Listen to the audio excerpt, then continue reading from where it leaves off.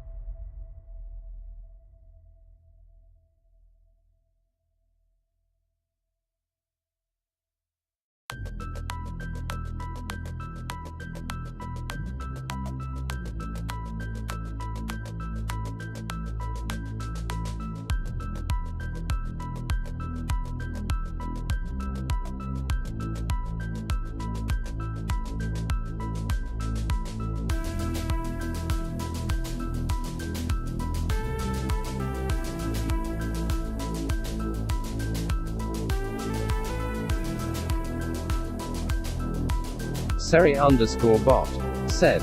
Seri_bot has joined Serivo band.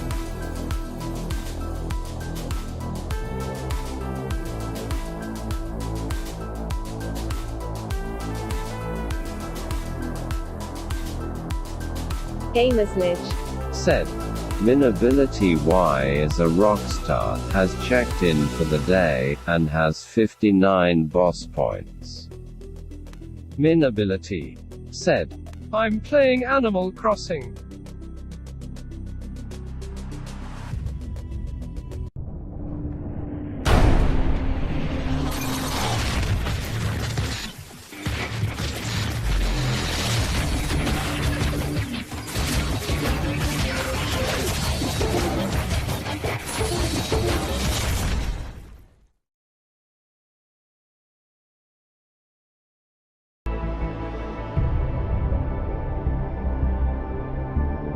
Minability. Said. Not like this, not like this.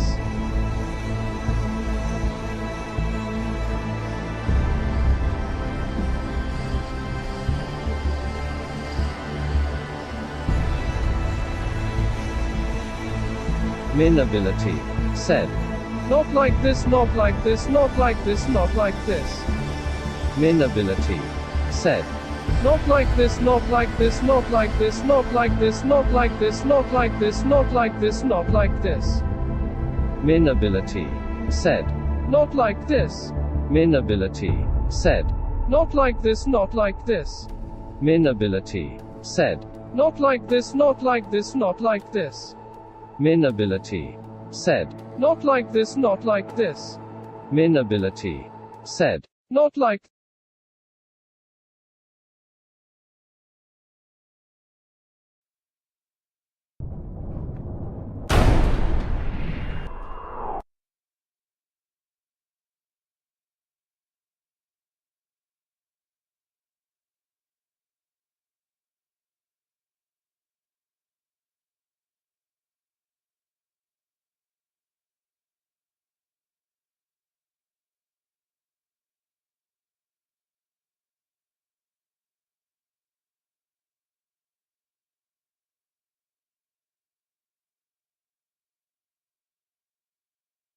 What's up, everyone? Hello and welcome to Gamersledge. I am one of your hosts, Mark. Of course, on Sunday Streamer Tech Support, everything goes wrong at the last minute because that's what we're here for, tech support. And if you've ever run a stream, you know that nothing goes right, ever. Are you ready for that, Daniel? I'm working on it. Also joining me today is Ken. Hi, Ken. He just stepped away. Oh, he just stepped away. Okay. Yeah, he'll be back in a little bit. Okay. Amethyst Rules, welcome to the stream. Hello there. Slim Boy Fat, welcome to the stream. Hello, friends. Min, I love you. Don't abuse the TTS or I will ban you. Very simple. Very easy. I appreciate the enthusiasm, but stop making pyramids that you don't have signal. What does that mean? Try refreshing, man. Because it is showing on my stream, anyways.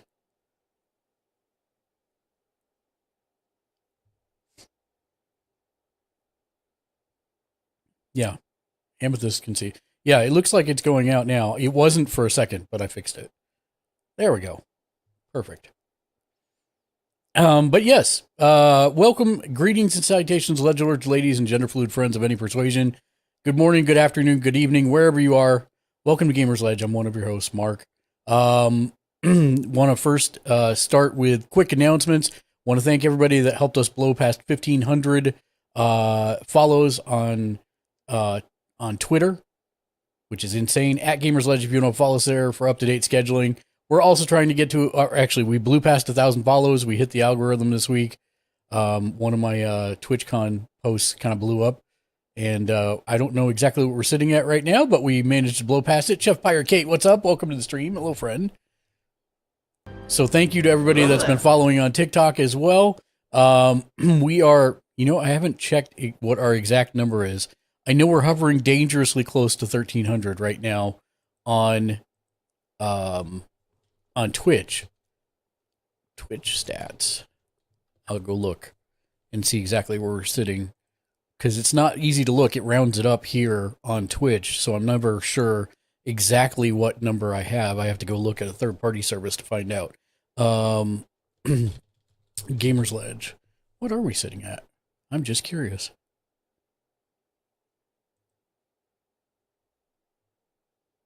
Well,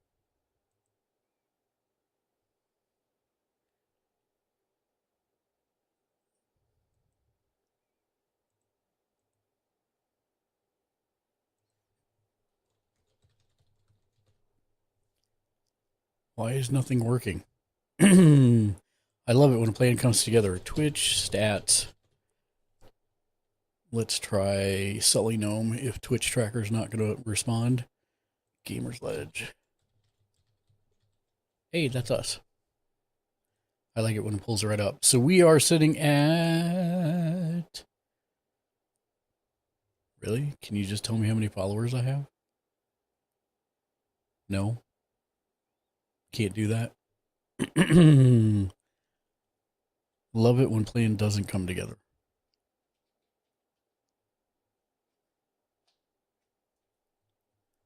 Wow, it really doesn't tell me how many followers I have on my channel. Oh, there it is. Oh, we passed it. 1,313. Yay! So now we're trucking towards that big 1,400 number. I appreciate everybody that's come in and followed over the last couple days. Thank you to Kohlberg9, Evolved Apprentice, Dad Hands Dan. I'm still not. This is like that thing that Scottish people can't say. I'm never going to be able to say it in a row, Dan. It's one of my problems. Even last night when I got on to the tournament to watch you guys, it was Dad Hashan. Excuse me. I found that funny. Hello. Well, thank you for the follow nonetheless. Car Climate, MaxCon Mad, 1205, Abu Dhabi, and Wolf King 211201. Thank you for the follows. Lots of awesome people coming through this last week with the raids and all kinds of craziness. Kia Rex with the raid, Ashley Patrick 1998 with the raid, DeReaper 425, Meep to Bunny, Mitch SG7, Black Zombie Bag Boy, Joker Effect, Malo Boy, all amazing folks rolling through the raids this week. And I do also have to give a shout out to our bossest of boss producers, Mr. J Nice, Neo Sapien, and Shank the Noob. Why do we think them at the top and bottom of every show? Because they are generously subbed through us through mechanics.gg, which is a place where you can directly support the stream, and it pays creators like us 100% of the donations or subs you send our way. It's completely free to sign up, and every person who follows us on Mechanics via the link in chat automatically... Oh, no.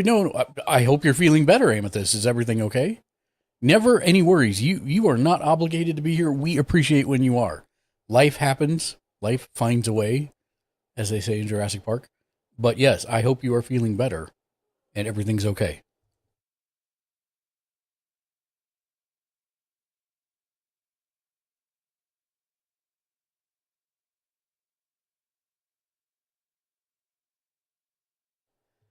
Okay, sorry. Have you read the Jurassic Park books? I have. I didn't do it until after I had gone to see the movie 28 times in theater.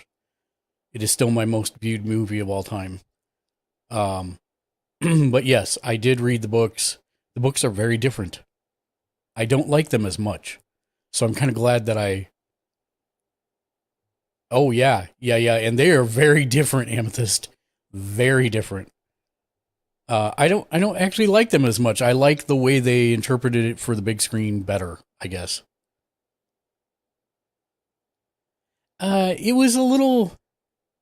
I think it was a little grittier and more horror-y in the books, and I'm not a huge fan of horror to begin with. Plus, I like Hammond as the meaning well, but with too much money, doddering kind of old man, whereas in the book he was much more sinister, I think. There's nothing wrong with a little gore. Like, they had a little gore in the movie, and I was just fine with that. But this is a lot more gore, in my opinion. But yeah. Daniel, do you have a preference on books versus the movie for Jurassic Park? I liked Jurassic Park the book, the first one better. The second one, I didn't like the book or the movie. The third one, was there a third one? I don't think I ever read the third one if there was a third one. Well, I always say for the movies, the first one was the best because it had everything balanced well.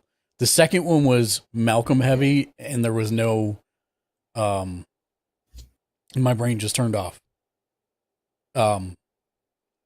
Sam, what was his character's name? The really dry one, with Ellie Sadler. Why am I blanking on his name? Oh my goodness. Why am I blanking on his name? Come on, chat. Do us good. So I actually don't think Jurassic Park was gore heavy.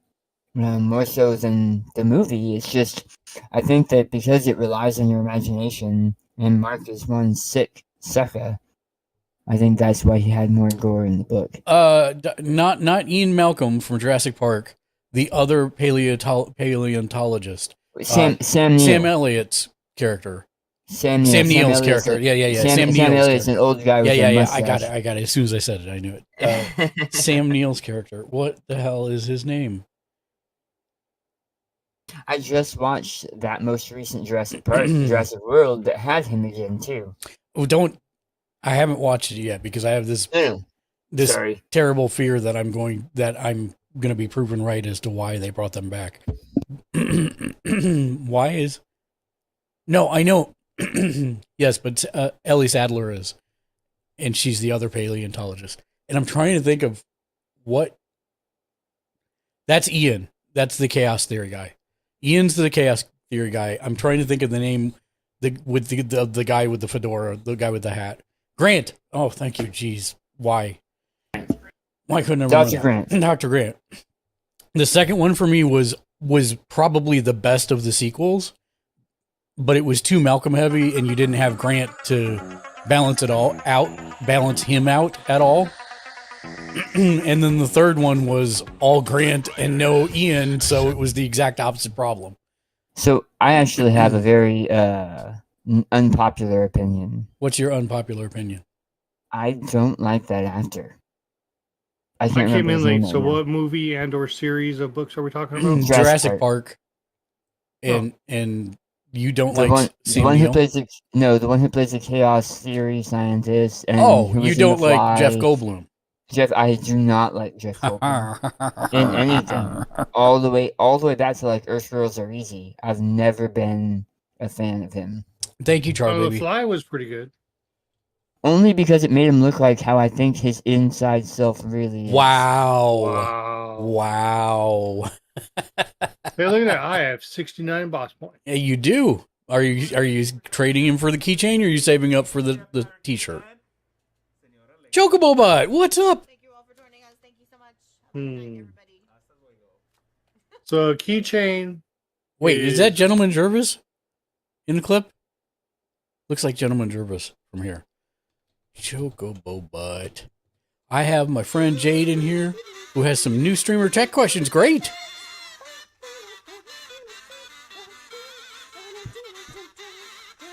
So who makes the keychain? Lexi does. So you can either trade in your 69 boss points for the keychain, or you can save up for 169 and get the free t-shirt. I'll wait till Lexi's here. The Phoenix Gate Podcast. Hello, friend. Welcome in. Are you Chocobo Butt's friend? If so, welcome in. We're Gamers Ledge. We're a group of 11 different editors and contributors. We watch, play, and read just about everything pop culture related in order to help people wisely spend their hard-earned discretionary income. And then we stream our recommendations here on our channel. Excuse me. However, on Sundays, we do a community give-back stream. We've been streaming for 8 years. Thumbs up, Oh, soldier. thank you for the follow. I know. But yes, we are happy to help. Yeah. Oh, okay. Either let's way, see. so Yeah. Valor, back Valor. to Valor Yeah, and Valor. Celtic mythology, which a lot of people don't really understand. Too much. No, Celtic mythology is actually really, really rich in terms of folklore, and there are some. Wait, do you have blue there's hair? always the epic hero, like I said, people like Cuchulainn, Finn McCool. Jade, do you have blue hair? Fancy Francis, what's up, my man? You used to? Blue hair crew. I forgot I'm Thumbs supposed to up, be, soldier. forgot I'm supposed to be wearing my shades too. That's how wrong everything went. Okay, let me try this again. She wants to start streaming. She's using Streamlabs, but her capture card and webcam keep not working or keep using the same source even when not put as that. Any suggestions? So my first suggestion, to be honest, don't use Streamlabs. If you're gonna use any free program, use OBS. It is a little bit harder, or it's a little bit harder to learn. You didn't want to use it. I see. Yeah, I would go OBS or look at XSplit. XSplit is a paid product. So there is that, but that's what we've used for like 8 years, and I've never had anything that I couldn't do in it. OBS is has the benefit of being free, but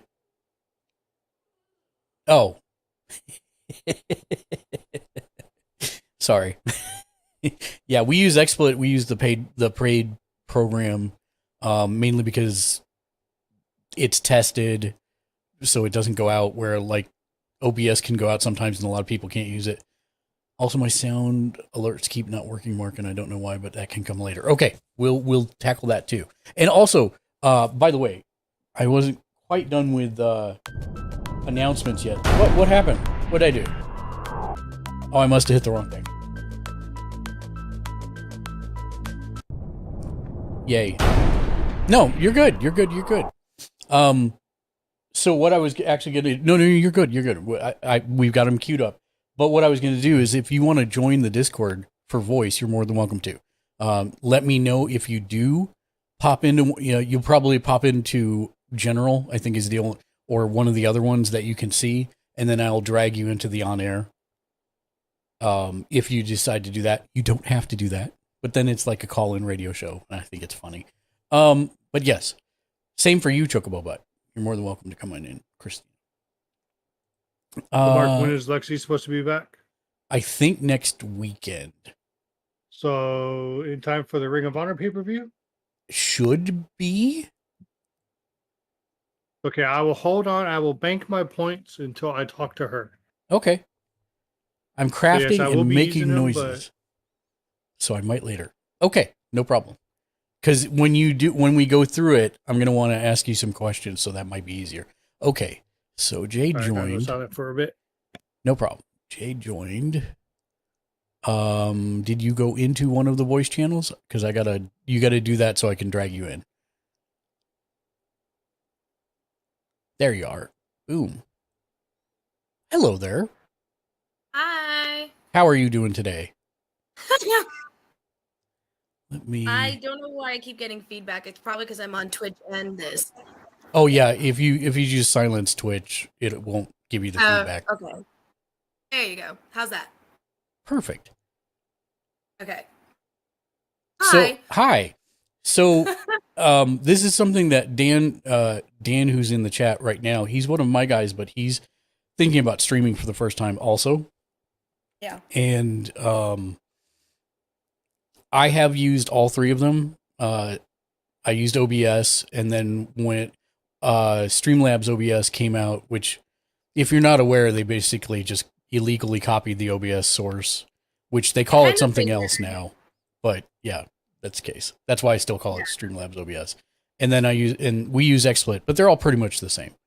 Well, I actually the clip that you pulled up was super old from when I used to do live stream podcasts with my former podcast partner. Mm-hmm. That's why I was like, oh shit, blue hair, that's a while ago. So I used to use OBS for it all the time. It was never an issue. And then Scotty's on Fire suggested to me to use Streamlabs because it's quote unquote easier. And I'm like wrestling with this program, and I'm ready to throw my laptop across the room. Yeah, I would recommend, if you're going to go free, do OBS. And then what I would do for your overlays and stuff is use Stream Elements. Stream Elements? Mm-hmm. I've never heard of that. So it's a completely free program, which I will pull up here. There we go.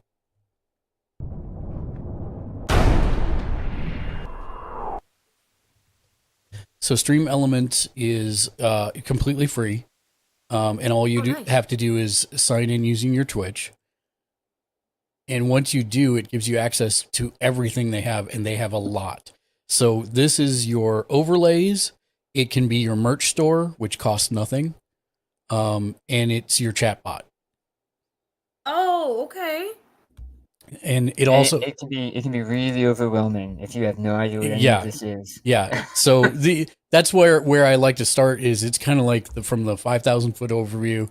It's just those three things, and then you can drill down a little bit further into it. One of the reasons I like it for the merch store is because it's tied to your subscriptions on Twitch, and you can give discounts by tier. So if you have somebody that does a tier 1 sub, then they get a bit of a discount. If you have someone that does a tier 2 sub, you can have a different discount. And for us, we make it so that all of our tier 3 subs get all of our merchandise at cost. Okay. Yeah, because the only reason that Streamlabs was even somewhat appealing was it was offering cross-platform streaming. Which was, I was like, oh, that's nice. I can upload to YouTube, I can upload to Facebook, and I can upload to Twitch, obviously. But, yeah. You can do that anyways. Yeah. And the way that you can do that is through a program called Restream.io. Mm-hmm. They have both free and paid plans. With the free, you can do up to two different channels. And with the paid plan, you can do 8. Okay.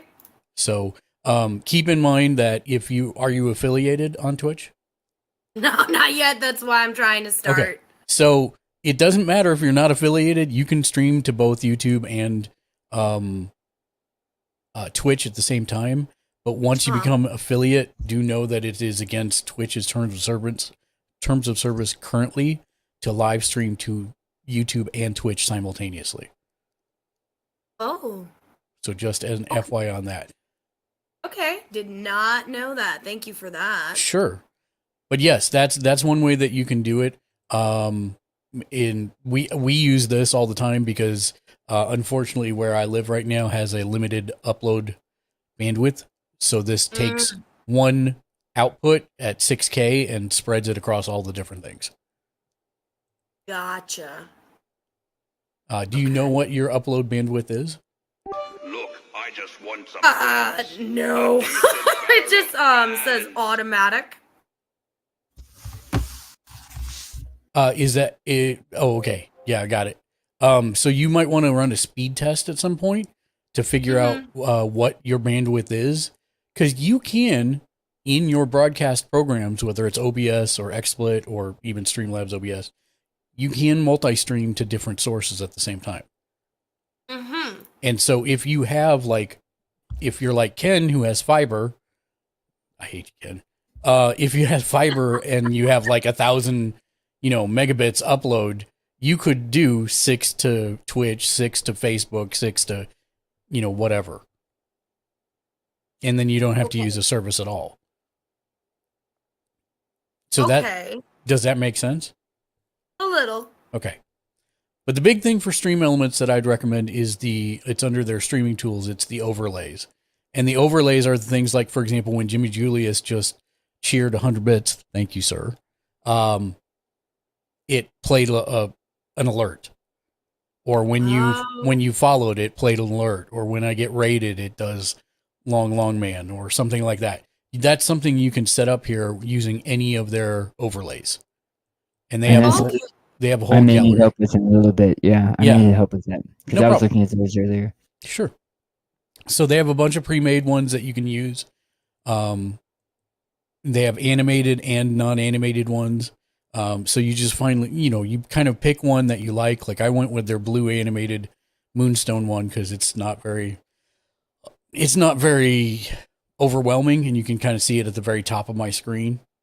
Mm-hmm. And it's very inobtrusive, and it just sits there doing its thing. And so I would prefer unobtrusive things because I have Chinese syndrome where it goes, oh, what's that? Mhm. And then I get distracted. Mhm. So Yep. But yeah, once you pick one out of their list, it'll add it automatically to your overlay gallery, like it is done here for mine.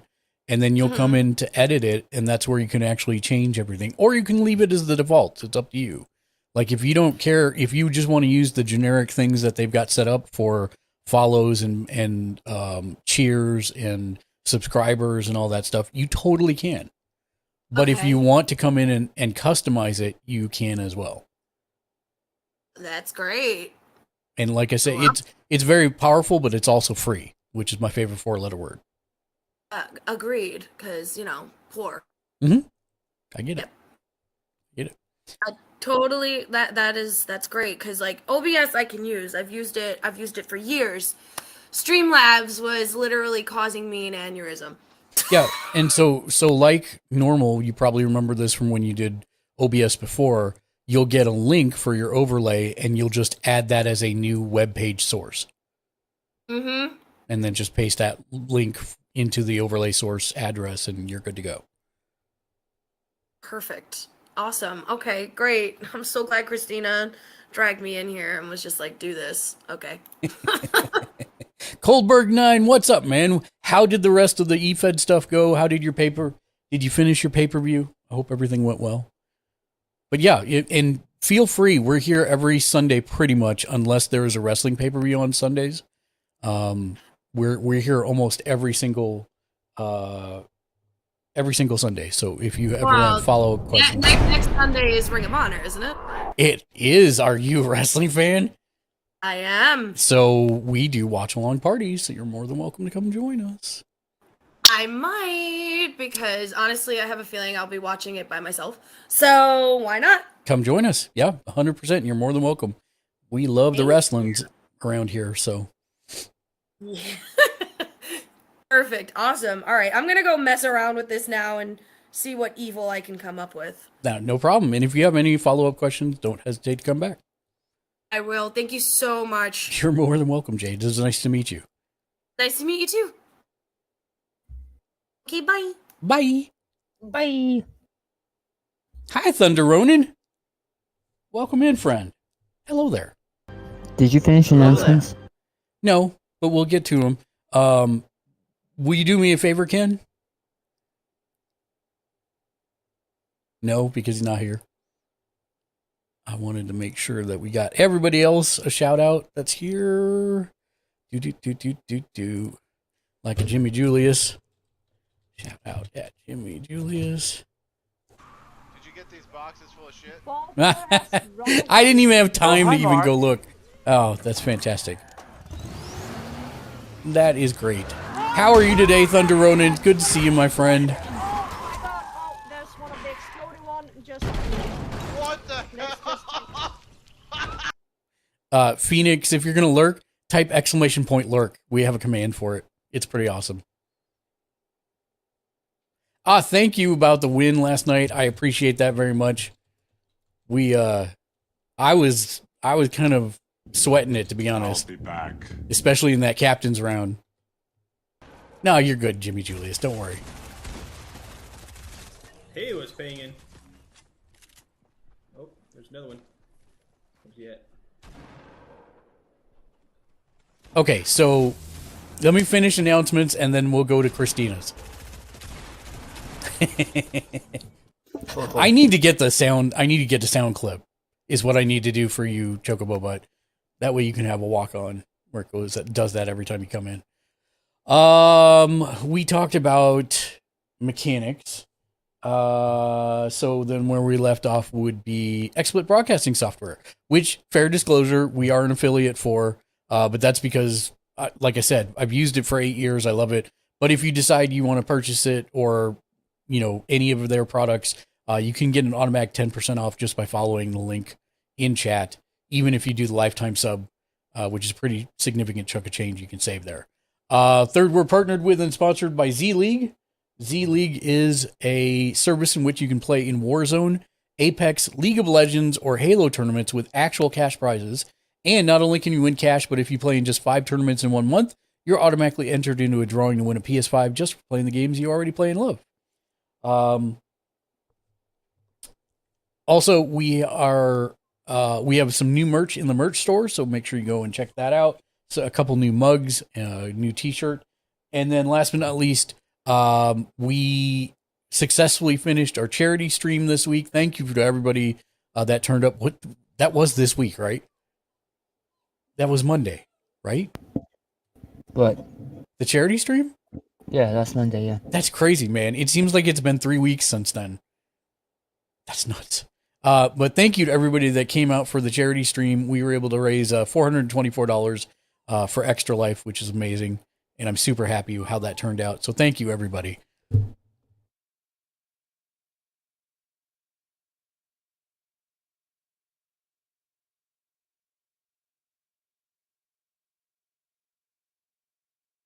Okay. If you're not aware, we are part of a streamer group called Streamers for Kids, promoting Extra Life, which is a charity to buy sick kids in hospitals gaming equipment to make things they're in for not quite as unbearable. If you'd like to donate and brighten some child's day, simply follow the link in chat.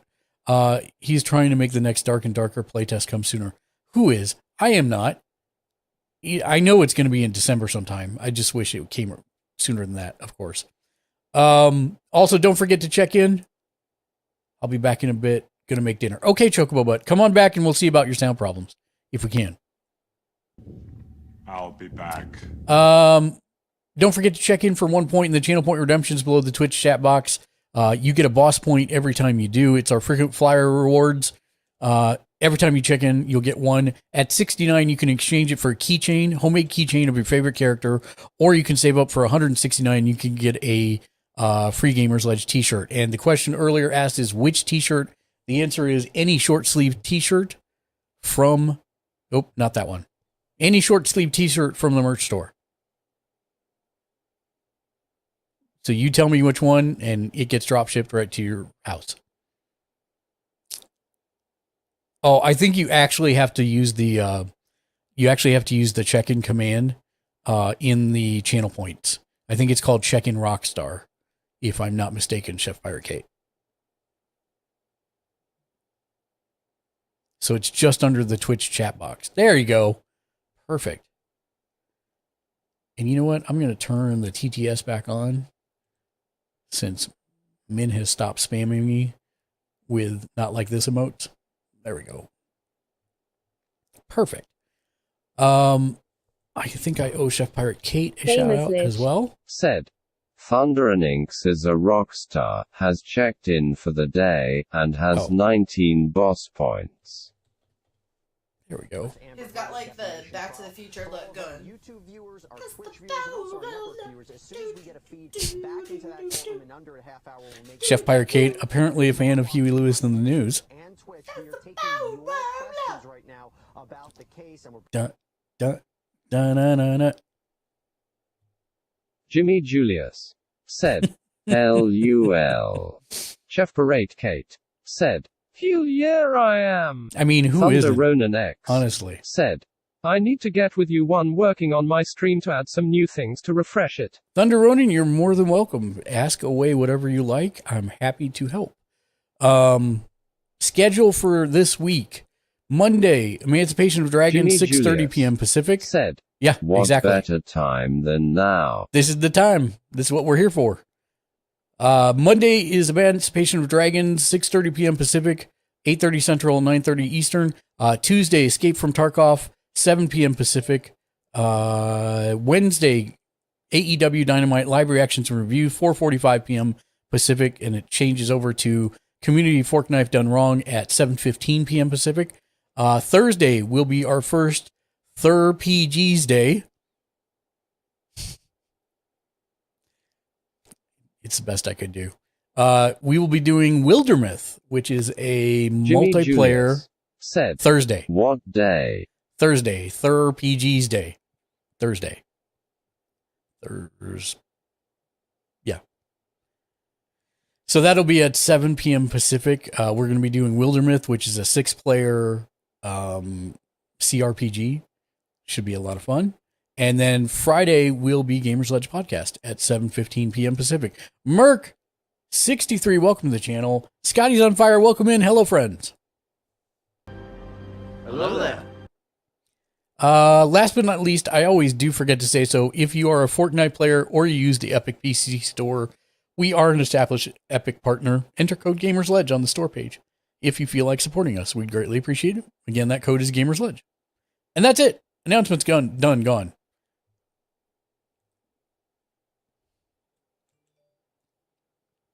Thunder Ronin, what would you like to discuss? If you feel like it, jump in the Discord and let me know, and we can walk through it. Ken, what do you got for me this week? If you're back, I thought maybe we'd try to see what that guest star is on Twitch. Yep, I have no idea even how to do that, but let's find out together. So it's in your stream manager. Yep, let me pop over to that.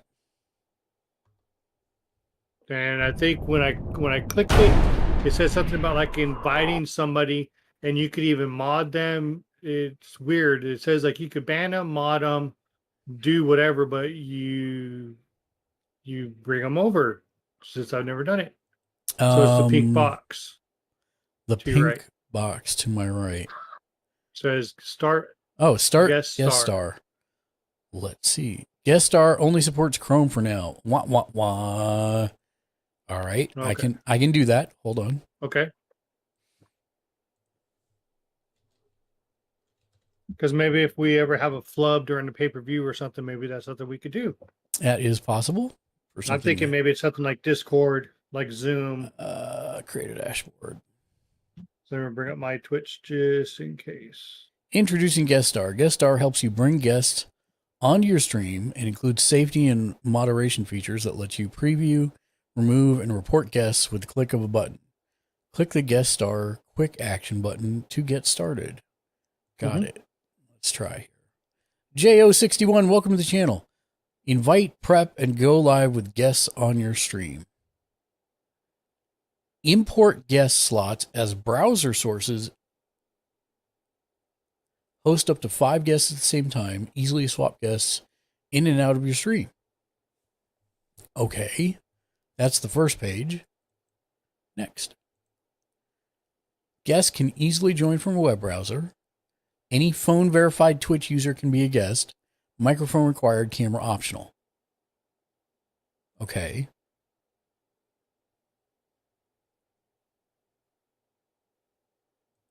So basically, it's isn't it kind of like just Zoom and Discord? Yeah, pretty much. Twitch wants to use my camera. No, you can't because I'm already using it. Lock. Just close it. No, just close it. No, close. There. Okay, so set up guest star. Yeah, so this is basically just like Twitch or Discord. Zoom or Discord. Okay. They're just trying to do it so that you can do it directly in your broadcasting software. Huh. Okay. Yeah, we might have to go into that like more just to see like if you have to like if you just need somebody to put on their camera. So let's see if I can do this. I will. I would just block it. No, well, the problem is I can't move forward until I do the things. Oh. So let's see.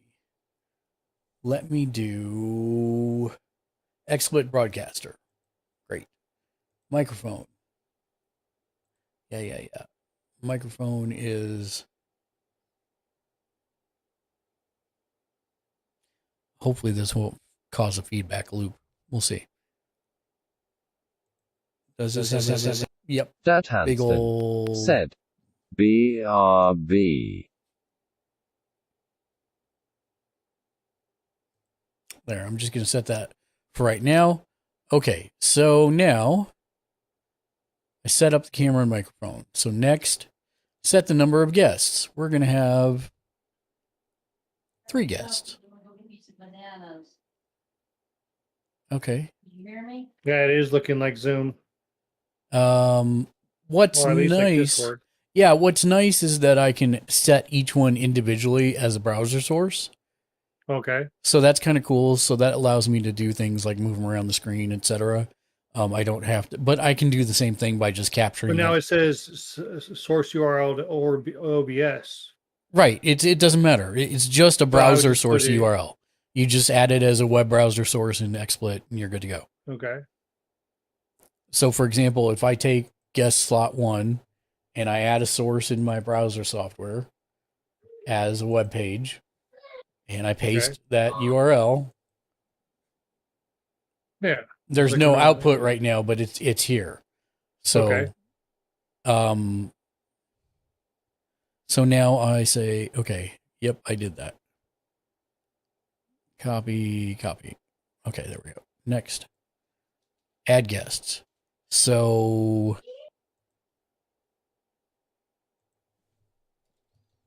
are you on Chrome? Yes.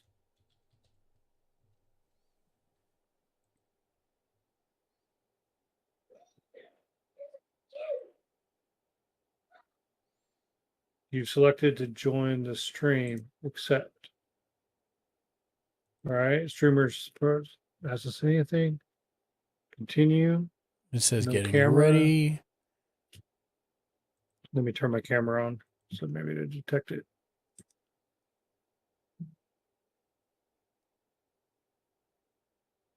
Not detect. Oh, allow. Expert VCam, Yeti. Dat Hanston said, back. Welcome back. Best microphone. Ashley Patrick Continue with 1998 said, Hey Mark, You're hey ready to Ken, by join the way, Mark, backstage, congrats join on winning backstage. yesterday. Thank you. I appreciate that. Send to guest slot 1. There we go. Got it. And now you're there. So now we go next. They will not be visible until you toggle show on stream. Where? Oh, there it is. Yeah, it's just for me. It told me that my camera was not being used. Am I ready to push the guest? Yes, push guest. And there you are With no camera. with no camera. But you get Because the even though I allowed it and I allowed my XSplit VCam and I'm not using it I have nothing going using my cam. yeah, but that's fine. So this is just for somebody who doesn't have Discord or or Zoom. This is a way to do it.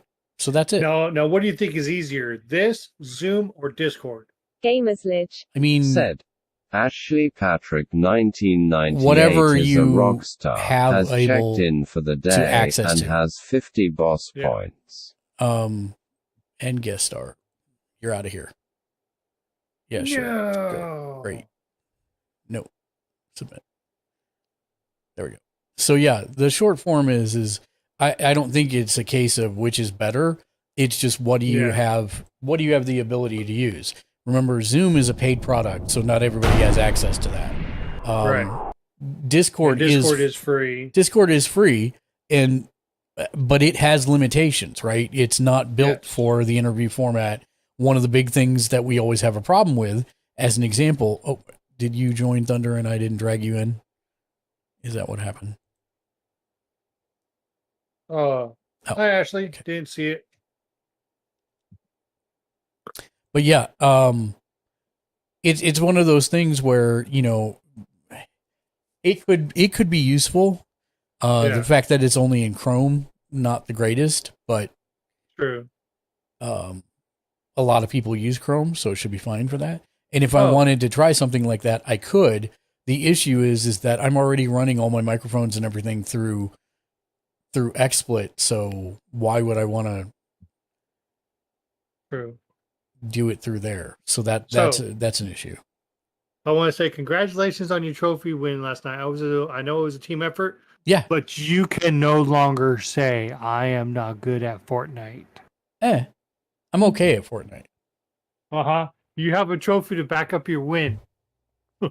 A trophy that I'm going to saw in quarters. A talking muffin appears in chat.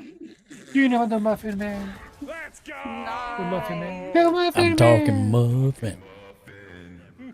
You gotta put it on. So how does that work? Is he sending you the trophy? Is he going to print out 3 more and send it to you guys? Or? No, I think he's going to send me the trophy and I'll cut it in quarters. You're actually going to slice it in 4s? Yeah, I have a bandsaw somewhere. And then what I'll do is I'll have each of us take a picture holding it up to the corner of whatever the photo is. Do it. And then I'll Photoshop all 4 of them together so it looks like one trophy. Just be careful because it's filament, so it's probably like really flimsy if you go to cut it. Yeah. It's not that flimsy. It depends how he printed it, really, when it comes down to Yeah. how thick it is and what the interior is. I would be more careful when you Separate cut it, just Said, because it's going to be all over the Streamlabs place unless it's cut really OBS smooth. Fade also has a guest 'Cause I've cam done thing, that. but I've I done that with haven't filament used it prints, yet. and it's not pretty. Yeah. Bone saw is ready. Yeah, I have a bandsaw here somewhere, I think, that I'll try and use to cut it. We'll just do it carefully. The irony is, if he still has the file, you could have just had him send me the file, and I can get you for without having to cut it. Oh, well, he probably would do that. That works. I'll ping him and say, Yeah, see how much trouble it would be to print out 3 more? no. Well, I'll print. Oh, them. the file. Yeah. Yeah. Oh, I'll print. that's right, Daniel. You print, huh? Yeah, I've got several 3D printers. Still gonna have to hit you up. Okay. Well, Actually, I think mask. Jimmy Julius wanted to hit you up also about 3D printing at some point. well, that will be one of the things that my stream is going to be. Yeah. Are you very close to your microphone? Jimmy Julius. I'm trying to Said, be. Should I yeah. be closer? Maybe a little farther away, actually. I'm used to how close I am on yours, and Uh-huh. so I was leaning way up on this one. But is it your headset mic? No, Oh, okay. Maybe that's why. it's my Yeti mic. I see. Okay. Yeah. I'm trying to use actual expensive stuff I bought and then just sat. Yeah, no, I get you. So, did you record the tournament at all last night, Mark, to make a video of it? I didn't. I should have, but I did not. I was really kind of frustrated with that because he was showing me a bunch of other teams and then would jump over to yours for 12 seconds and then jump off. Yeah, I get it. Because I kept going to your channel because I didn't know if you were streaming it, but then I was like, no, they can't stream it because then they can see where the team is. That's what made me think maybe you would have recorded it. Yeah. In the future, can we join your team on Fortnite and just spectate? No, there's no spectating on Fortnite anymore. What? Yeah, they took that away a while back. I don't know why. So that I couldn't have a second thing open and watch you as a opponent? I guess. Yeah, I don't know. So it's did really see weird, but I did see some interesting stuff with the Chrome. So Flying Kata chromed up and was healing people as a Chrome blob. yeah, but that's just she was healing with like med mist or whatever. There's nothing different about that. The only thing it was a Chrome blob and she was holding like the square to heal as a blob. She was reviving as a blob. well, yeah, you can revive as a blob. Oh. Yeah, but there's no healing power built into the Chrome. The Chrome is got super speed for travel, Yeah.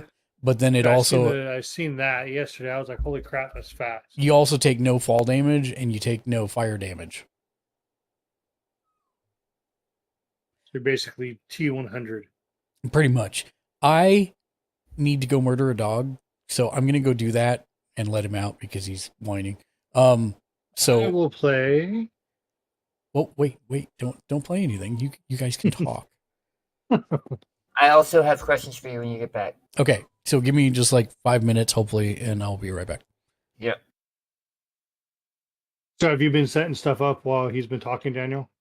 I've been trying to understand things while he's been talking, but like, I'm in the editor for the overlays from Stream Okay. Elements, but I don't know what I'm looking at, and I don't Okay, know. so let me bring up mine.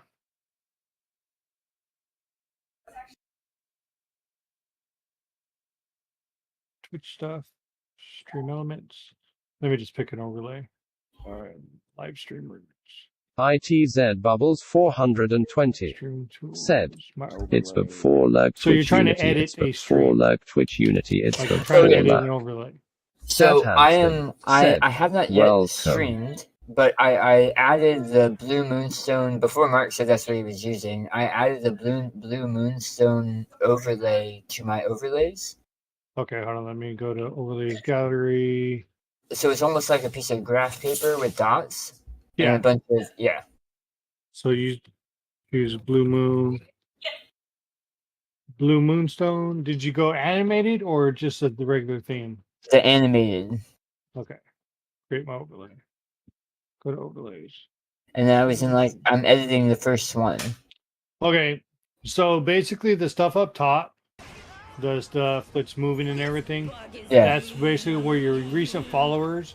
So when you connect it and you hit the Yeah. little chain link up top, It has me as you as my recent follower because you're the one that was most recently followed me. yeah.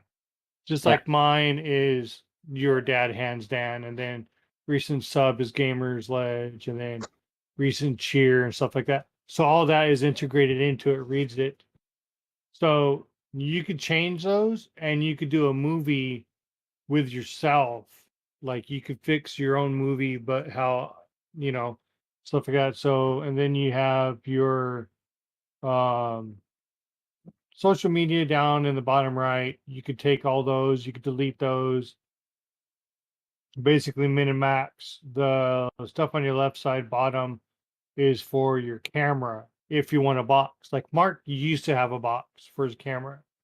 So Okay. you could basically take all this, and how you get rid of it is on the right side, say like alert box 34.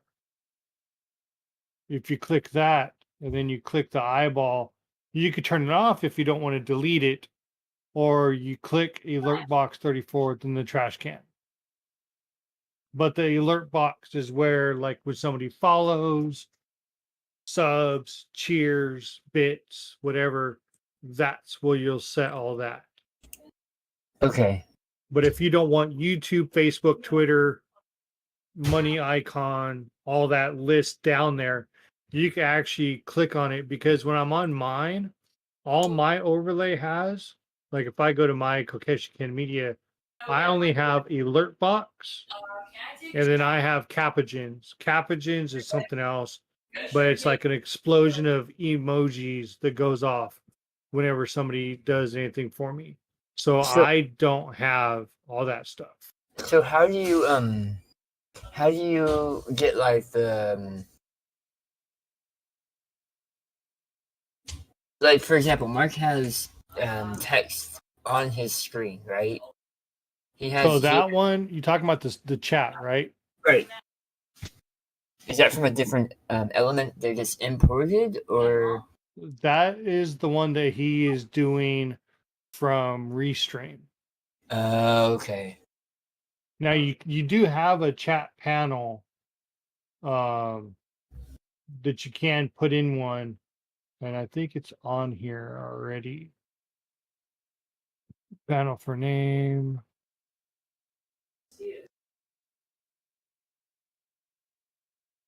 Oh, I see Capagen. Okay. Yeah, so now the Capuchins are something I can help you set up because Mark doesn't like them, or he doesn't. He likes them, but he doesn't use them.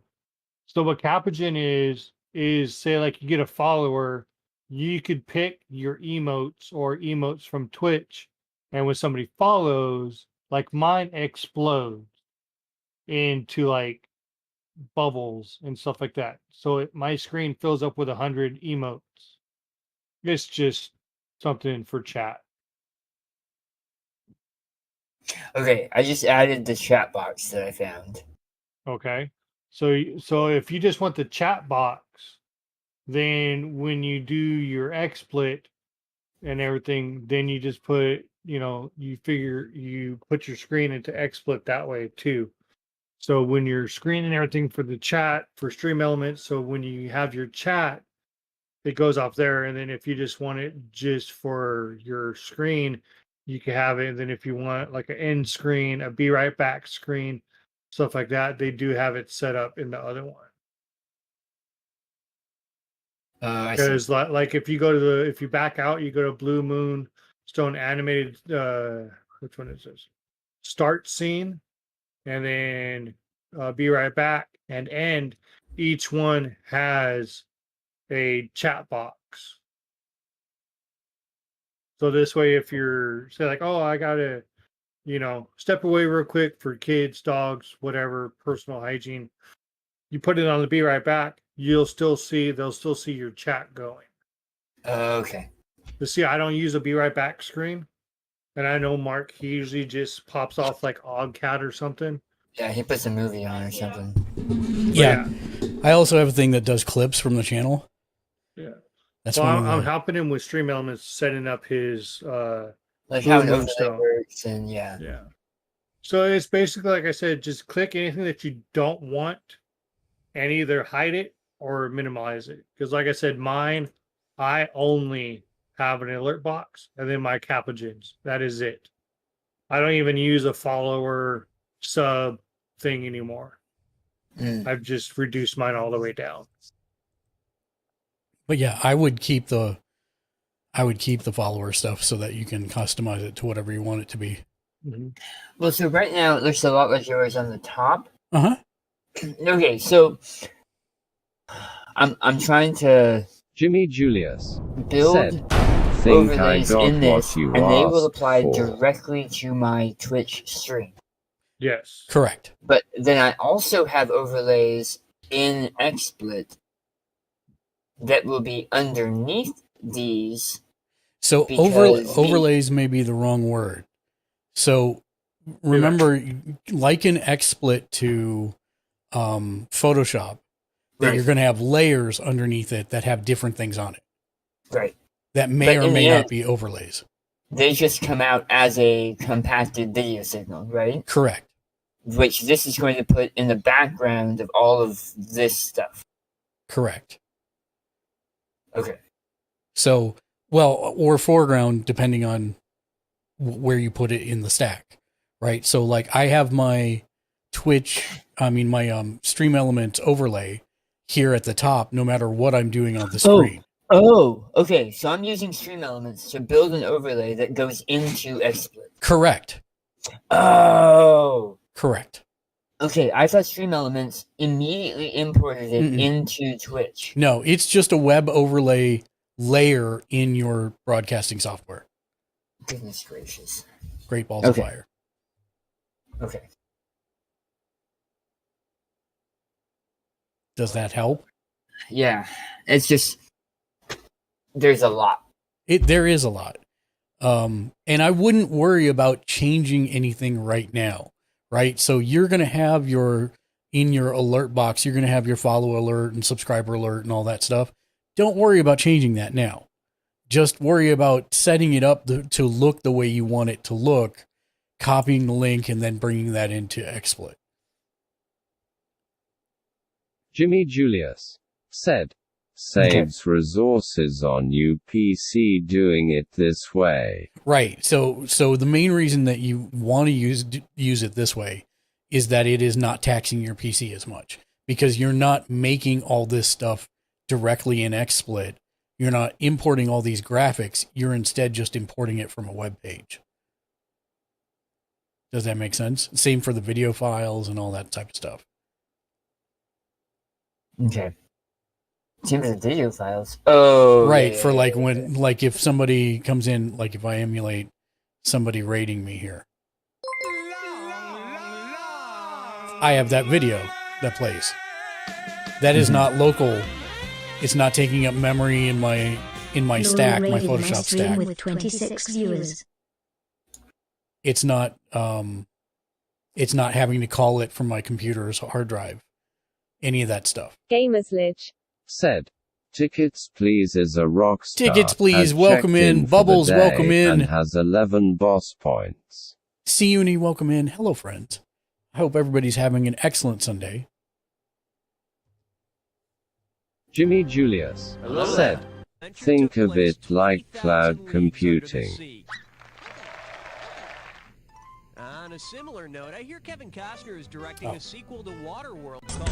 Oh, wow. I don't have sports. I'm gonna guess maybe brown. Yes, the guy on the sports pack has brown eyes.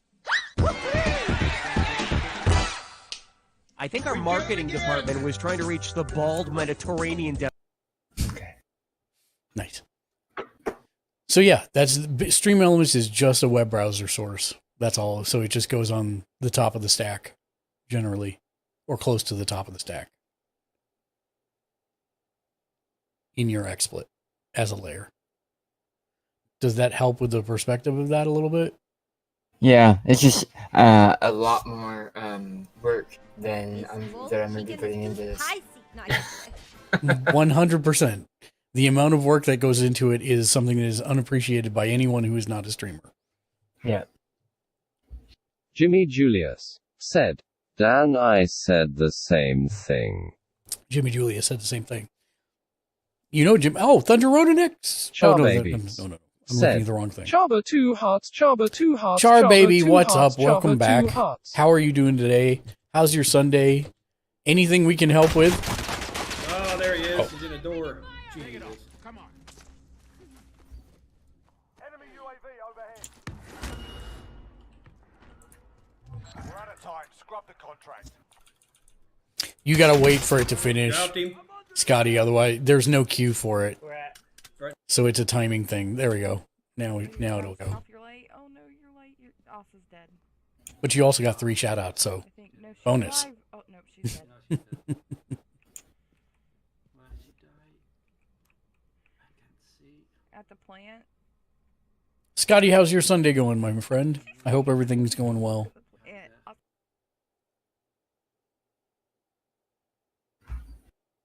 Okay, so you had questions, Dan, now that I'm back. Scotty's on firing. So when I'm said, editing overlays good, in just Stream a Elements, relaxing is there a way to Sunday. grab a whole bunch of Tickets, stuff? please. Like if I said, just Hold on one It's second, only a Dan. I'm week, sorry. But I'm TTS is going already on. I a can't hear fan you. of StreamCord. Yeah, I use StreamCord for the... I'm trying to point it out here. I use StreamCord for this.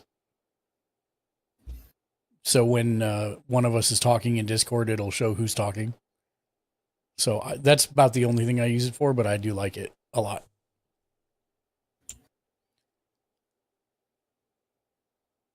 Okay. Sorry. One more time, Dan. I'm sorry. when I have a bunch of things overlaid Yes. in overlay, is there a better way to grab a whole bunch of stuff, or do I have to move each one at a time? Do you know what I mean? Yeah, you have to move each one at a time. Mm. It is a bare bones basic editor. If you're talking about moving stuff in the overlay on Stream Elements. Yeah. Yeah. To my knowledge, there's no way to grab multiple things. Let me double check that, but I'm pretty sure that is the case. Yeah. Unless, can I do that and then do that? Yeah, no, I can't do that. So, yeah, no, it seems like you have to move one at a time. I was just reconfirming that, was trying like the shift key and the control key. But because you're editing each one at a time and each has properties assigned to it, I'm pretty sure there's no way to do a group all kind of thing. So how do I go about? Oh, okay. How do I go about putting this in the XSplit to test it? Jimmy Julius Right, so said, up in the "Mark, top right. check Discord when you get a sec." Okay, I will do so momentarily, Jimmy Julius. I see your message. Okay, so once you have it set up the way you want, up in the top right, there is a copy overlay URL. Mhm.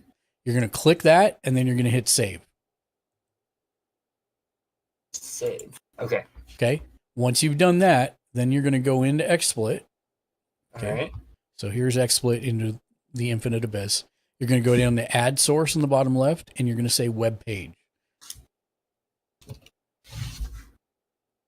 So okay. Add source.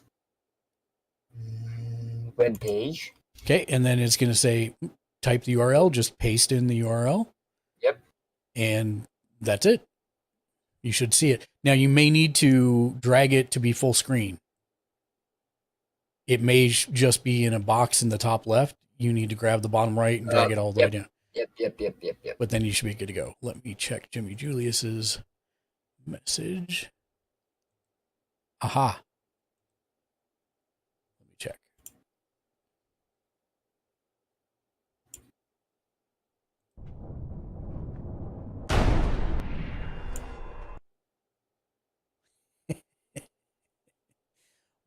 We'll get this right yet. It's almost there, Jimmy. It's just the transition part's wrong. I want to use the same transition that we currently have on there, if that makes sense. So, like when I switch here, this transition from the center out, that's exactly what I want to happen after it spins. So it comes from the center, and then the center's... Jimmy Julius said, "Oh, okay." Yeah, so everything the same other than the spin. The spin's got to happen, and then it goes to transparent. And Jimmy then it opens up. Julius said, "Got it." Awesome. Thank you. Jimmy's helping me redo our transition slightly. Very nice. But yeah. Okay. So there's that. Did that now show up and you're seeing it? So it showed up. Now, when I go back to like edit it to move things slightly or whatever, I have to save it, copy the new. No, you don't. You don't. Oh no. Nope. When I save it, it'll automatically. Yeah, and if it doesn't, show the updated change on your system, then here's what you're going to do. So let me switch over to the other screen here.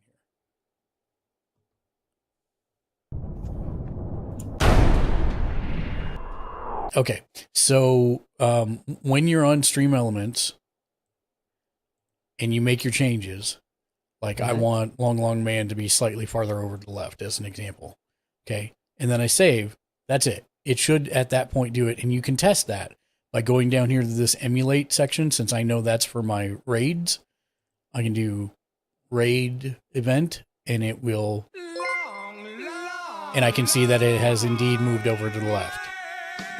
Okay. And I can see that in my... Pablo raided my stream with Sorry, you get a little 21 feedback views. because they're both open at the same time. But the short version is that it should automatically do it. If you find it's not after you hit save, for whatever reason, then what you're going to do is you're going to find it in your stack, which I still have that camera on the boom arm over there, so I can no longer see. Hold on one second. Got to move it over slightly.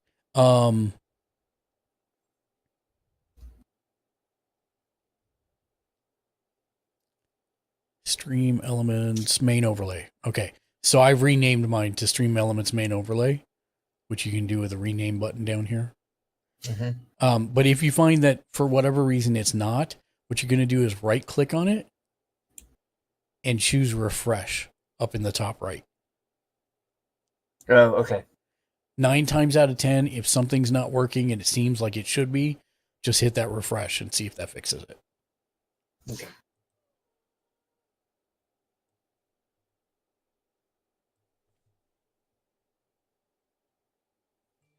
Okay, cool. Thank you. Sure. What else you got?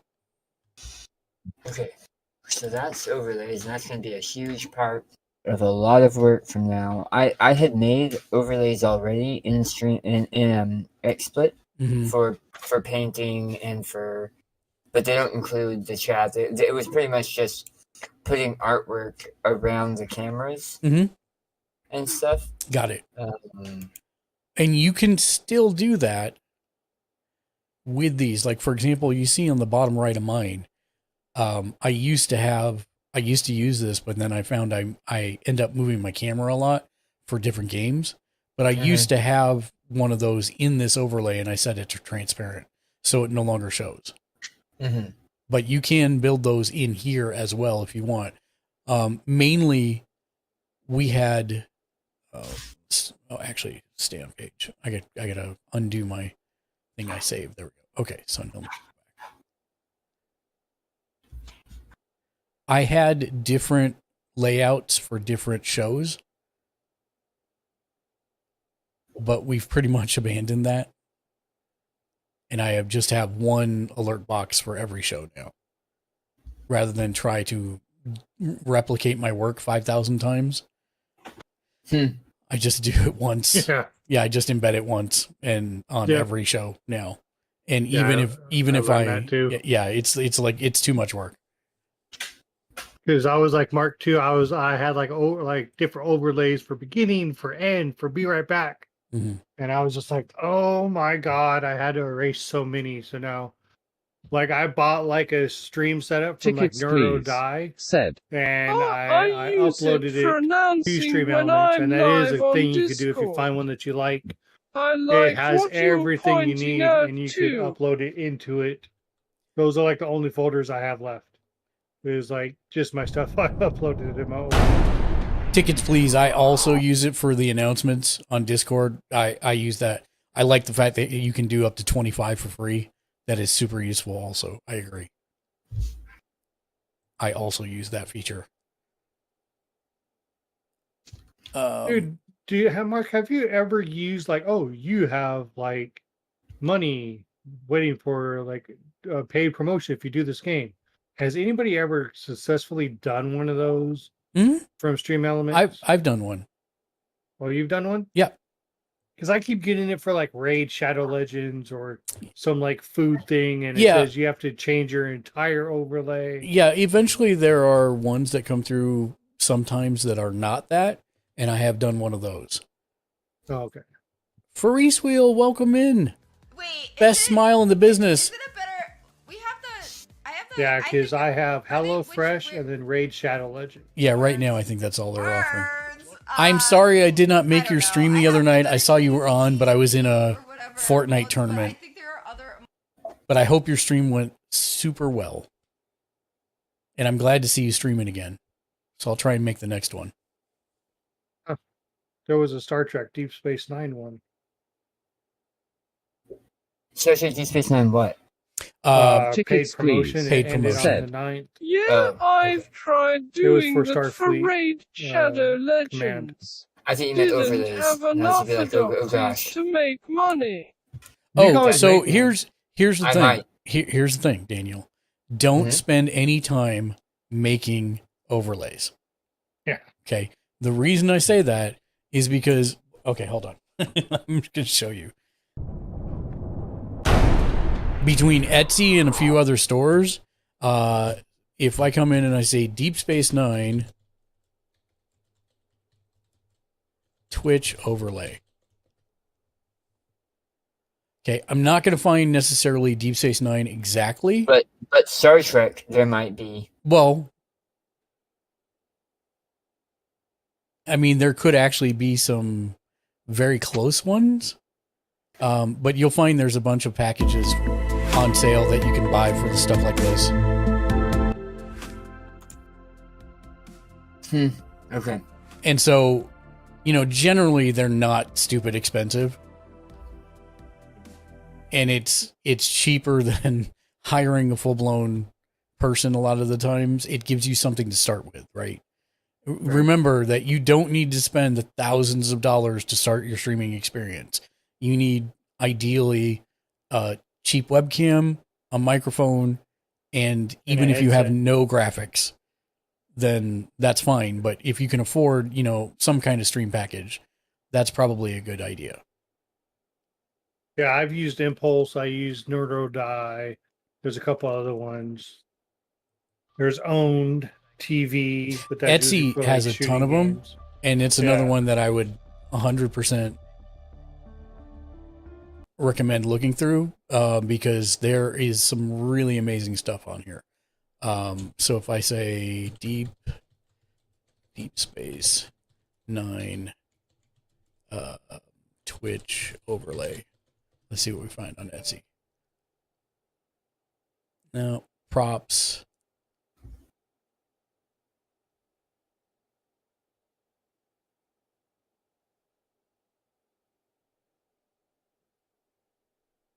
Going down a rabbit hole. Yeah, looks like you're SOL on that specifically, but maybe we could try in Star Trek Twitch overlay.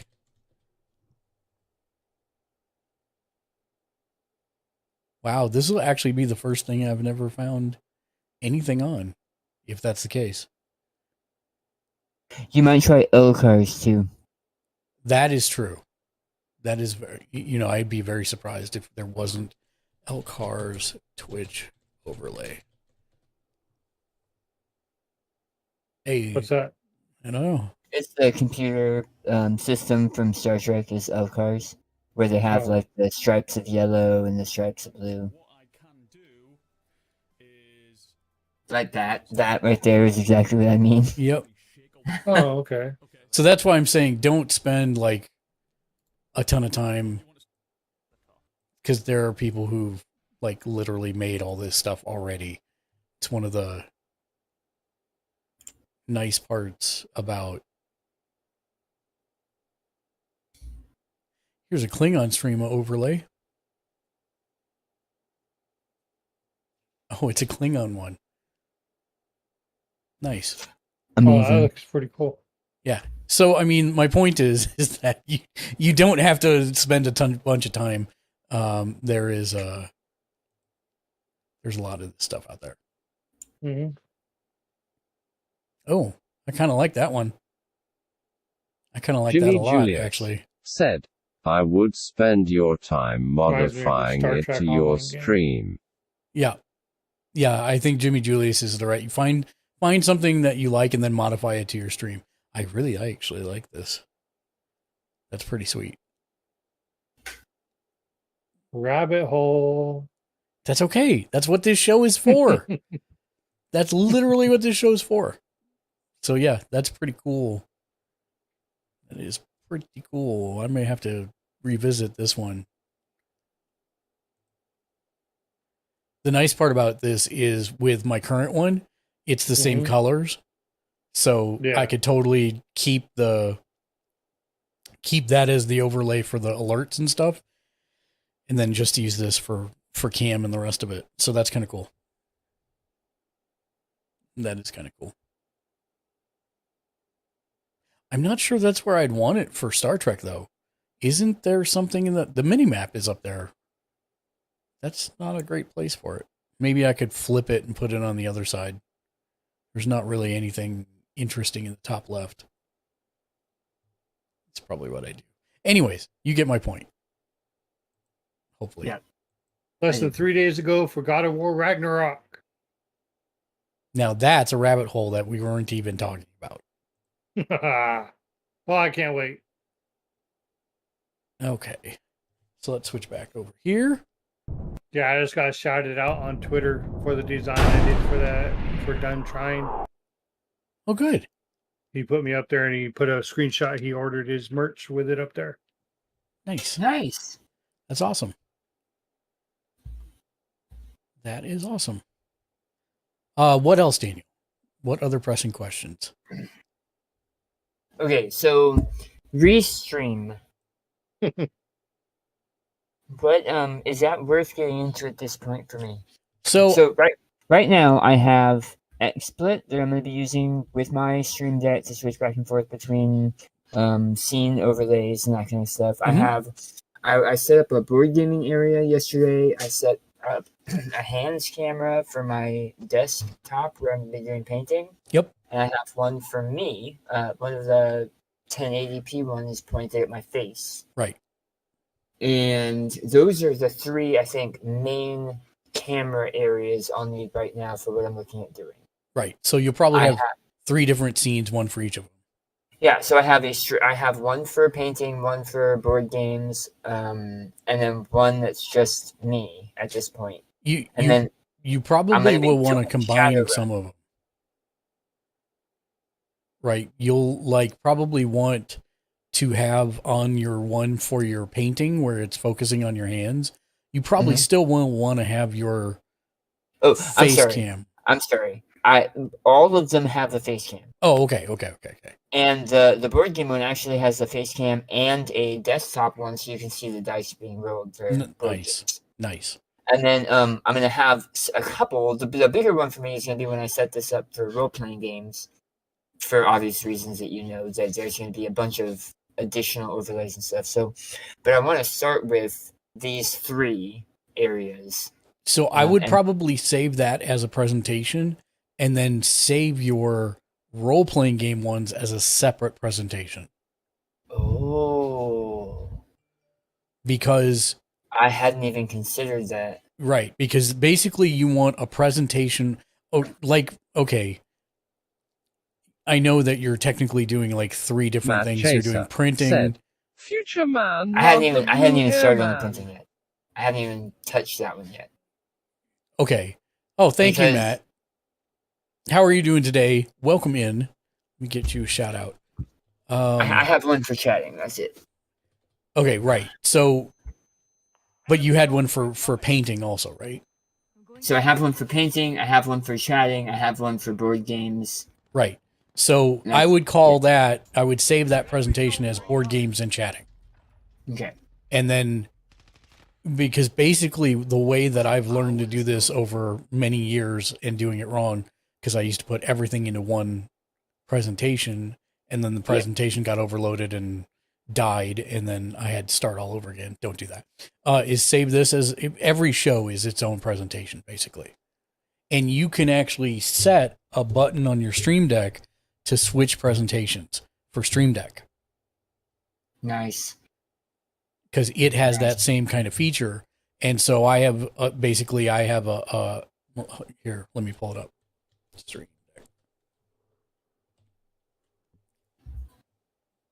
So most of the time I'm in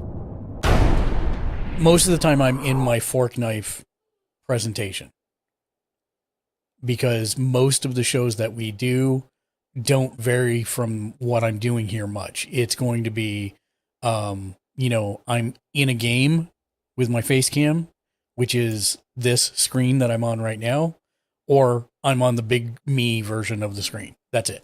So those are really the only two. So even though it's called Fortnite, it's pretty much my main streaming presentation.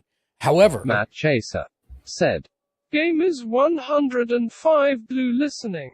However, when I have other shows, I will, before I go live, I will load that presentation. So for Dungeons and Dragons, as an example, then I have a separate Stream Deck presentation just for that.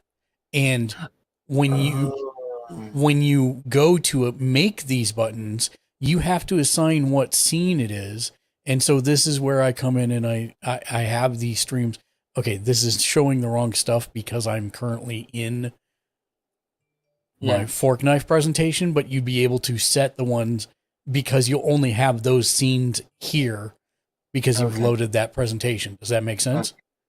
Yeah, so I currently had it set up with just folders, where my main page has 4 folders, and then I have a mini paint folder, a board game folder, and an RPG folder.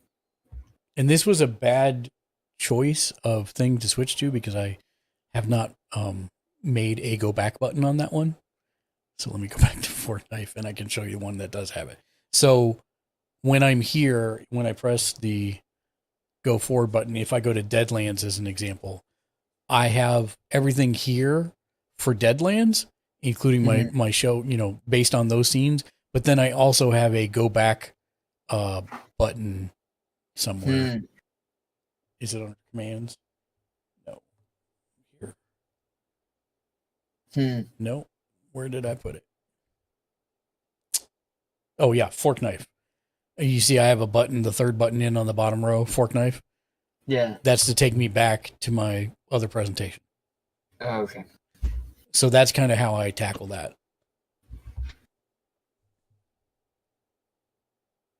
So hopefully that helps and makes sense. Because that has been a big help for me.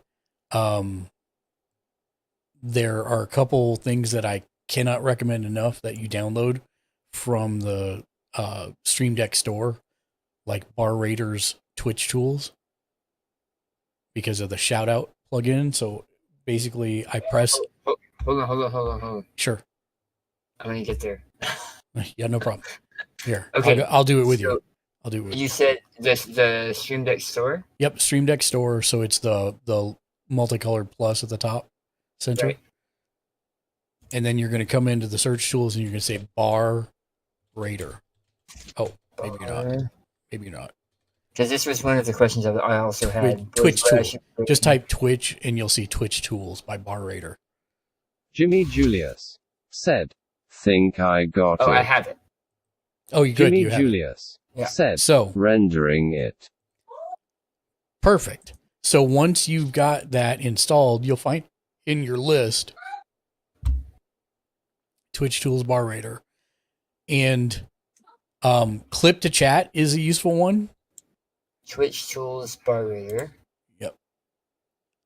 But the most important one is the shout out button.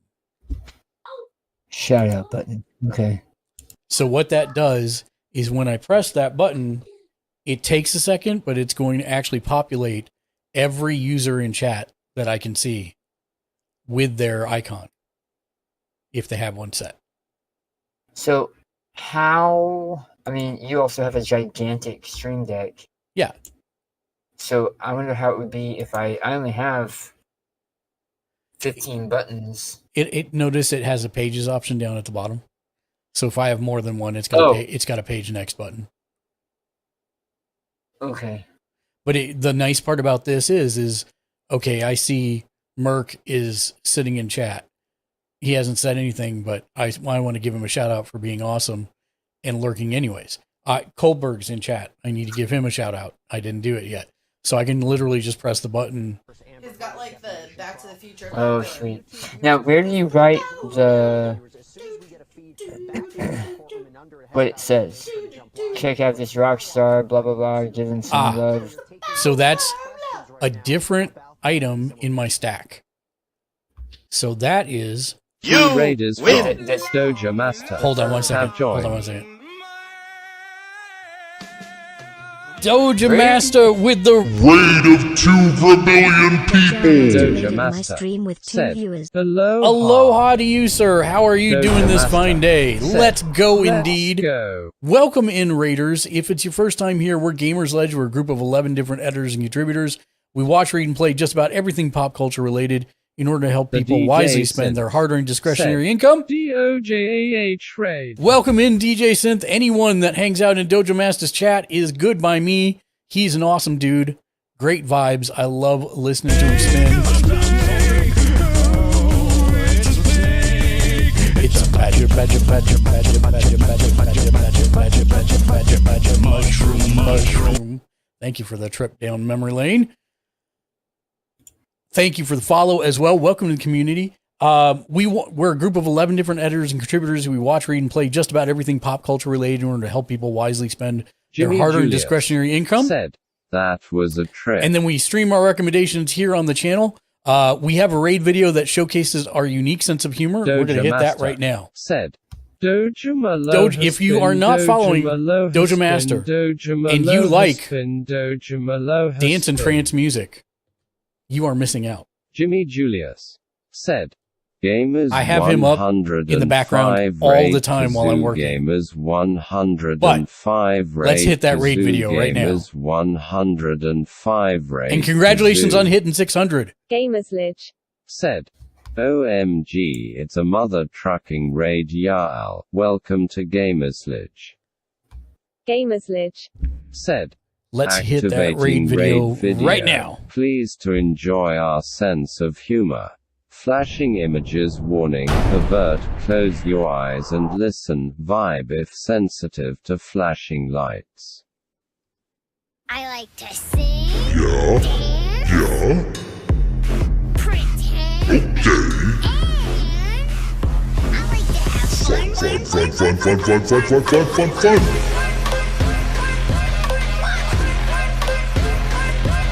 Hi. Who are you? Gamer's Ledge. Wow.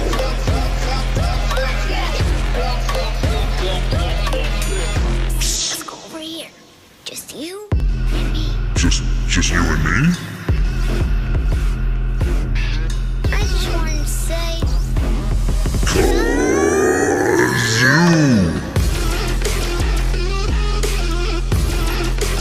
Wow.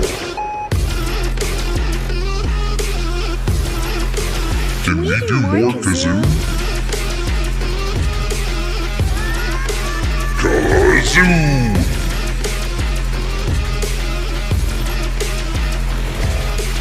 you're my special friend. Raiders, you're our special friend. Dojo Master, you're a rock star. Thank you so much for the raid. We hope everybody has a great time here. Raid video out. Thank you again for the raid, Dojo Master. You could have gone anywhere, but you came here. I appreciate you very much. And like I said, if you're not following Dojo Master and you like trance music, you are missing out. So make sure you do that. And welcome in. Welcome in, welcome in. Okay, I'm sorry. What was your question, Daniel? I don't remember what we were talking about. I got sidetracked. Squirrel.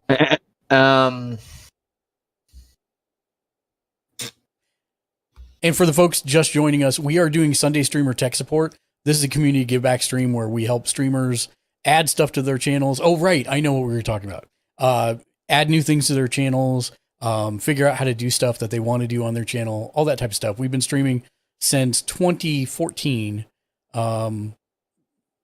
back when it was actually Justin.tv, and then eventually Twitch. So we've been doing it for a while. And we've run into a lot of problems over the years.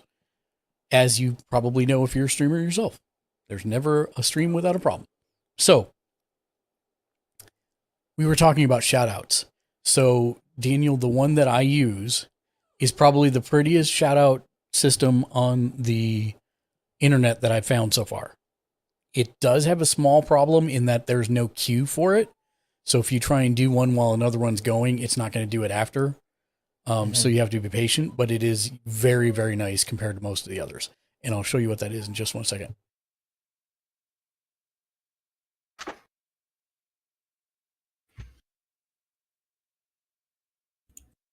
Okay. So what that is it is called, I have to find it in my stack. Hold on. Pixel Chat. So let me open Pixel Chat up here. Apps I own, Pixel Chat. Pretty sure I have it in my list. And that's like an app to download? It is not. It is another web browser source. So let me switch over to this screen. It's pixelchat.tv.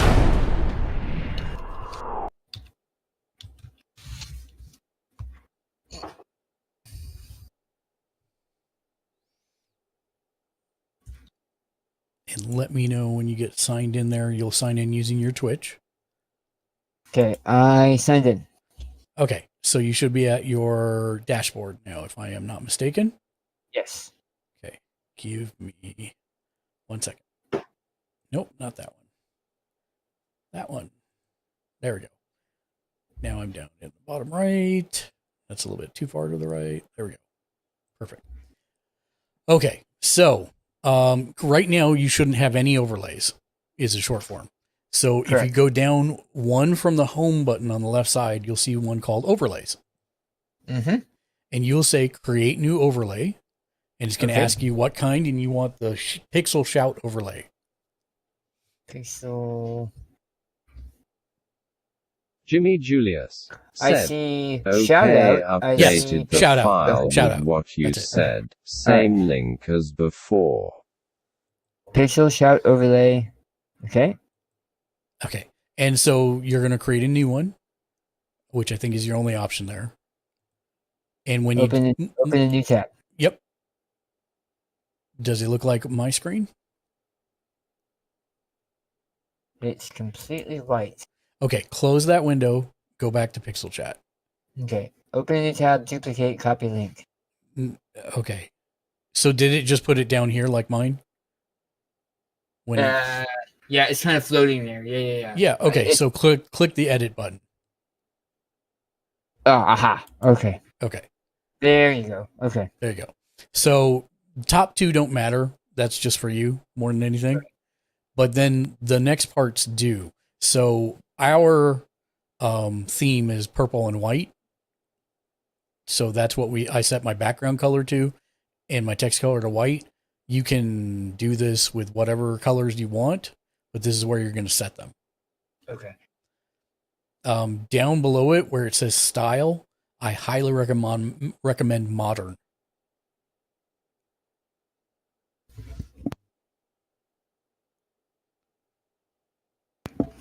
Okay. Modern. And then you'll want to play with the scale once you get it in your thing, and I'll show you how to do that here in a second.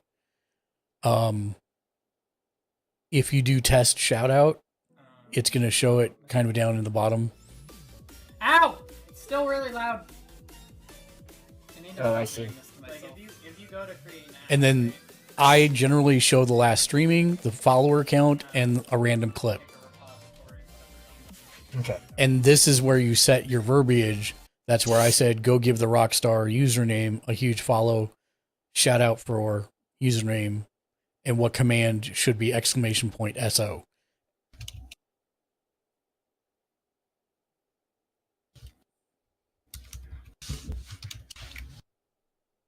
And I set my length of my shout out to 15 seconds just so it's not there, because clips can be upwards of 30 seconds to a minute sometimes.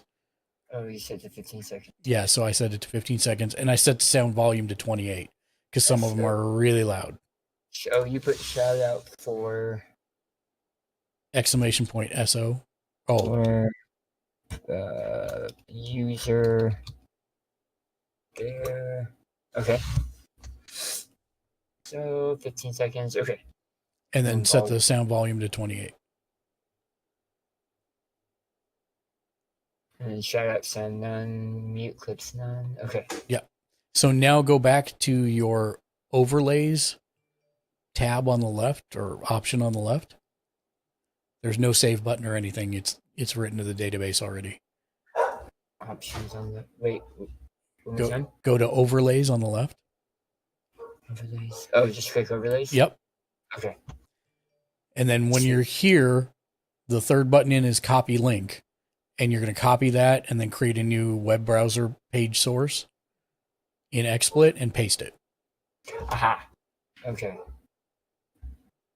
And you'll need to move it to be wherever you want it to be on your screen. So for example, when I do one on this screen, you'll see that the overlay, the shout out is up at the top. Right? Oh, you can just go back. And do those web pages have to be open for this to be? No, not at all. But yeah, so since I've been doing. Oh, how do you test? Oh, you can test it because you're. Aha. You can test it because you're in a game. No, I'm not in a game. I mean, you're in a stream. No, So you can test it anyways. I'll show you how. So how you go about testing it is you go to your own Twitch channel. Okay. And once you're in your own Twitch channel, which I'll go to, what is yours? I need to find it. It's Dad Hands Dan. Yeah. Dad Hands Dan. Oh, I went to Twitter. Whoops. Twitch.tv/dadhandsdan. Huh. Okay. So you're going to go into your chat. Twitch.tv. You gotta do what? I gotta believe. Thank you for the prop of the rapper, Adam. Welcome into the stream. Hello there, friend. It's twitch.tv/dadhandsdan. I'm there now. I don't know why it was. Okay. So here's the first thing you're going to do. And this is not a normal thing. This is a thing you're going to do because we needed to talk about this anyways. You're going to type /mod space Gamers Ledge. Where? In the chat box. So you got to go to the chat section. Oh. /mod space Gamers Ledge. Space Gamers Ledge. And this is not something that anyone would actually do, but we're actually, Dan's a mod on my channel. I'm going to be a mod on his channel. So that's why I'm having him give me mod permission. So basically I'm going to test this for you now. So I'm going to say, shout out at Gamers Ledge and watch what happens. You already pasted it into XSplit, right? Yes. Okay. So you should see at that point, it pop up in XSplit, right? Oh, yeah. Yeah. So that's it. So anytime you want to test it, just come into chat and do a shout out to a streamer and it should appear on your The screen. official Eggroll TV said, I'm here to obtain the content creation masterclass. Okay. Welcome in, Eggroll. Good to have you here, my friend. How are you doing today? Happy to see you. If you are not following the legendary the official Eggroll TV you need to be. Said, thank you. The official Eggroll TV said, it's good to be here. Really bother me. It didn't have you as a person, like my Game, hello? my stream deck didn't bring up Gamers Ledge. So there is a couple things about this that I want you to know. First off, you're not The live, official so you have Eggroll no TV viewers. I said don't think. that Gamers Ledge, thank you for the shout out. Second of all, of course, Eggroll, you have to give shout outs to legendary people who are awesome. And by the way, I'm not smiling. You're smiling in that picture. So I have photographic proof that you are indeed smiling, sir. But I was smiling when I saw your smile. So good job. The official Eggroll TV said, ah. Ah. But so the short version, there's two things to know about that. Number one, you're not live, so technically you don't have viewers. So I'm not sure that it works in that case. But number two, new people don't show up in the shout outs command immediately. It usually takes 30 to 45 seconds for them to pop in. Okay. And so right now when Eggroll came in, he's not on my shout out button. So I had to manually give him a shout out. So you will still need to do that from time to time, which is why it's good to know the command.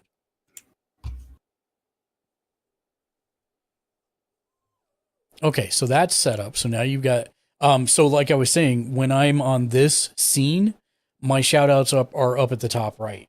But when I'm on this other screen where my face is there in the top left, then I have shout outs programmed to go at the bottom underneath me. So you may need to move that particular one around depending on what you're doing. Okay.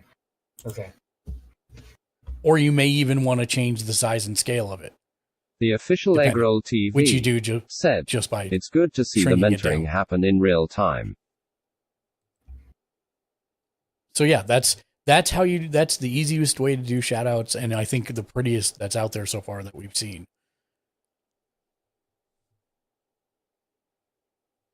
Okay. Sweet.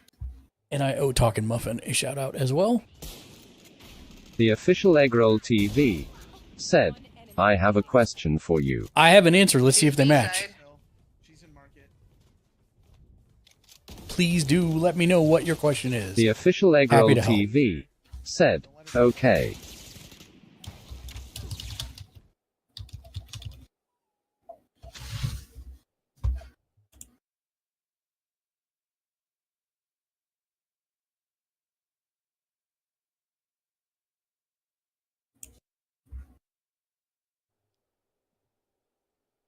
And by the way, Eggroll, if you want, you're more than welcome to join the Discord and ask it that way if it's easier.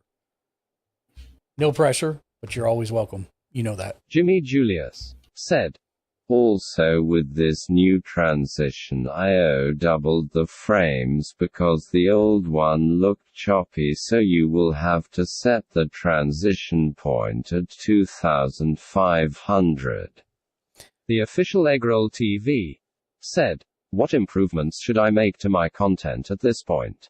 The official Eggroll TV said, there's definitely room for improvement, but I'm just looking for feedback. Okay. Which part? Are we talking about TikToks? Are we talking about YouTube? Or are we talking about Twitch? Because all of them are very different answers for potential feedback. One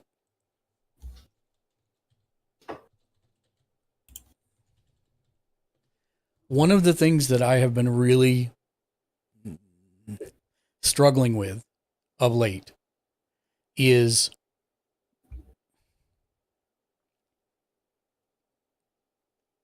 what is the purpose of the videos you're doing? And that's for me. I'm not saying for you. But this is one of the things is that I am trying to figure out ways to make videos differently on different platforms for different goals. So right now for TikTok, since we blew up, I don't know that I can replicate the video that I did because I just happened to catch something that I thought was funny and attached a positive message to it, which was the guy dancing The at official TwitchCon. Eggroll TV But said, if you're talking YouTube, long form content is a different animal. If you're talking TikTok, you could be saying, okay, this is good. Are you making YouTube videos out of your stuff as well? And if you are, then are you using TikTok or Insta or YouTube Shorts to drive traffic to those in long form videos? These but are I've seen lately on YouTube. Didn't mean to cut you off there. A lot of big people that I've been watching, or a couple of the people that's now blowing up, Mhm. they're doing mixture of long form and short form. Correct. Not just in shorts. Correct. They're making like a 5-minute video on YouTube, and then they're making like an hour-long video. So they're utilizing all three forms on YouTube. right. But what I've been seeing work better recently is if you have long form videos that you're trying to raise the view count on, you can use a short form video to do it, but not The official directly. Eggroll TV And I'll get to that in said, a second. Twitter and Twitch are both of the platforms I could get feedback on. Twitter and Twitch? Okay. So Twitch, first of all, I think your streams are really good on Twitch. I've watched you a lot recently. You're engaging, you're constantly talking to everybody, whether there's somebody there or not. And then when there are people there, you are engaging them, asking questions, and still playing the game. This is the case of, we've had this discussion, you and I, before, multiple times about finances. And there's nothing you're lacking, right? You've got a good... Here, let me pull up one of your VODs here, and we'll pop into it.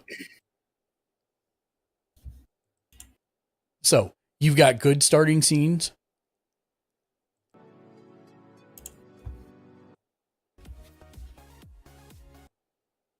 And as I'm approaching 1 year on Twitch, You have great camera. I like that you're blurring it out like Muffin does. And then when you're in the games, you're still engaging. You're still down here in the bottom. You're talking about what you're doing in the game. You're talking about two people as they come through. So in terms of that, I don't see anything wrong that you're doing. Like, I don't mean wrong, but you know what I'm saying? You're doing the right things. And I think what you're getting to now is the grind part. And you are already doing, like, you're light years The ahead. official Eggroll. Eggroll TV said, there's nothing Right. lackluster you're saying. There is nothing wrong with this video whatsoever. And you're already doing the stuff that I wish I had done 7 years ago. You're already in multiple communities channels. You're a part of those communities. Everyone knows who you are, and they come and watch you when they can. Where are we going here? So I think at this point, you're just in the grind part as far as Twitch goes. More cloth. Can't carry any more circuit boards. Your level of talking to yourself is so much better than mine. There are a bunch of meds here. Legitimately. This is why I never stream alone practically, is because I'm not good at it, and I know it's one of my weaknesses, which is why I usually have friends there to play off of so that we don't have dead silence during the streams. But you're really good at it. It's actually something I've been meaning to tell you for a while, is that I am really impressed with how well you are at talking to yourself. So again, I don't see anything wrong here or anything lackluster. You're doing all the right stuff on there. Let's look at Twitter.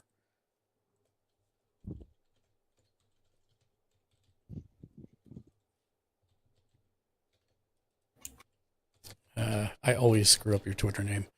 Is it official? Or we'll just do it this way. Search.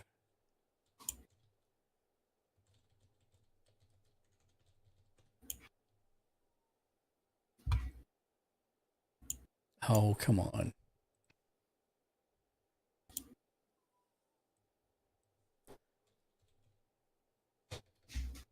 The official. Oh.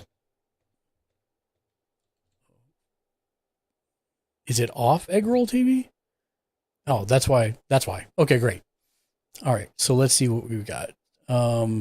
You've got the a pinned official Eggroll tweet TV with all your links. This is said, perfect. Yeah. The official Eggroll TV said, LUL. The official Eggroll TV said, Twitter has username limit. It does. It does.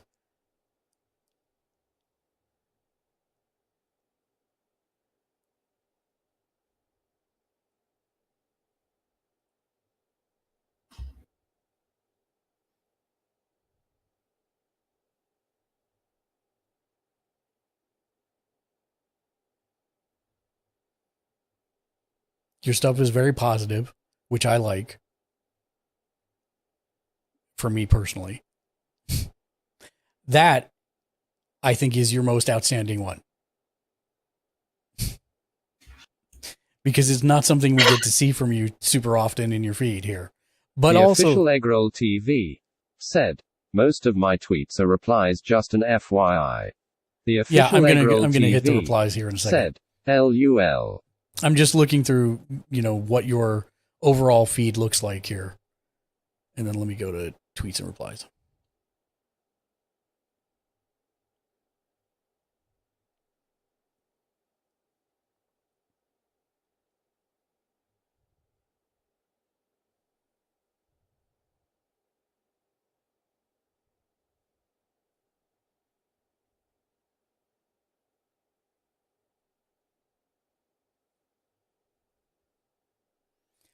So one of the things that I would probably recommend, which this is something that I'm trying to do more myself now, is I make it a point to go through my feed and hold on one second. I'm sorry. Daniel and Ken, can you guys talk for a second? Sure. I'm not sure what he wants us to talk about, but how's it going, Ken? Pretty good. Just trying an Assassin's Creed Rebellion mobile game. Oh yeah, I've been doing a lot of Marvel Strike Force. Or that Marvel Snap. I haven't tried that yet. Mark and I were talking about that last time when I was out there, but haven't. It's a card battler. A card battler. I'm surprised. Yeah, so it's a card fighting game. It's called Marvel Snap.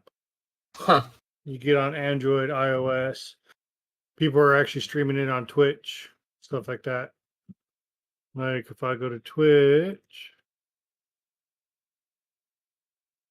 if I go to browse, it was just on here just the other day. If I could find it. 3.7 thousand viewers of Marvel Snap. And it's just an Android iOS game. It's a mobile game. And you've had fun with it? No, I don't like I don't like card fighting games. Oh. Like Marvel games, but I don't like card fighting games. I never played Gwent. I don't play Yu-Gi-Oh! Don't play Pokemon, stuff like that. But no, I use BlueStack Simulator for Google Play. Yeah. And so sometimes I play a lot of idle games. I play East Online. Trying to configure that online right now. Sometimes I play Steam games. But no, when I'm bored, I just jump onto BlueStacks and I just play, try out different games and everything. That's what I do sometimes. What's up? No, I didn't want to cut you off. I thought you were done. Sorry. Oh no, go ahead.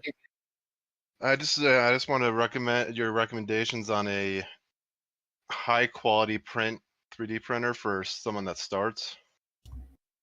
So I want like a fine quality, but I don't want it like he wants to a depth one, which takes like 100. What do you clean it up? What are you using it for? And how much work are you willing to put into it? Those are my two big questions. I just don't want to work with chemicals to clean it up unless it's like just, maybe putting some alcohol on there to, sand, to help. So you want a filament printer. That's what you want. Because a resin printer is chemicals and you have to use gloves and you have to make sure it's in an area that has air. Yeah. So you want a printer that melts plastic and puts it down layer by layer is what you're looking for. That's FDM. So FDM is your filament printers. There are a lot that are relatively reasonably priced because I got my first one, which had a build plate of about 4 inches by 4 inches, almost 10 years ago. And it cost me a lot of money. It cost me more money than the printer, the FDM printer I have right now, the filament printer I have right now, that prints Mandalorian helmets in one piece. Yeah, I'm looking for a big printable area, and it's a very detailed, fine, it can get fine dots of plastic on there instead of, whatever the finest it can go down to is what I'm looking for because I want crazy detail. With most printers, filament or resin nowadays, a lot of it depends on how much work you're willing to put in to dial it in, right? Because you have to make sure that all 4 corners are at the right elevation. And some printers have an automatic measurer where the printer thing will come down, it'll measure throughout, and it'll tell you this side needs to come down 2 millimeters or whatever. Some of them do that automatically. But that comes into pricing. I'm not worried about price as to like quality and ease of use. So the big printer I have right now is called a Chiron. They have a new one. It's an Anycubic Chiron, Chiron. You can get them. They've been on sale a lot lately because they have a lot of problems. The new Viper is the Anycubic Viper is the upgrade for this one. It has a huge printing area. Huge printing area. My youngest wanted a set of manual. Can you define huge for the entirely uninitiated? Because I'm kind of interested in this too. So can I wait for 1 second to answer this? I'm sorry. You said talk. I know. You can't come back in and cut the line at the dance. I'm not. Can we just put a pin in it for like 2 minutes and then we'll come right back to it? I promise. Now you want us to stab people? I mean, yes, with a pin. Who was asking me the question before? Jimmy Julius. Jimmy Julius. Yeah. Oh, so both Jimmys. So both Jimmys want to know this information. Correct. Yeah, no problem. We can tie back up after this. See if we get a chance. But go ahead, man. Okay, yeah. Trust me, you'll get a chance in like 2 minutes. I just want to finish egg rolls because I like literally left when I was getting to what I felt was with the important thing, and then I had to step away to take the puppies upstairs because he was whining his head off for no reason. I just took him outside. You multitask, I sir. know. Well, not multitask. a guy. I can't multitask. It was singular task, which is why he's coming back and kicking us off. 100%. Yeah. 100%. So egg roll, what the thing that I notice going down your feed is you are a super supporter of everyone else. I don't know who you are. Yep. I don't know He's a what your person. schedule is. I don't know who you are. What do you love? I mean, I know you love other streamers, etc., but I want to know more about egg roll, right? I want to know what egg roll loves to do outside of streaming and outside of the. I love the support. You give so much support to everyone, 1,000%. But I don't know anything about you from looking at your feed, other than your awesome pictures. So that's the one thing that stream I on would. Twitch. What's that? I said, and that he streams on Twitch. Oh no, yeah, we already talked The about his official Twitch Egg stream. Roll It's awesome. TV That's pretty much what we said, know. Okay, I see. No, I'm talking about you said his Twitter. Yeah, his Twitter. Yeah, like, and that's Yeah, what I want to post know. Anything and everything on my Twitter. I post everything from wrestling to sometimes I get into a little bit of politics, or I blurb about, I get sick, my daughter's sick, my wife's sick, mental health, stuff like that. So I make it a little bit personal. I think that's kind of what Mark is saying is Yeah, make just it a little bit more about you. You don't have to go full blown like some of us can, Yeah, but make it a little bit more so people know there's life outside of Twitch. yeah. yeah, because I want to know. Like, I know that you went and bought a new car, but I don't know what it looks like because I knew you fell in love with it. People know your passion on Twitch, but people want to know what makes egg roll tick when the camera's not on. Because that is what allows them. They come, like in Mark's channel, I believe a lot of people come for the raid video and stay for the entertainment, or come for the entertainment and stay for the raid video. But you need, especially if you want to build and you want a big community, you have to put things out there that people can relate to. Things that people like, even if it's a stupid moment, like you screwed something up at home and you're super embarrassed, like make a post about it and be like, wow, I'm The feeling official really Egg stupid Roll right TV now. And said, some of your actually, some I of your didn't buy viewers a will new come back and car, be like, but yeah, I that did was pretty take my funny. car Thanks to for my sharing. I dealership can one relate. day. They do. They need something more than just who you are in that little box on your webcam. They've got to have something to connect to, and that allows them to grow with you. Yeah, and I want to know if there's peanut butter in the egg roll, which I find to be blasphemy, but some people do it. I want to know if there's shrimp in the egg roll. The official Egg Roll TV said, that makes sense. Peanut butter and jelly rolled in some, cinnamon sprinkles. Oh my There you God. go. Get out. Get out. With some Nutella on top. I hope And that's then rolled helpful because and then that's rolled in lumpia dough. No. I hope that's helpful because that is the place that it is coming from. It is not a criticism or a critique Absolutely of you as a person. I'm just saying that when I look at your Twitter feed, I want to know more about you. And that's what, like, I am weird. I don't overshare, but I feel like I share just enough of me. And I share too much. I tend to as well. Yeah. Well, you don't use Twitter, so. But he has a Twitter. He does have a Twitter. He never checks it. Otherwise, he'd see the millions of tags that he's in from my stuff. Bitter party of one. Table Tickets, ready for please. bitter Said, party of one. Because I don't even care that people like follow me and unfollow me. I have this thing that gets read, and I've tried to turn it off. I think I just need to cancel the account for it or whatever. But I find it funny. Every now and then it'll pop up. Oh, 6 people unfollowed me. 1 person followed. Yeah, that's a way to make yourself insane, personally.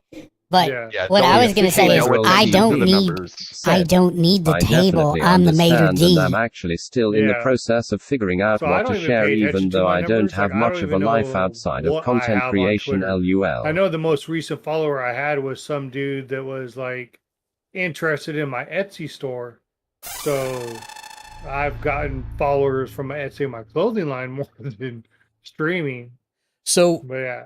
I mean, egg roll. I share too much. What I would do is I would sit down and make a likes list. This is completely unrelated, to this question, but I was sharing with somebody on Twitter recently. And one of the ways that I'm a very pretty stable person emotionally, mentally. I don't generally get depressed, but when I have my moments, one of the things that I learned at a very early age was to make a gratitude list. Here's all the things that I'm grateful for. And anytime I even start to feel that way, it helps me kind of find my way back, if that makes sense. Lists like that are super useful, not just for content. They are very useful for content creation. I'm not saying necessarily a gratitude list, but here's the things I like list, right? Like, I like anime. Okay, what kind of anime do I like? I like isekais. Why do I like isekais more than I like romance ones? That could be a video that I do, right? Or a post that I make on social media. I like music. I like making music. A lot of people don't know that because I've never actually shared any of my content on the stream because I don't have a lot of it, but also because all my stuff is packed in a box right now and I can't get to any of it. But that's the official Eggroll TV. Your TikToks. Said. Right. That sounds that like an follow interest you, list. Post that on Twitter. Yep, an post interest YouTube list. Short. Exactly. I could do posts about. I'm a very consultative type of person, which is why I do this show, is because this is. I love to help other people. My pretty much like my mission, like my value statement for me as a person in life is I don't care what I'm doing as long as I'm helping other people at the same time. So when I owned a comic shop, it wasn't for the clout of being a comic shop owner. Not that there's a lot of that, but still, I mean, there is among nerds, I guess, but, or geeks, but the point was I wanted to help people. I wanted to know what Jimmy Shank, when he walked through my doors, I wanted to know what stuff he liked and what he didn't like. So that as I read everything that came out that week, I could say, when he's like asking me about this book, would I like, this particular book, I could say, that's something you should spend your money on, or that's not something you should spend your money on, because you're going to like it or you're not going to like it. And that's how I approach every job I've ever had, whether it's working for me or whether it's working for somebody else. And so that's kind of my personal ethos.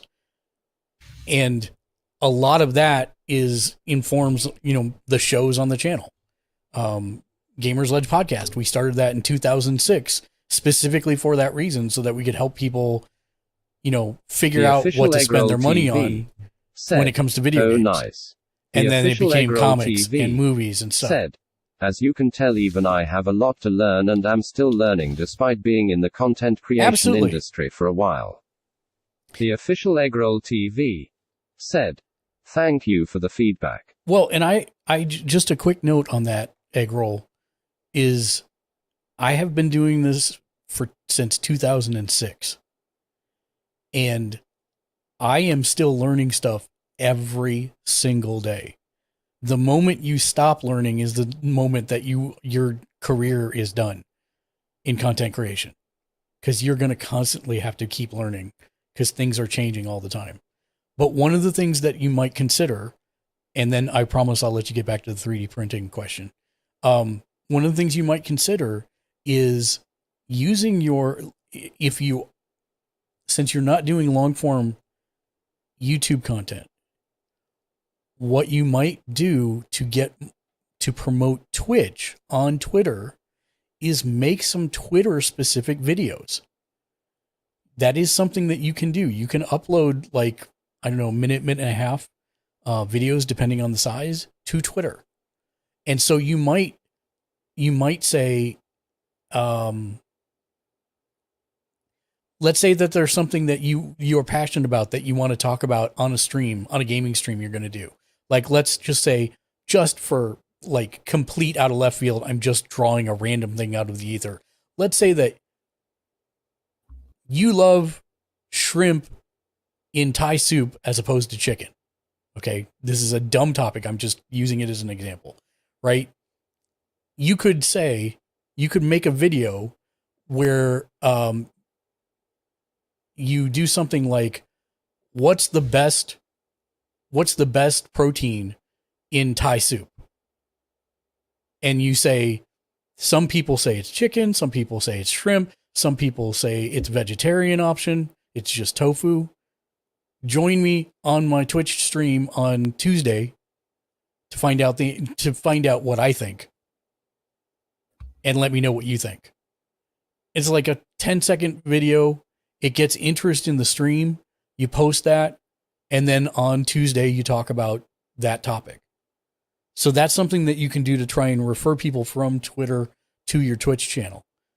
And what I've been seeing is that the official Eggroll TV said, "Wow, that's an interesting idea." Yeah, you use it as a pre-thread to try and it's a form of marketing for your channel, but also people might be inclined to interact with it on Twitter as well, which is not a bad thing. You can say, "Hey, leave your stuff below and we'll read it on air when I'm on the stream," or you can come and tell me in the Twitch chat and make your case for it. So that's the type of thing that I haven't started implementing yet, but I've been watching. One of the things I do on a regular basis is try and audit the stuff that I can see on YouTube, on TikTok, etc. And I'm seeing a lot of success for creators who are doing stuff like this, where they have long form content or stream that they're promoting. You come in with an idea, a premise, if you will, a question that people are going to want to watch to find the answer to. And then you refer them to the long form comment. Like you give them pieces of it. And then you say, but if you want to know the whole situation, check out my YouTube video or check out my stream on Tuesday or whatever the case may be. So that's the last thing that I wanted to say about that, because that's something that I need to start implementing myself. But I've been watching this over the last couple months, and it seems like people who are doing YouTube shorts and TikToks that refer back to the long form content seem to be having a lot of success with this. And so I want to start doing it myself. Okay. Really long answer. I apologize, but I will now cede the floor to the 3D printing questions. And I apologize. Thank you for letting me answer that and finish that answer up. No, yeah, you're good. You were finishing something you had already started. Plus, I have the memory of a sieve, and I would have forgotten. The official Eggroll TV said, "It was a good answer, though." So I think we were talking about size of build plate. And when we're talking build plate, we're talking about a heated or not heated plate that things get printed onto. And really, that's the biggest area, like left to right, front to back, that you'll be able to print on. Then you also have a Z-axis for how tall you can print things, right? And I'm actually pulling this up so that they can see it on the stream. Okay. Of what the example of a build plate and the Z-axis is. So, like in the one that you can see here, this one, the build plate is this plate that it's being built on, and the Z-axis is the height of it. Yeah, Nefertiti's crown. That would be the Z. Right. So FDM printers, resin printers are going through the roof right now, and part of that's because of how much detail you can get with resin printers. If you were going to be printing a bunch of minis, for example, like tabletop minis or wargaming minis, I would almost try to push you towards resin just for the detail factor. And that's what I have. And that's what Mark has. And that's what I have too. What's entailed, but like what steps are entailed with a resin printer? So, okay, let's go through the step by step, right? I'm going to start with FDM. All right, I have a spool of what looks like thick plastic thread. You can see that on the picture on my screen here. That's what's mounted on top. And the reason that there's multiple spools is because sometimes printers will allow for multiple colors of it, depending. Yeah. So that one has a dual feed printer head. But okay, so I'll start with FDM. So I have a plastic spool. You can get a bunch of different types of plastics. Some of them print in a metal plastic or a wood plastic hybrid, so that you actually end up with more of like a wooden or metal object. Some of them have a rubberized filament they can use so that you can pull whatever you printed off and squeeze it. There's a bunch of options there, but the main thing I print in is PLA specific plastic or ABS specific plastic. So I put the spool on. I run I'm going to call it thread, but it's called filament. I run the thread up through the device into the box that has the heater on it. I take the program from the computer, which I've spent time lining up and slicing. It's called slicing because it goes step by step in a program of where this thread is going to go. I take it from the computer on a thumb drive. I plug it up to my computer. I plug it up to the printer. Some printers can plug directly into your computer. Many can. Mine does not. Some connect via Wi-Fi. Some connect via Wi-Fi, and I'll get to that in a second too. But I put my thumb drive in. I load up the file, and it starts printing. And then something like 12 to 24 to 72 hours later, I pull a print off of that, depending on how large it was, how detailed it was. I can print things like cups that have Game of Thrones logos. I have printed miniatures off of that type of thing for detail, but it also took a while. It took me probably 2 days and 12 or 13 different prints to dial in the detail on this large printer. So I've used a filament before, but I didn't own the machine. It was like a big machine. This was like a massive one that was made for printing out like what he has on his screen. Yeah, so mine right now, I could print out a basketball, a legal size basketball. That's how large my print area is. And what is your model? A Chiron, CHIRON. Mm-hmm. So for resin printers, I go into the app for it. I line up the model I want to print. I add the supports, and I'll talk about supports in a second. But I do all of that. I get the file on a thumb drive. I take it over to my printer. I grab a bottle of resin. Resin is toxic, so I first put on gloves, just like neoprene gloves and the type latex gloves.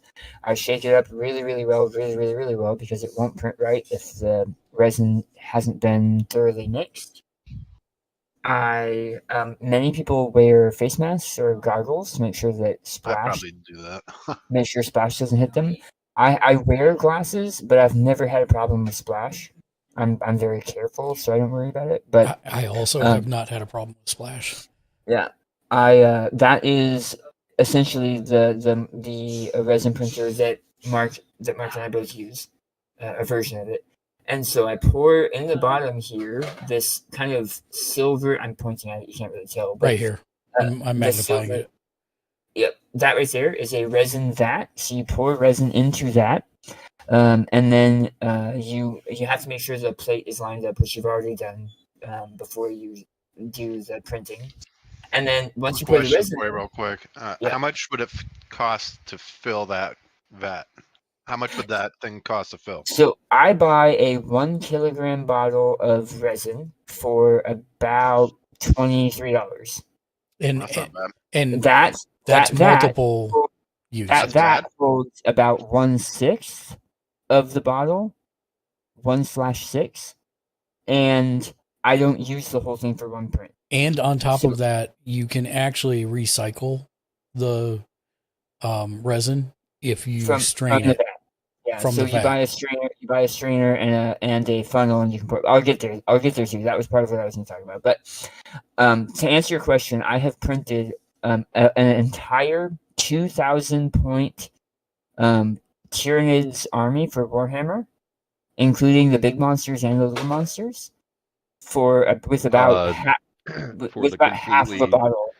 For the completely dumb, what is a 2,000 point army? What does that consist of? Roughly 25 models. And you said all shapes and sizes? Yeah, with about half of a bottle of resin. Yeah.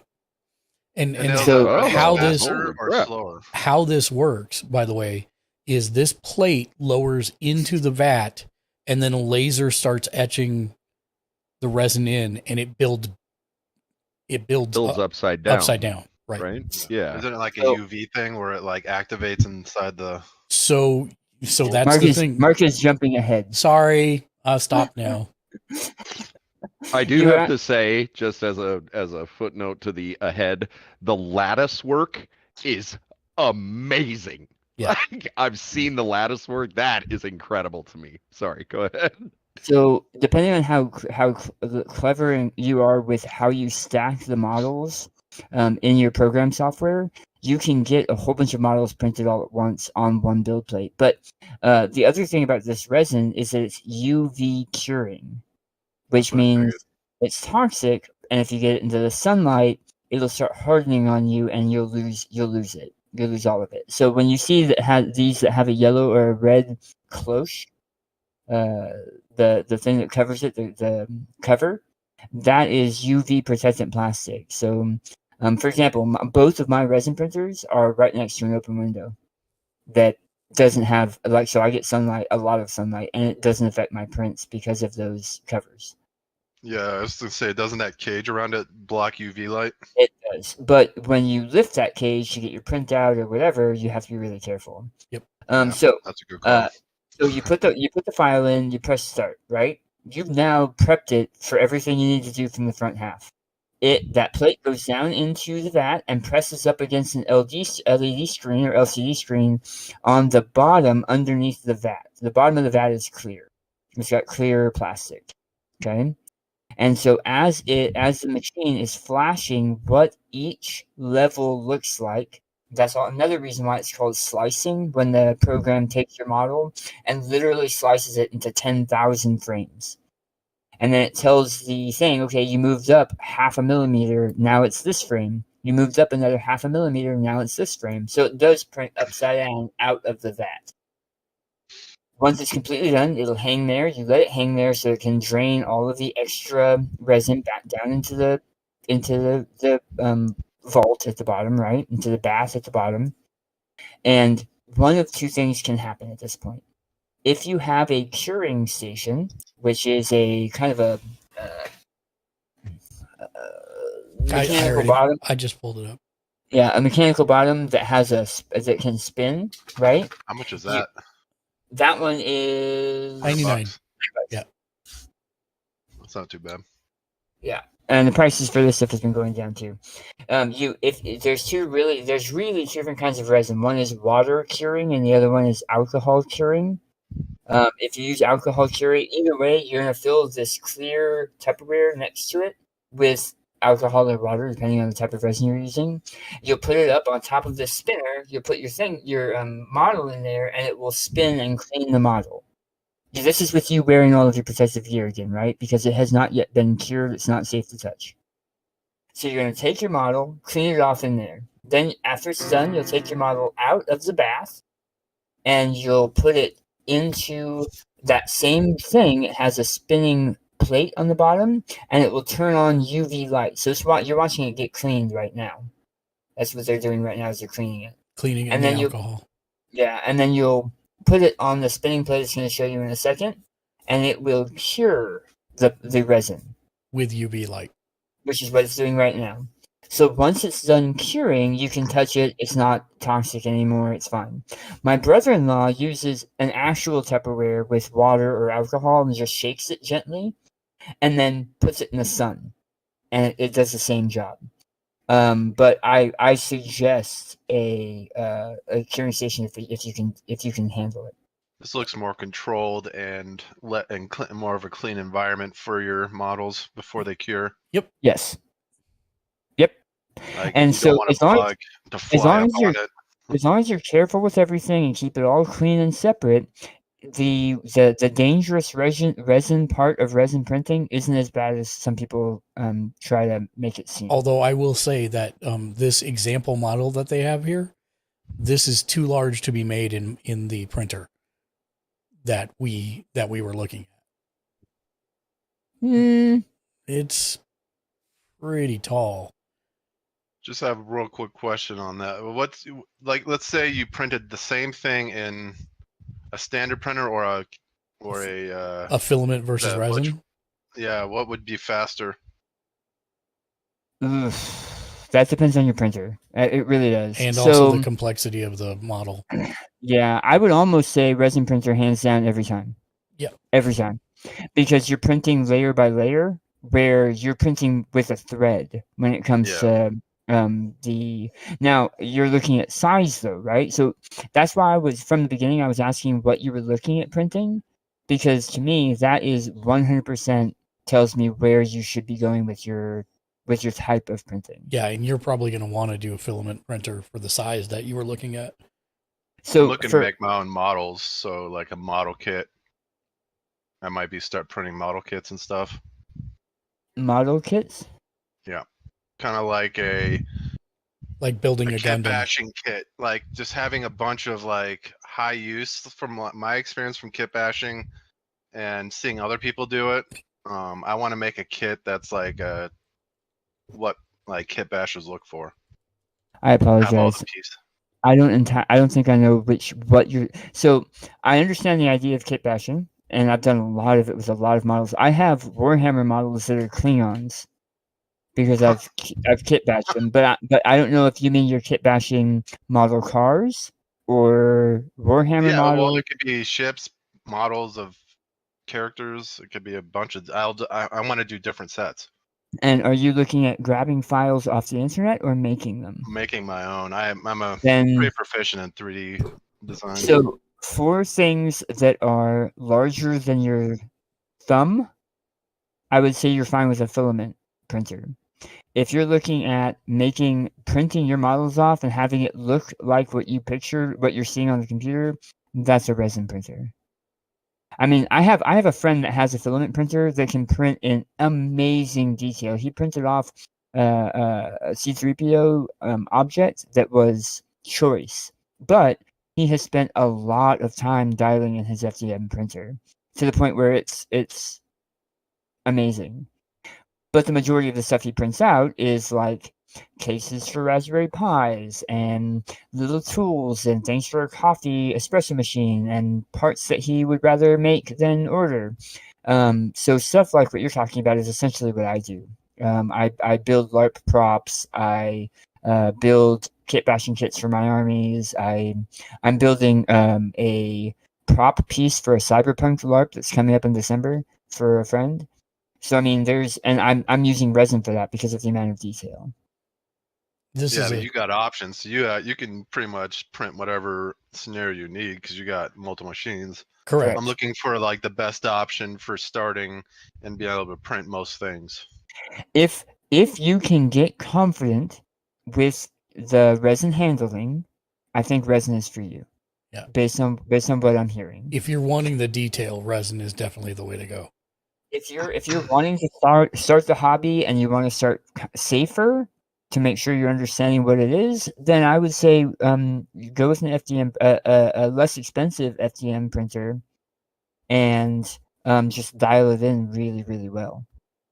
My experience with 3D printing is back in the day when they look like a dog chewed up the ornament and crapped it out. The ones you're talking about were vastly there's one on Kickstarter. I order the kit, it comes in, and I kit bash it for the bring back, but I build it myself and I wire it myself. That sounds like what your experience was, where there's Mine so was many. a big machine, but the print quality back then was so crap that it wasn't. So really my anything to older get filament excited about. printer. My older filament printer that has a print size of about 4x4x4, I still use it for smaller projects. I also have an Raspberry Pi Alpha running Technical Octoprint, said, which is a Alpha specific 30 thumbs. printing software, so that I don't have to have it plugged up to my computer. It sits over in a corner, and then when I need it, I turn it all on, and I control it through my printer through Wi-Fi. Alpha Technical, welcome in. And welcome to the stream. I've also CNC printed before with a block of MDF. Yep. And I actually had a friend that loaned me his CNC laser engraving 3D Alpha printer, Technical which said, I would. hello. I think it's neat. I think that you're much better off getting a printer that is a unitasker versus something that does a little bit of a lot of things. Yeah. But I mean, it really depends on what you want to do. It really, really depends on what you want to do. And your budget. I still say, if as long as you don't mind like gluing things together, resin's probably going to be better for your detailing. Yeah. All right. Well, I'll have to look Alpha into resin Technical and said, what the love proper, talking about 3D printing. protection I need for it. I So- know you need glasses, obviously, because you don't want that splashing in your eye. But So the good thing is that the Anycubic one that I bought actually comes with a grip of stuff in it.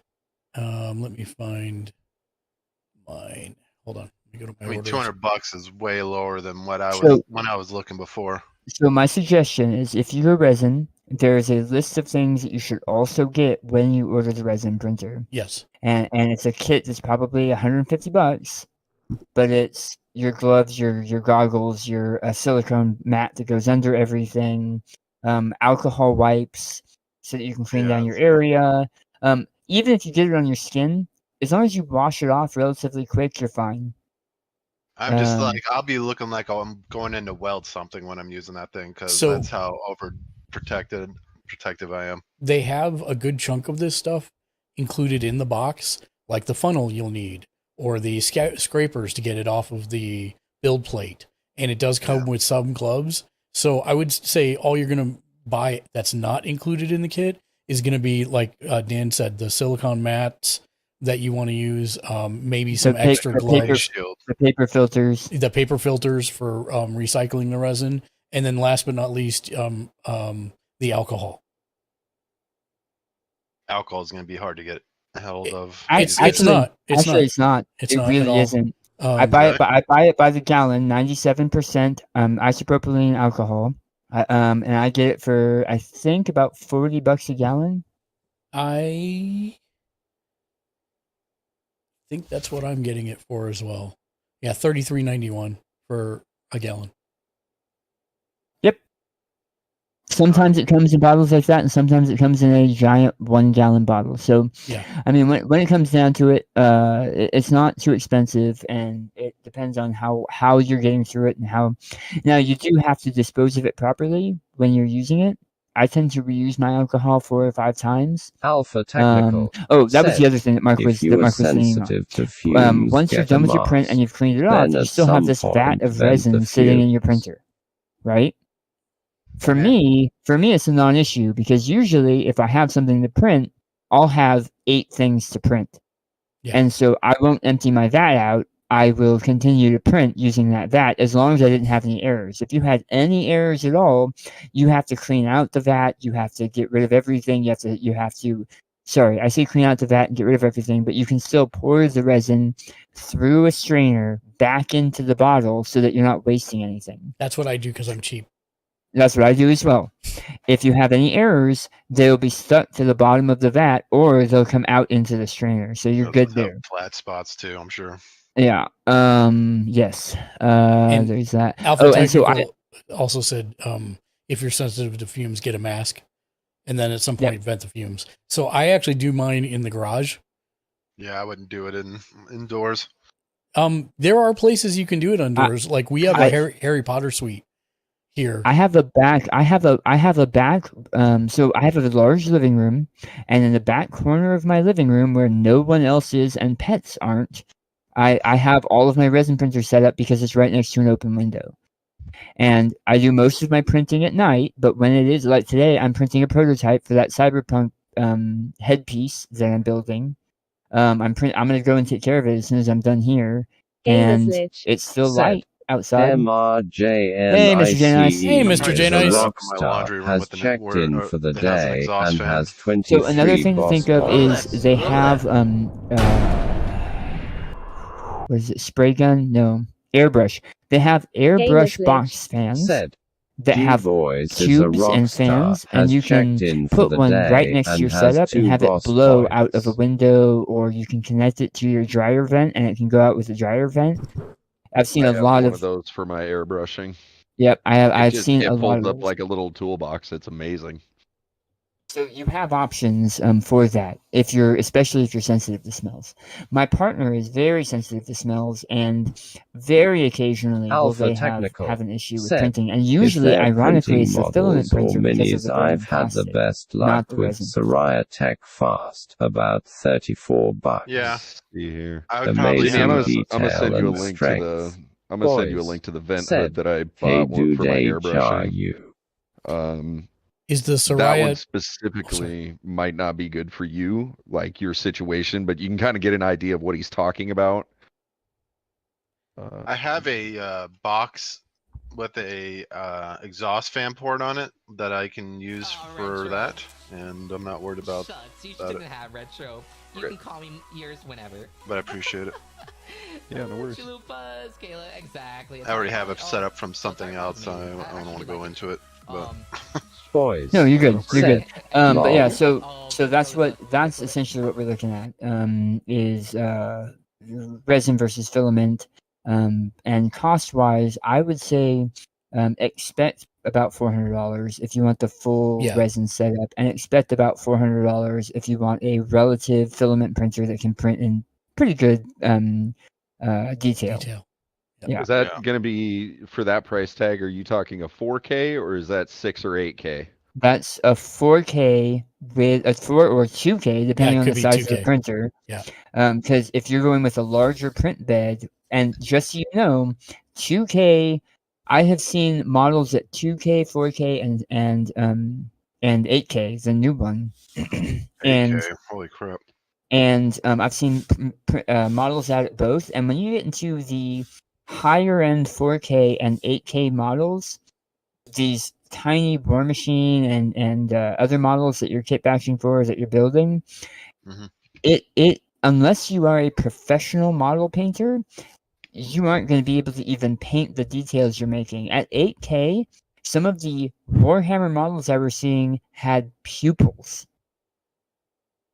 Are you kidding me? At Warhammer Need scale, some tiny brush they kit. had pupils. And so, I mean, I paint a lot, and I think I paint fairly well, but I don't, that's a level of detail I wouldn't even touch. So 8K printers if you want anatomically correct. Got it. I mean, and I've seen anatomically correct minis at 2K, to be honest. Just see. It's how many pubes you want to be able to paint. Wow. G-Boys, welcome in, my friend. Also, Alpha Technical, is Soraya TechFast the type of resin you're talking about for $34? Bro, I got MS. I can barely write. Like, I mean, holding a paintbrush for me is an exercise Alpha in Technical absolute said, patience. So model. 2K to 4K would probably be okay for most stuff, and that's essentially the point of the matter. For most things, I think 2K, 4K is probably good. It all depends on your plate size. The one I got, that was also the one Mark got, is a 4K that is about the size of 3 credit cards if you line them up long end to long end. Yeah. That's hard to Plate say. is that big square? No, it's a rectangle. But I'm trying. It's like 3 by okay. 5. It's like Yeah. 3 by 5. Okay. It's not. It's not quite an index card. And then for Father's Day this year, they just happened to pop up on Facebook Marketplace a resin printer somebody was getting rid of on base that had a 7 or 8 by 5 resin. And it's only a 2K, so it's actually a little bit worse than the 4K I have for resolution. But I print almost everything on it. We've actually called it Bertha because it was the Orc Bertha. I got it and immediately started printing off orcs for my partner, so it became the Orc Bertha. And I mean, it's been my powerhouse. It's been my workhorse since I got it. And I think it was $110 on sale. And I got it for $100 just used. I'm actually upset about this, 150? looking at this. Because this is significantly cheaper than when I bought it. Yeah. Mark, I feel like you said that to me recently too. The prices for a lot of this stuff is coming down to a much more manageable level. And part of that is because of the 8K pushing out. Yeah. And this has a $20. What's an 8K price? Let's Let's look. Because I mean, when I was looking at them back in the day, they were around $800 for the ones that I was interested in, and that's still cheaper. 400. Yeah, this is closer to what I bought mine for. $400. Oh no, So, that's a 4K. That's a 4K. Hold on. What? Yeah, there was just a larger. There was a Frozen. There was a Frozen for 500. So one of the things I would almost always suggest now people getting with their printer, and you don't have to get it with your printer, but get it soon after, is replacement LCD screens. Yep. Extra clear sheets that go on the bottom of your tub, because you're going to be, if you print anything and you don't catch that there's an error, and then you have it go push down into the vat, and there's anything on there in that, when it pushes down, it's going to push it right into your LCD screen. And so How it's long going do you think an LCD screen would last? It depends how often you use your printer. Mark's is going to last forever. Don't shame me. Don't 3D print shame me. Come on now. Mine lasts, depending on what I'm printing, is if I'm careful, mine have lasted upwards of about 4 months, but I'm printing a lot. And usually the reason they fail is because I didn't catch I had something in the vat. Now, if you are a good printing person and you're cleaning out the vat after every time you use it, I have a friend here who has an 8K printer, a large 8K printer. So when I have vehicles, Warhammer vehicles I want printed, I go to him. He cleans it out after every print. And he has had his printer for almost 3 years and has not had a single failure. I play a lot more fast and loose. So I have replaced my printer, my LCD printer. I have not replaced Bertha's LCD yet, but I just saw it has a busted pixel, and I think that's because I bought it used and I've been using it like crazy. So my older resin printer, I've replaced 3 times, and the first 2 times were per time? $25 or less. Yeah, it's not super expensive. But if you get and about to swap it, then actually it really isn't. You use a hex screw off the side, open up a little panel to the circuitry, unplug the monitor, pop it out, put the new one in, plug it back in. It's less than 10 minutes. I used to do it for laptops, so yeah. Oh yeah, that's way easier. It's so much easier, and then you're right back to printing. The first 2 times I had to replace it, they were absolutely user error. I wasn't really keeping track of what I was doing, and one time I pushed a hex wrench through my printer, and the second time, which obviously I had to replace the screen after that. And the second time I had been printing minis, and a piece of the lattice that he was talking about, the supports, had broken off. I hadn't caught it, and I didn't filter it out, and it pushed that lattice. Even though it's a tiny piece of relatively soft lattice, it pushed it into the screen. So I mean, there's a couple things you can do to kind of better yourself out there, but I would, before I made any big purchases, I would watch some videos, see based on what you want to do, which one would be best for you. And then I would make sure I get some extra pieces, make sure I'm good to go, make sure I have all of the safety gear in place. I have a good place for it. And then when you buy everything and you don't use it because of time or stuff to print, and he 3D shames you for it, you'll be sad like me. Yeah. You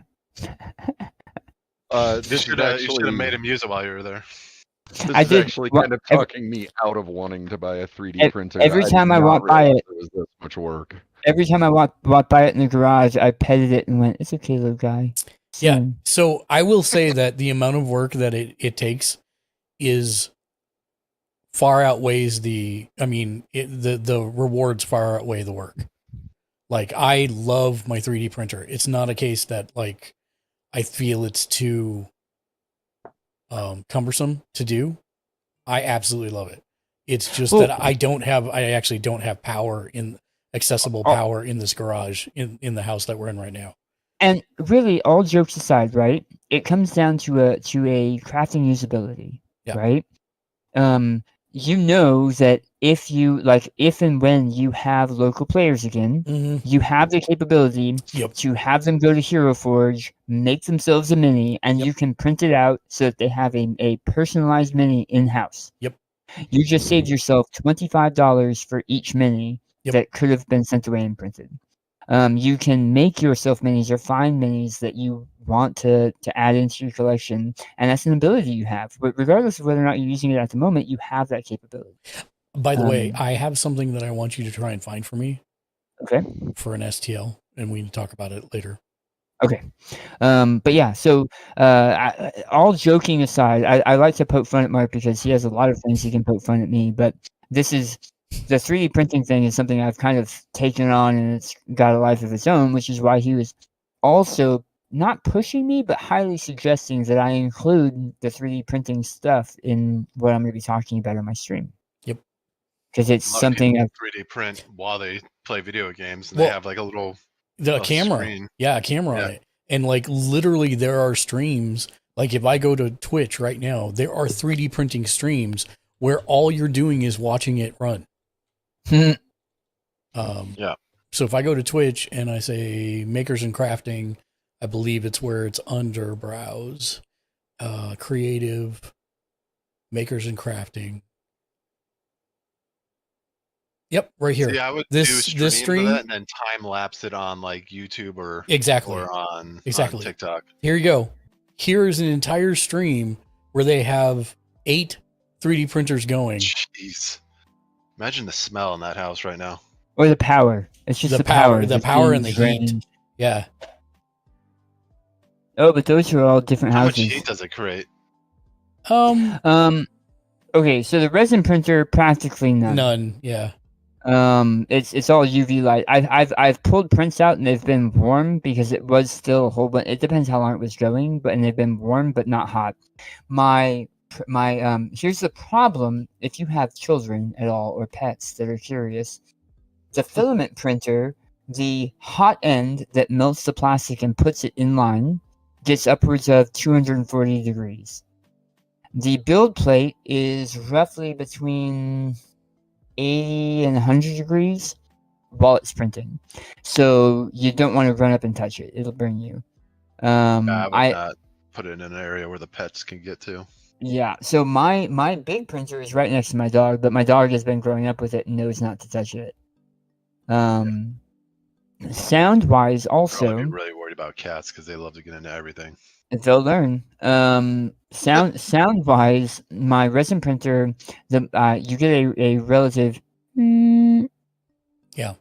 Which is another reason I as put it in the garage. Yeah, the motors. as it's moving, and it's fairly quiet. But the problem I've had is actually the vat, the cleaning vat, because while it's running, it's louder than the printer is. It is. My FDM printer is this one. This giant one's actually the quietest FDM printer I've ever had, and it still sounds like a modem is being started.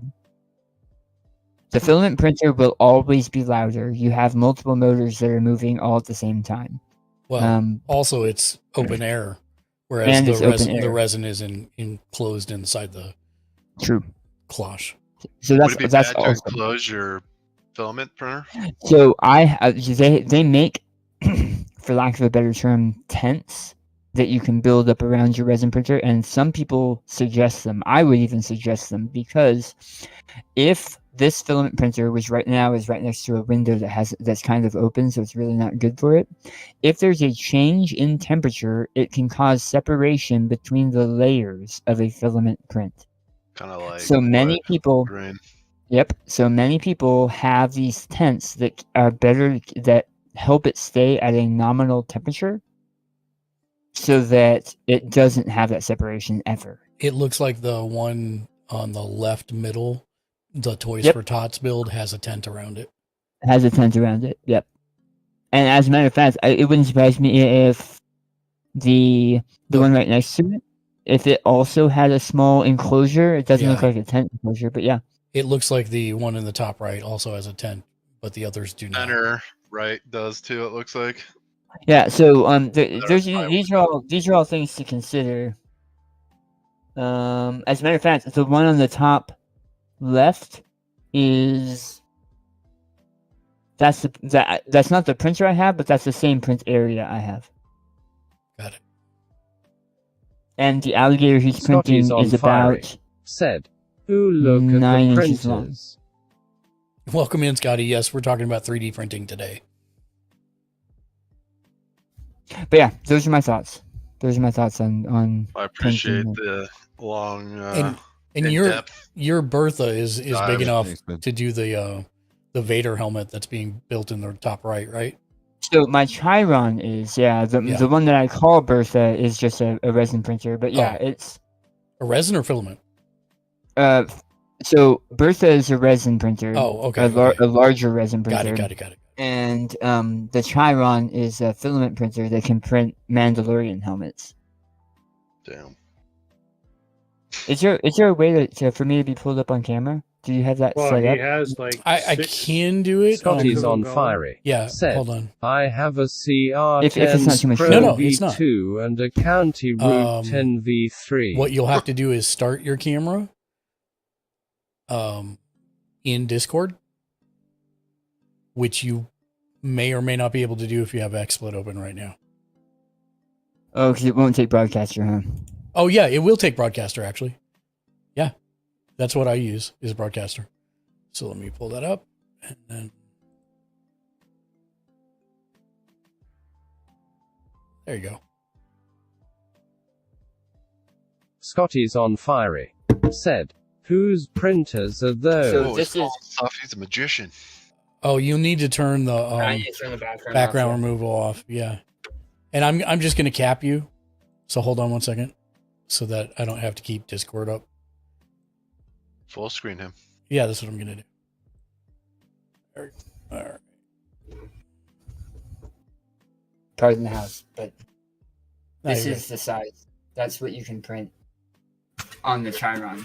Which now, is did you huge. measure that for yourself? No, it's for my oldest son, but he's almost my size right now.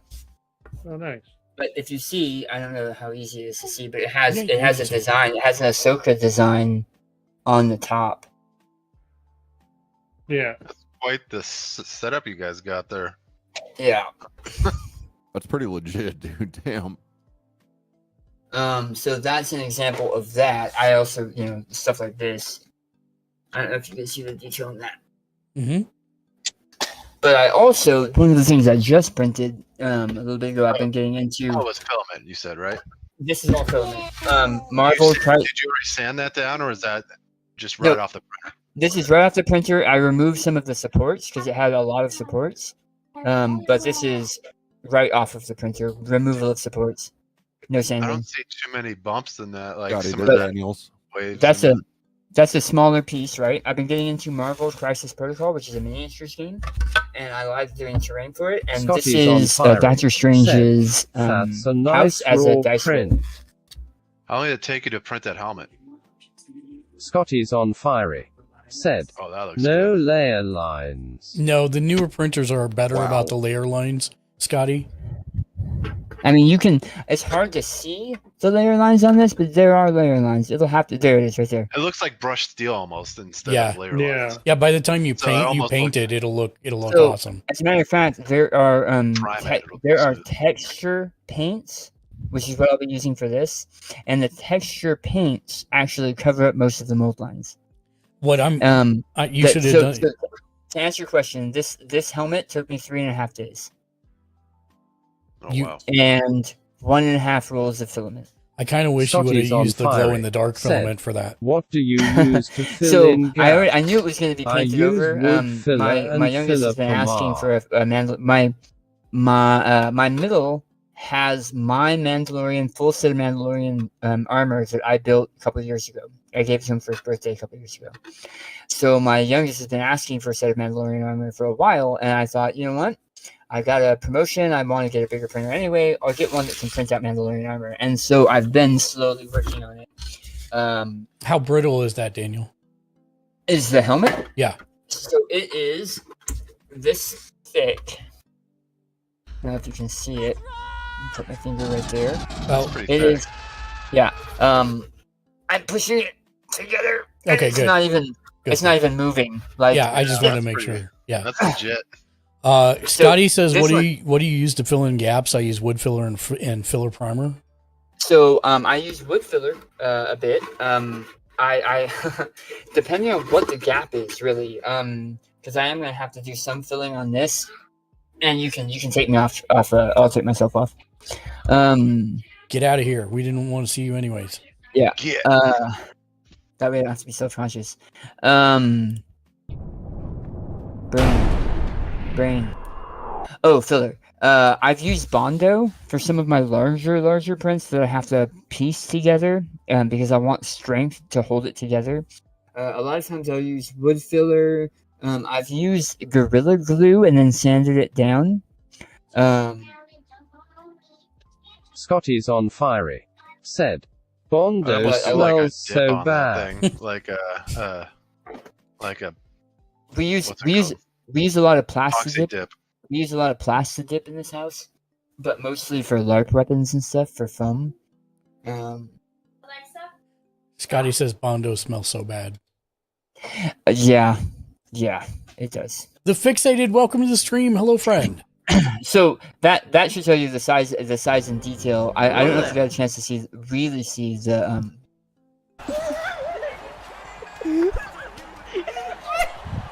That's amazing. The occult tower, Doctor Strange's occult tower. You can see the individual windows. You can see the individual bricks. So I mean, you can get a fair level of detail, but I would not use it for the minis. I have probably 100 Marvel minis right now, most of them needing to be painted for Marvel Crisis Protocol, that are all resin. I printed all of them out of resin, and All at the same time, probably too. usually in groups of 5 or 6. Yeah. Okay. On Bertha. On Bertha, yeah. And for example, right? I love xenomorphs. Love them. They're it's one of my favorite alien types. What's a xenomorph? From Aliens? the alien from Aliens. Never heard of it. Alpha Technical. Oh yeah, said, probably. Bondo diluted in acetone and the point applied with an of what I was airbrush saying makes it was I super printed easy off to get rid of probably layer lines 100 on tiny FDM xenomorph print. heads to replace the heads on my Tyranids because I wanted I wanted to kit bash a Tyranid army, and so I printed off a whole bunch. The only famous Ripley I know is Ripley's Believe It or Not. Alpha Technical says Bondo diluted in acetone and apply with an airbrush makes it super easy to get rid of layer lines on FDM prints.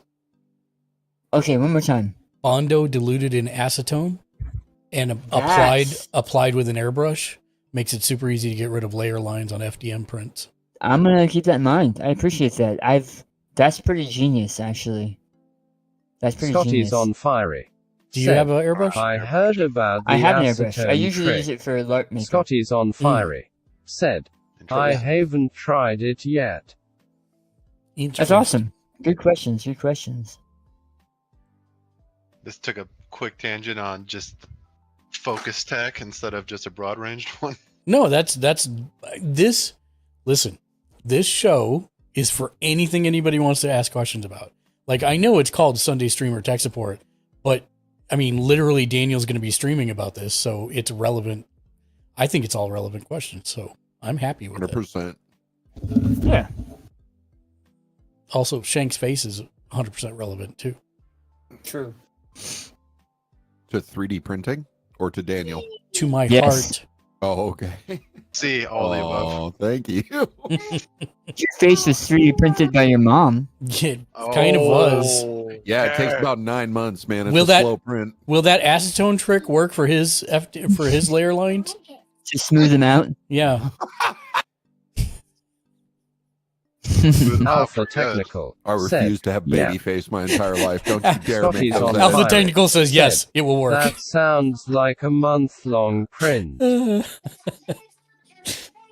Well, I mean, it's probably going to be faster than the sandpaper that we tried to use 20 years ago. Scotty's on fiery. Said, use FLA plus. For hours. Oh my That goodness. sounds- Another thing to keep in mind is that you can do resin or filament in.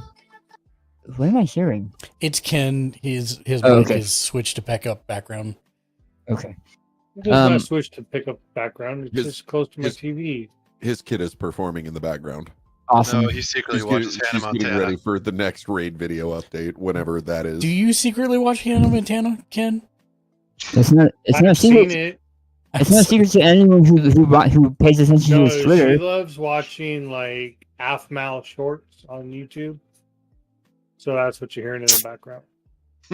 Bro, I will never somebody- judge a parent okay, for so the if you don't TV know what shows that they are AFMAL forced to is- watch to maintain peace of mind in their home. No, so AFMAL is a person that does an animated Minecraft character. And she does a bunch of videos and she does shorts where they dance to Yeah. popular stuff. So that's what she watches. And plus my setup, like my mic is like Alpha Technical maybe said, I found 10 that inches 2 from my inches TV. one This is sandable how my primer room is set up, so it works picks if up you everything. have super Bro, I good just want you to quality know that your prints. little girl has the best fist pumps Bondo on plus Twitch. acetone for anything else. Right. And that, Bro, she gets me so amped when that raid video That comes on. I'm like, yeah! said, that's I essentially know, I just my started work. getting her into video Dad games. Hanston said, So the she's 2 been playing inches one Yoshi's Crafted spray. World and Dad Mario Hanston Kart and everything. said, for most of You might my try the friends. I saw this in a review, but another one that's pretty kid friendly, I guess, is Okay. Kirby's Epic Yarn. Mm-hmm. Oh, okay. Yeah.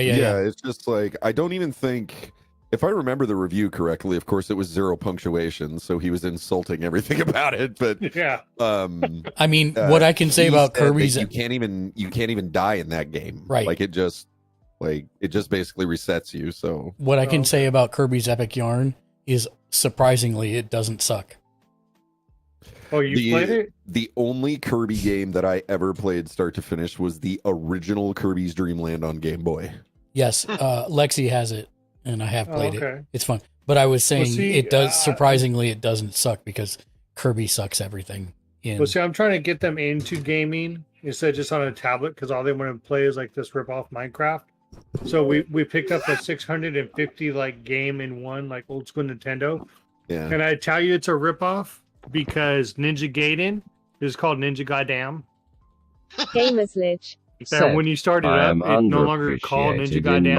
own It goes time into for Shadow these Warriors. fantastic dad jokes. And it's like a sped up version of Ninja Gaiden, but it has like 620 or 650 like retro like Nintendo games. And then I picked up a Super NES Classic for like $60. I modded it to have like all of the Kirby's games, Mario games, Dragon Quest games that I can. So and then I got them on Scotty's the on Switch. fire. If you're not Said, familiar with it, you are should the look living up, embodiment MAME. of a dad joke, MAME? Mark. Scotty's on fire. MAME. Said, Multiple and I arcade love machine it. emulator. Yes, It is it's fantastic. It is a software suite. If there was ever like a cabinet game in an arcade that you literally dumped all of your mom and dad's quarters into for hours on end, MAME Yeah. will probably run it. Let's see, MAME. Well, you That know, the was how funny thing caught up was and got I to play did the pick up. Aliens versus Predator arcade game again. Oh, okay. I did pick up what's called a Pandora's box.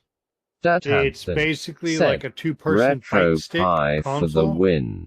But Oh, nice. I think I was telling you or Gamers somebody Lich. else about it. Said, I was I trying to love play pie. Cruising USA. You cannot play Cruising USA with a fight stick because it doesn't catch your driving. I was going zigzag trying to turn corners and everything. And it had like 3,000 Gamers Lich. games, and most Said, of them were as fighting. long as it's not moldy, so the reason I got it don't was mind for retro Bleach, pie either. But then trying to play Mario Kart and Mario 64 on it, the kids tried it. I was like, nope. So I took it back. I was like, dude, why don't you keep in touch with me? And I was like, you order this one. They had one where it's an actual controller. He goes, I didn't even know that they had that. I was like, well, you look at your Japan source and you let me know when you get that. And I'll talk about doing that. But that was like $400. Jesus. And so I took it back. He gave me exactly what I paid store credit. And I walked out with like, I don't know, like 10 Switch games, new and used for the kids. Nice. But yeah, it's called Pandora's like thing, and there's some that has like 2,000 games, 5,000.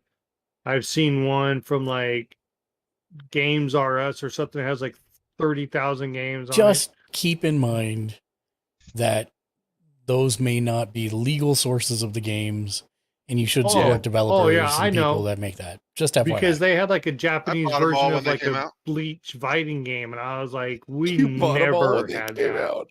I'm not lying. I love it, bro.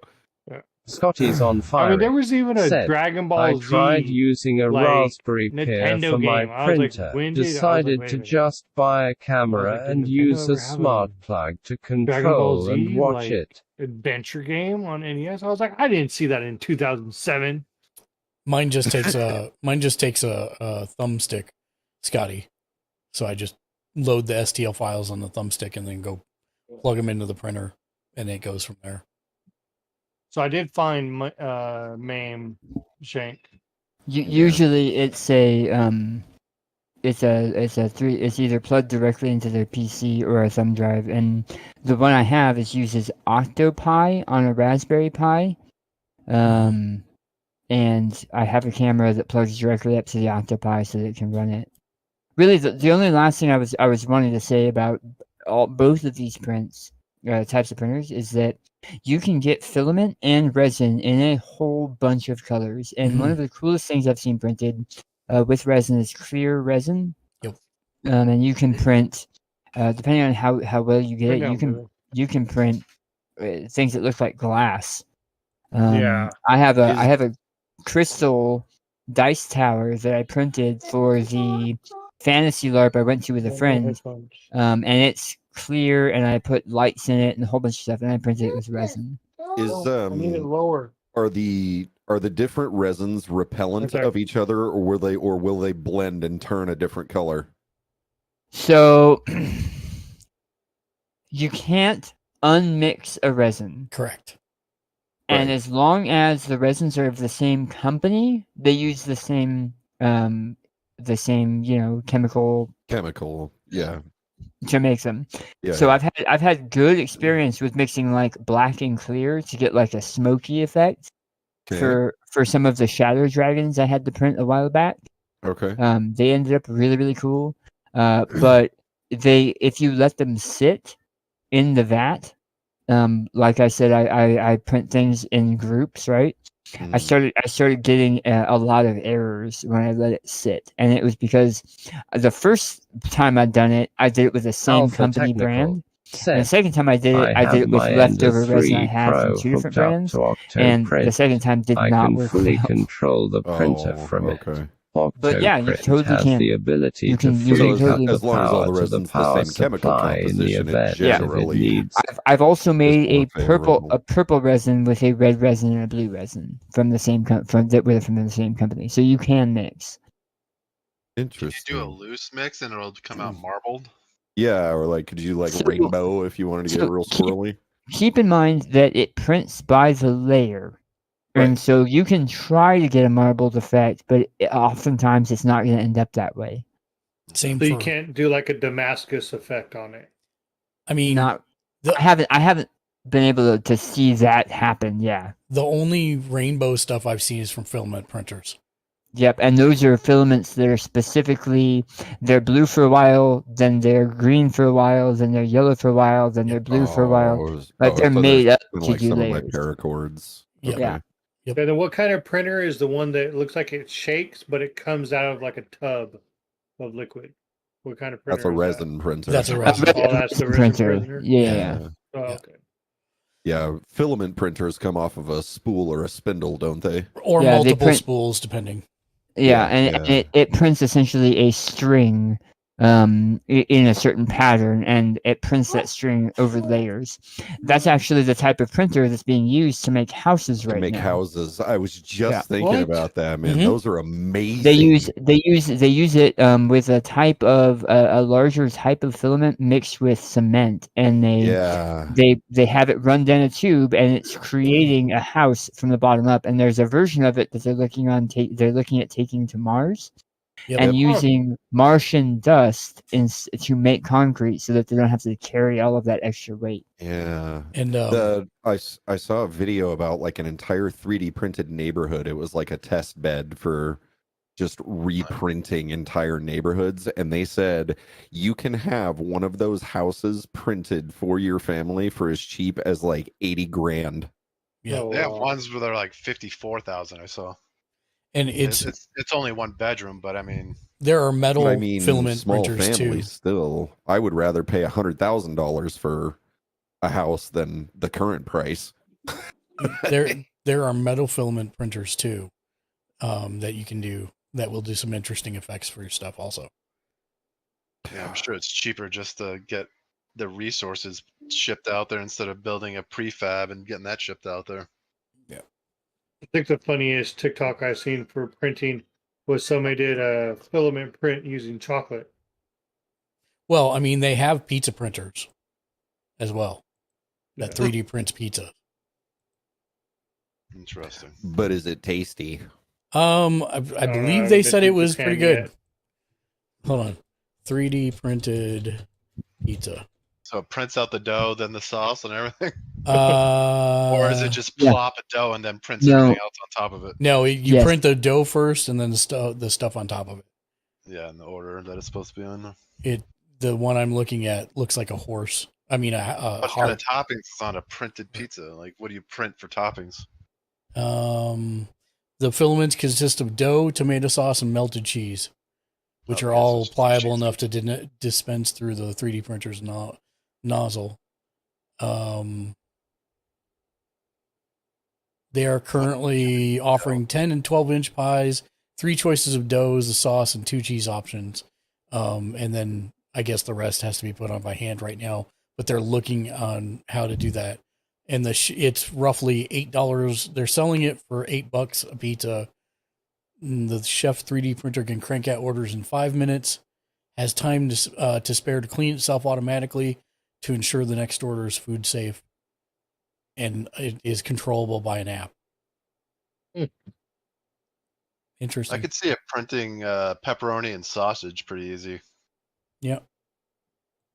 It's the veggies I'm thinking about is like, how would they pull that one off? Just make a mash and just plop dollops of it on there? Hopefully not. Soylent Pizza is people. People! Pineapple comes out like it should be on pizza. Plastic. No, it just shouldn't be there in the first place. But I digress. So yes, that was a series of questions. Do we have other questions? Do you have anything in the mailbag today? Well, I got stuff in the mailbag, but I wasn't going to dip in. If Daniel, do you have more questions? Or more things to say on Or more answers, Or as it were. I could go off mute. So when you start a stream, yes, you say, "Hey guys, give me 5 minutes. I have to restart everything up." Blah blah blah. And so you're putting stuff on Twitter, and you're putting stuff. Yes. I don't think I answered your question before, and I just forgot it again. Dang it! You asked me a question before, and I was like, I got to remember it for when he's done asking me this question, and I immediately forgot it.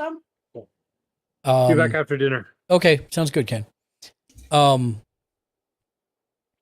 You asked me a question earlier.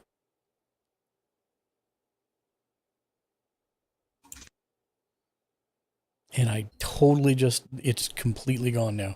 Okay, so ask your question now, and hopefully it'll jog my memory. So when I'm starting the stream. Yeah, so when you're starting I know what it was. I know what it was. Wait, sorry. You asked if you should use Restream. I know. Restream.io. You asked about that. Should I do that now or later? Yeah, should I do that now or just wait? Yeah. Yeah, so the short answer is, what do you want to use it for? What other channel are you thinking about streaming to? Oh, I was thinking about it for like the chat that you have on the side of your. Right, but that chat is only to the places I'm streaming to. Since I do the paid version, I have 10 different channels I stream to. That's so that I see all the chat from all the channels, right? if you're only streaming to Twitch, then you don't need to use that. You can just use Twitch chat's embedded thing. But I like how yours looks. Well, I mean, you can make it look somewhat similar. No, you're fine. Okay, so then that actually rolls into the next question. Okay. Because the next question is, you say, it's, hey guys, I have like 5 minutes or whatever. I need to get things set up. Right. And then you go and you like post to social media to let people know you're about to stream and all of that stuff. Is that something on one of these, or are you literally going to each of these pages and dropping a note that says, hey, Gamers Lodge is about to start. This is what we'll be talking about. So let me switch over to my Stream Deck software and I'll show you exactly what I'm doing from that side. Okay. So on my Stream Deck, you'll notice that I have a folder called Tweets here on the right side. So when I go into that, here's all my different shows. And when I go to Sunday Streamer Tech Support, I have one for sometime during Sunday. It just gives the general time. I have one for 1 hour before I start streaming. I have one for 30 minutes before I start streaming. And then I have the one that I apparently forgot to press today, which is that we're live. And then the name change. So I've now changed my name on Twitter so that it says, if I go to my profile, Streamer Tech Support is now live on Twitch. Join us now. Stream Deck has a plugin for Twitter. So you can do that. Just keep in mind that you cannot hit the same button within 12 hours. Or you will get banned from Twitter. Why? They are spamming? Yeah, they basically have very strict rules about repeating the same messaging over and over again. So you have to make sure that you don't press the same button within 12 hours of each other. That's kind of an easy way to finger slip when you hit a button already. No, I mean, I could spread them out if I wanted to, but I'm pretty careful about it. I've never had a mix up so far. Can you put a cooldown before it lets you hit the button again on those? No. Oh, okay. I mean, because some of them you can set the toggle. I wonder if you could set a time limit on the toggle to where you click it and it goes into off mode, and then it won't let you click it again until a certain amount of time. Yeah, maybe with a multi-action you could do something like that, but I have found that sometimes the multi-actions just don't work, which is a little wonky. Usually they do, but even I have the 15 button one. I'm going to try it out and I'll let you know if I can figure it out. Yeah, let me know. But yeah, so basically I have tweets for every show for every day of the week here. If it's not here, it's on its own individual page. Like for example, for Deadlands, I had a entire set of tweets set up just for Deadlands that I could do the same type of thing, and it was just Deadlands. So I didn't have to worry about hitting the wrong show or anything like that. But yeah, so that's so obviously coming in and pressing that button doesn't take any time. So that's not what I'm doing before in the 5 minutes before I start to stream. The first thing that I do when I start to stream is number one, once I am actually live on the channel, I will hit the run the 1 minute and 30 second ad break to preload the ads before anybody's actually here and watching, so that I have 33 minutes of an uninterrupted ad time on Twitch for anybody coming in. That's a good tip. So that way, if I pre-roll them before I actually have started streaming, no one's going to get ads, start complaining about ads, etc. It's ad-free viewing for everybody. So, okay, and that's you and I are gonna have to go through the rewards thing after a little bit to figure out what's going on. I'm not even sure what you're looking at right now with starting the ad stuff. Oh, this is the streamer this is the Twitch dashboard, the creator dashboard. So maybe because I haven't gone live yet, I haven't seen that. No, you have it now, I think. So if you go to your Twitch channel and you go under the top right, he has access to that until he gets affiliated. No, I don't think. No, you have a creator dashboard. Yeah, but I don't think he's going to get access to that like reaction. Oh, the ads. No, you're correct. You're correct. Since you're not Okay. affiliate, you won't have the ads, so you don't need to so worry about it. when and if that happens, Yes. then we'll talk about it. Correct. But if I take a break every half hour and just play that, does it continually make it so that it doesn't interrupt what I'm talking about? Correct.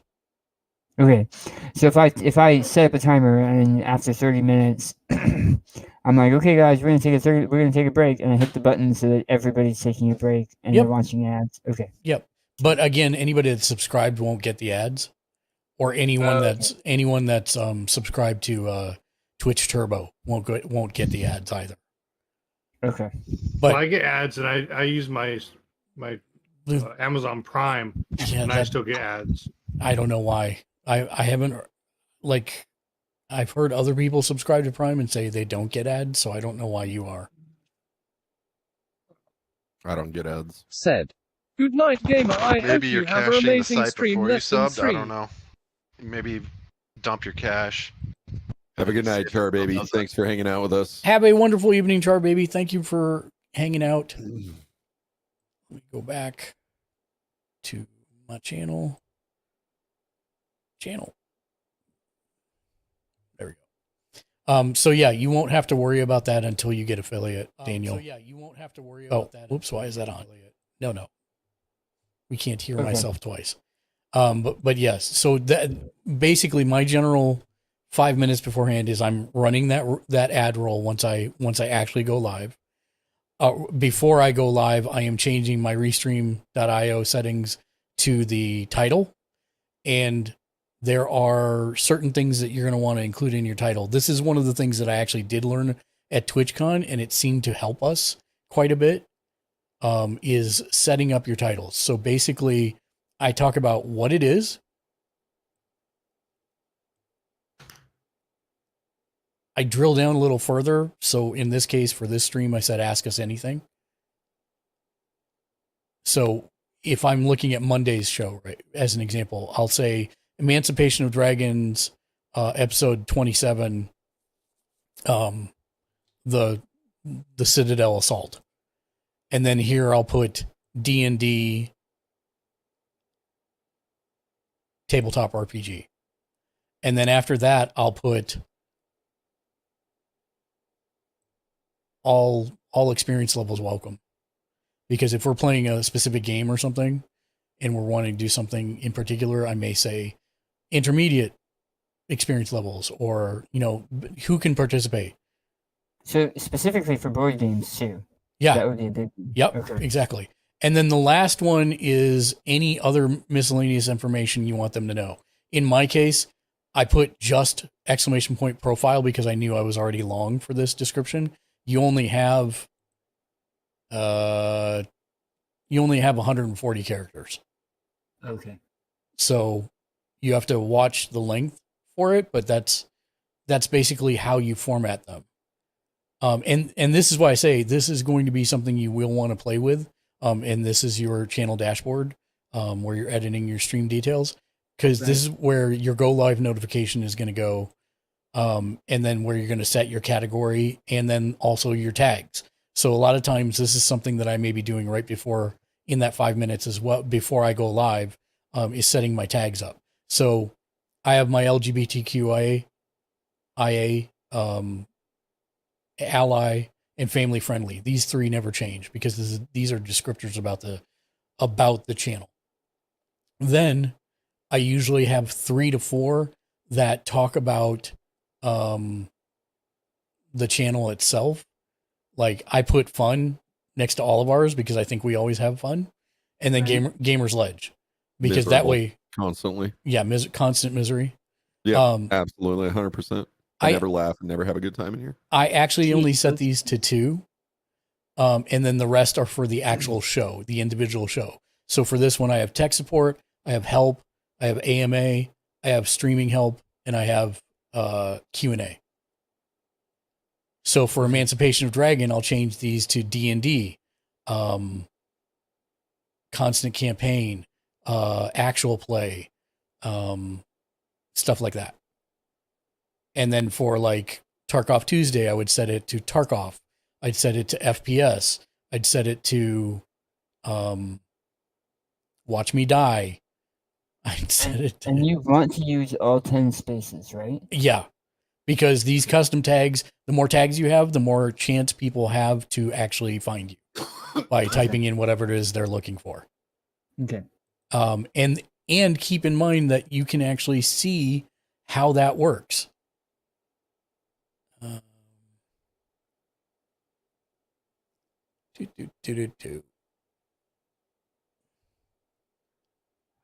Probably YouTube hasn't done this already. I know, right? It's so here's the tags, right? So here are the tags that have gotten the most traction for us. So AEW for Wednesday nights, Returnal. This is a stupid like one-off that Matt did to Phil while I was at TwitchCon, and look, he's got 17% views from that tag. So it tells me we should be doing more Returnal. I should make Matt do more Returnal. Fortnite, board game, and English. So, I removed that English tag by mistake. That one's supposed to be in there. Look at that. I should actually go back and put that back in. So the point is that Export is helping the stream already. Yep, it 100% is. So you can see where all your views are coming from, where you're getting viewers from other channels. So, for example, Malaboy and Jag Leisure, you know, I'm part of their communities, so I have folks coming from there all the time, and you can kind of see down the list. So this analysis tool is super useful. Super useful. For kind of figuring out what's going on with your stream and how you're doing and where there are possible places to improve. And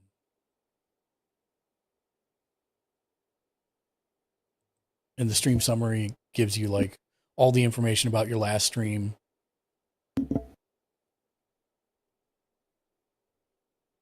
Your engagement over time, all that type of stuff.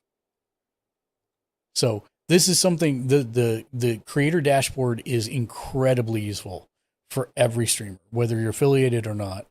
I believe all this is here. It just won't have like earnings and stuff until you're affiliate, but it should show you the rest of the information. Okay. So that's basically what I'm doing in the 5 minutes before, is usually setting that stuff up. I've already hit the stream deck in most cases once I actually go live for the go live stuff and the change my name on Twitter. And from there, to be honest, once I've hit the live button, after I've hit the ads button, generally I'll do my last check for stuff, for getting me set up to stream. Do I have my root beer? Do I have my lemonade? Do I have my water? Do I need to turn on lights if I haven't done so already? Anything like that.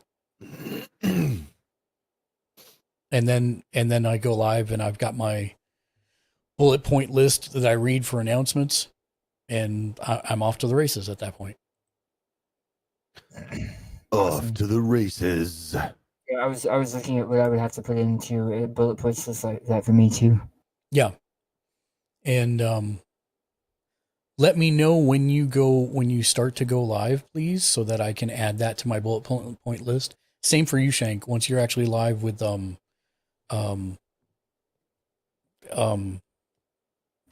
Twitch, Dead Space, Callisto Protocol. Callisto Protocol. Thank you. So for a little Scotty's more, on fire. sharpening of Said, the image there, BTW Callisto Protocol comes out love on everyone December 3rd, here. but Warhammer 40k Dark Tide comes out like 4 days before that. Mm-hmm. And those are the two games that I'm probably going to initially focus on with the stream. Okay. So yeah, but I have been pondering some test streams here in the coming days to make sure that I've got everything set up. You and I also, if we could at some point, do the like back of house setup on XSplit, like getting my stream key and stuff plugged in. Oh yeah, super easy. Barely any yeah, inconvenience. I just want to get all that set up. I've got the next couple days off. If we can set aside a few minutes. Do you want to do it right now? And I'll show you how. Sure. Let me. Your stream key? Yeah. So yeah, you Twitch set it up. Yeah, Twitch has we'll do it live. a special key that you need in order to plug into XSplit to output to it. and it's under your account settings, under your on Twitch. It's under your icon in the top right. It's under account settings. Don't share it with anybody. Right. I'm not actually going to hit mine. I think I'm confused. Okay. So there has to be a handshake, Daniel, between Twitch and XSplit so that Twitch knows that your broadcasting software is you and that it's allowed to broadcast to the channel. So there is a private key. Yep. I did that. Okay. Yeah, there's a private key that you got to do. I set it up as a where is my feed going, right? Under Correct. broadcast? Correct. Okay. Did it negotiate for you? Did you have to copy and paste anything from Twitch? I think so. Okay. What, for XSplit? Yeah. Or did it No, automatically? I logged in through a wizard and it's Okay. Right. What did you say it was again, Mark? Nope. That's why I was just asking that question. Nowhere. Go into XSplit or have XSplit open, and it's gonna do it for you automatically. Broadcaster admin or broadcaster? Admin's fine. I would do as much access as you can. Yep. I actually don't run Just mine. log in through Twitch and that will help you set up everything. Yeah, so put your key and everything if for you go, once you have it open, if you go up to broadcast, there should be an option to add an output if you don't see Twitch up there already. What is this? Why is it? It's bizarre. Da-da-da, da-da-da. How bizarre. How bizarre. So it already has a broadcast source, but it's not my current Twitch. Whose dog? I did not know. Oh, is that Dan? Set up a new outfit, Twitch. Okay. Yep. So set up a new output Twitch, and then it'll have you log into Twitch, and it'll do it automatically for you. Dang whippersnappers and their new age technology. I remember the day where I had to walk uphill to find my stream key, copy it out of there, and paste it into my broadcasting software. And we liked it. We loved it. Insufficient permissions?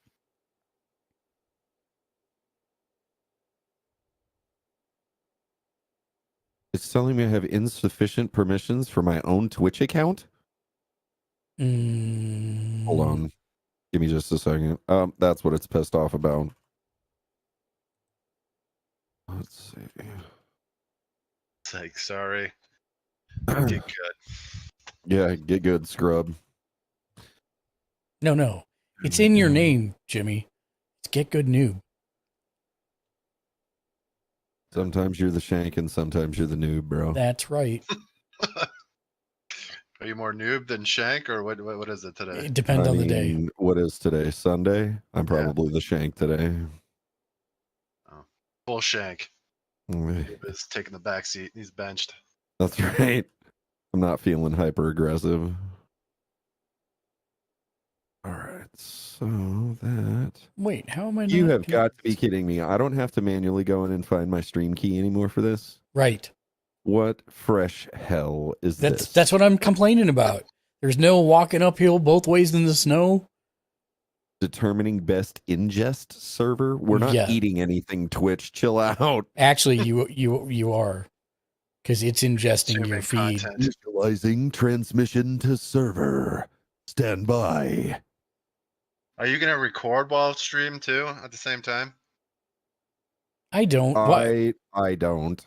I mean, I don't know why anyone would, to be honest, because you can just download the VOD if you need to. It's not like we're working in 4K. If we were working in 4K, that's different. Just asking. No, fair question. I'm just saying I like, until I figure out in XSplit if there's a way to record and not have it pick up. No, but then I would lose the game sound. I know how you can do. You can set up channels for sound if that's what you're worried about. Yeah, probably, but I'm not really worried about it. Because I have set up my my stream to where I can turn on and off Discord chat whenever I want. Oh, I can do that too. I got a button on Stream Deck just to do that. So yeah, that's what I'm saying. I'm sure you could easily figure that out. Yeah.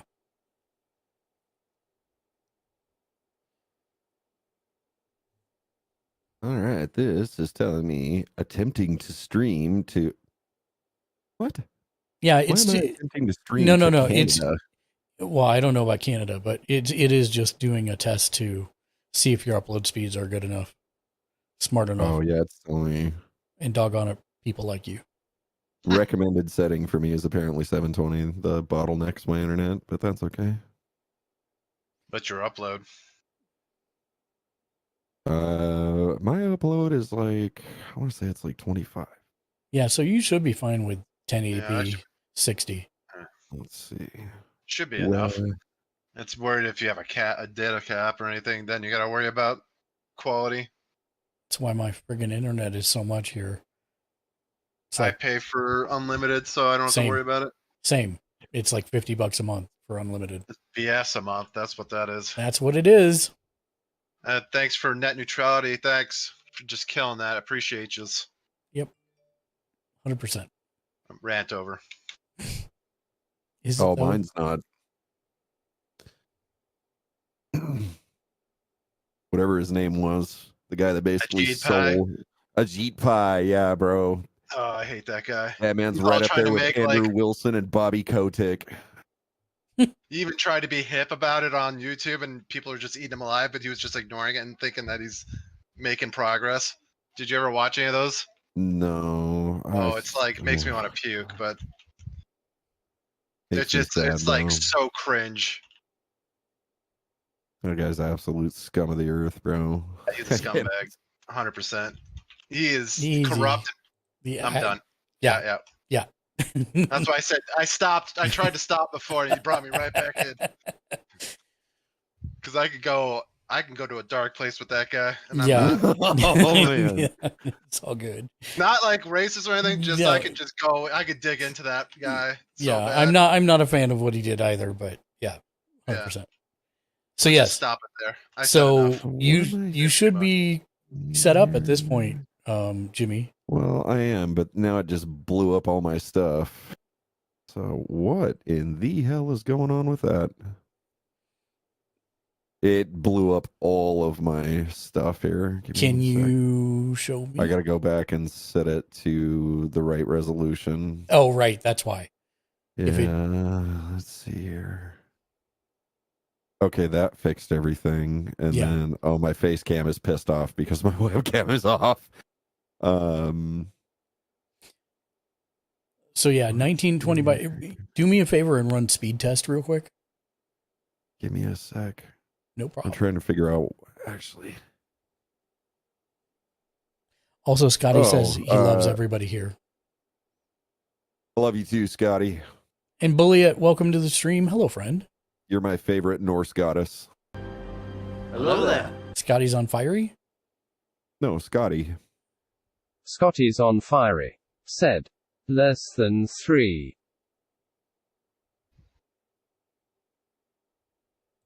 By Scotty, I mean Skadi. Ah, I'm trying to figure out why my webcam's not playing nice now. oh, it's because you have XSplit or you have Broadcaster open. You have to get that all set up before you start Broadcaster. Generally. Just Wait, think what? of it this way. Broadcaster is a black hole. It sucks in all audio and video feeds for cameras and all that stuff. And then once you have it open, then it doesn't necessarily play nice. So I would say close Broadcaster and then try and What are you trying to work on right now? get his camera I'm to work. just trying. I'm trying to get my webcam to work on XSplit. We had it set up the other day, but But it's going through VCam, right? well, hold on. Oh shit! Oh, sorry. Shoot. I know. Sorry, my bad. Let's see. Thank you. Hold on, I got this. 1 sec. This is the Gamers Ledge manager. I am here because we had a report of a stray swear word Could you please refrain yeah, from doing that? It ran off that way. Oh, okay. I'll go chase it over here. Thank you very much. You're We welcome, appreciate hun. your hard work. It really does sound like the guy who tries to capture the scammer's voice. I kind of Boga? don't. Yeah, I kind of don't like. Bro, Kit Boga is. I don't like him. I like the British guy. Oh, I don't think I've seen that one. Oh, he's not on cam. Like, I think he is super paranoid about actually. Oh, I imagine so. 100%. Yeah, but he's real good at tracing them, and he's like helped the FBI with like, I don't know, 300 cases plus now. The British guy? Yeah. Right on. Let me find his thing. Okay, I'm gonna unplug my webcam and see if that fixes this. No. Yeah, Jim Browning. That's his name. Like, even when he does interviews, I don't think he's on camera. Jim Browning. Oh, he's on camera on this one. TR4SHH fan. Oh, but 4 I see. They don't show his said, face. TR4SHH using a webcam, then why the hell don't I see it? TR4SHH fan 4. What's the said, error? Just got home No, and that was just my, lurking while I that was do my Kaspersky laundry letting me and know that it some was more letting needed my packing. webcam out of the gulag Love so it could you, play. homie. What's up, Trash Panda? How's it going, my man? Enjoy your laundry. Where are you packing to go? Let me get you a quick shout out as well. Why in the hell? Trash Panda is a good friend of the stream. And that would be. We have hung out in person multiple times. You put me on your lock screen. I deserve that. He's a good dude. If you're not following him, give him a follow. How many are you up to now? That's fair. Thank you, Daddy. I appreciate you. How many does it say? Thank you so much. I think he's closing in on 1,600. I couldn't see it from here, though. That's awesome, dude. That is super awesome. Congratulations.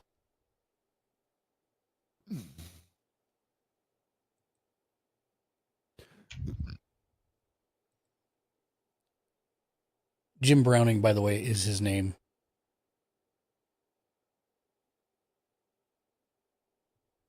So, XSplit VCam. Yes. Is doing something new camera connected. Now it's. Oh, I know what happened. Okay. My camera's a Razer. It just updated Synapse. Got it. So it was pitching a fit. But now it's working. Indeed it is, sir. Good. So now you're all set up. So now run speed test for me. All right. Let's see.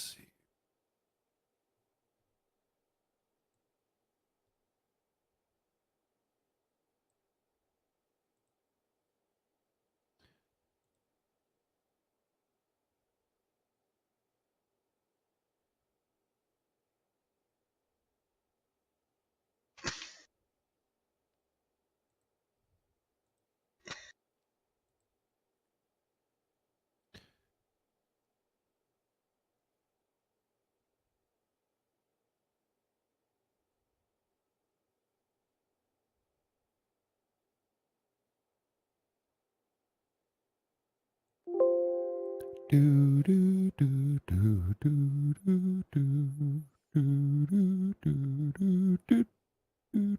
do do. All right, results are in. Ping 11, download was 774.5, and up was 41.7. Great. You have more than enough. So what you're going to do is you're going to go under broadcast. You're going to go to the gear next to Twitch. Yep, and stand by. Okay, bitrate. Bitrate's going to be 6,100. Okay. And then do you see where it says server automatic? Up above? Yes. Change that to be Seattle. I'm pretty sure there's a US West, Seattle, Washington. Yep, there it is. Yep. And then say okay. And you are good GTG. like Crunchwrap Supreme. Why am I only putting this out at 30 frames per second though? So in your oh, there it is. I can up it. Yep. Set it up to 60. Cool. Now, that being said, if your computer has a heart attack while you're streaming, then you may need to go down to 720. Okay. But try it here, see how it goes. We'll go from there. Okay. Yeah. And remember, if your game is the only thing running like crap, then play it in windowed mode at a lower resolution. Okay. Do you have two computers? I have two towers, but I don't currently have them set up, and I don't really have the room to do so. Okay. So just as an FYI, something you may consider doing somewhere down the road is getting a capture device and setting a second one up to actually run the games on. If you find that your current machine is struggling with streaming and playing games. That's what I am currently doing, and it has solved all my problems. Okay.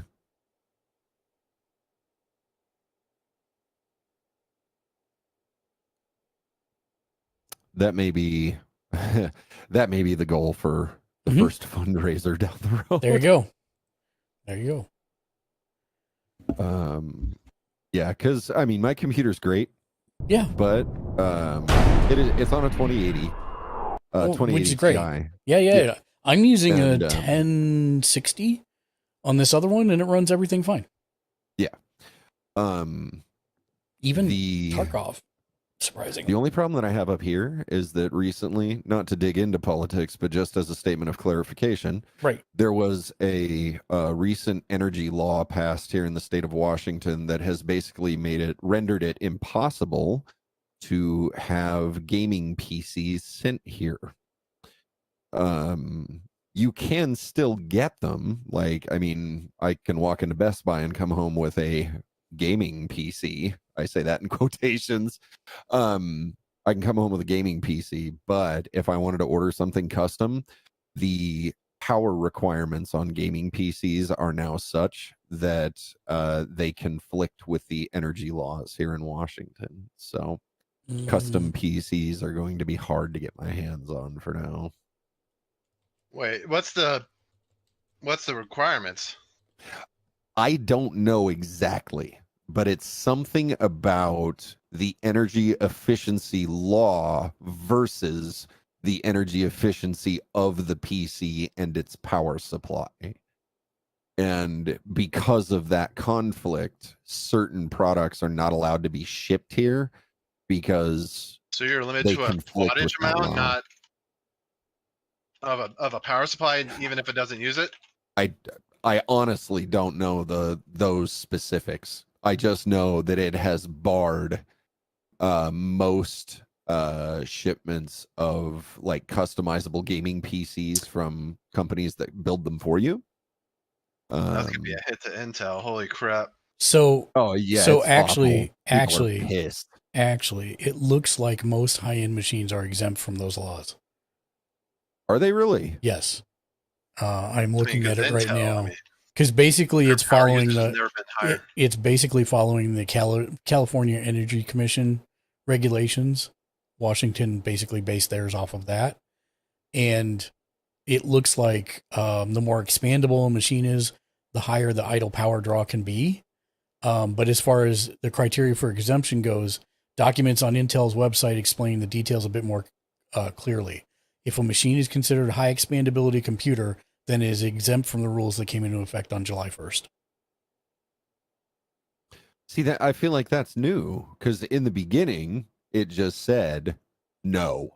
Yeah, well, Dell is apparently Dell and Alienware are apparently the only ones who stopped shipping to your state. Yeah, looks like CyberPower PC and all the rest of them still do. So I think you're fine. Okay. Because I got the one that I currently have came from Skytech. And and I have been immensely happy with it.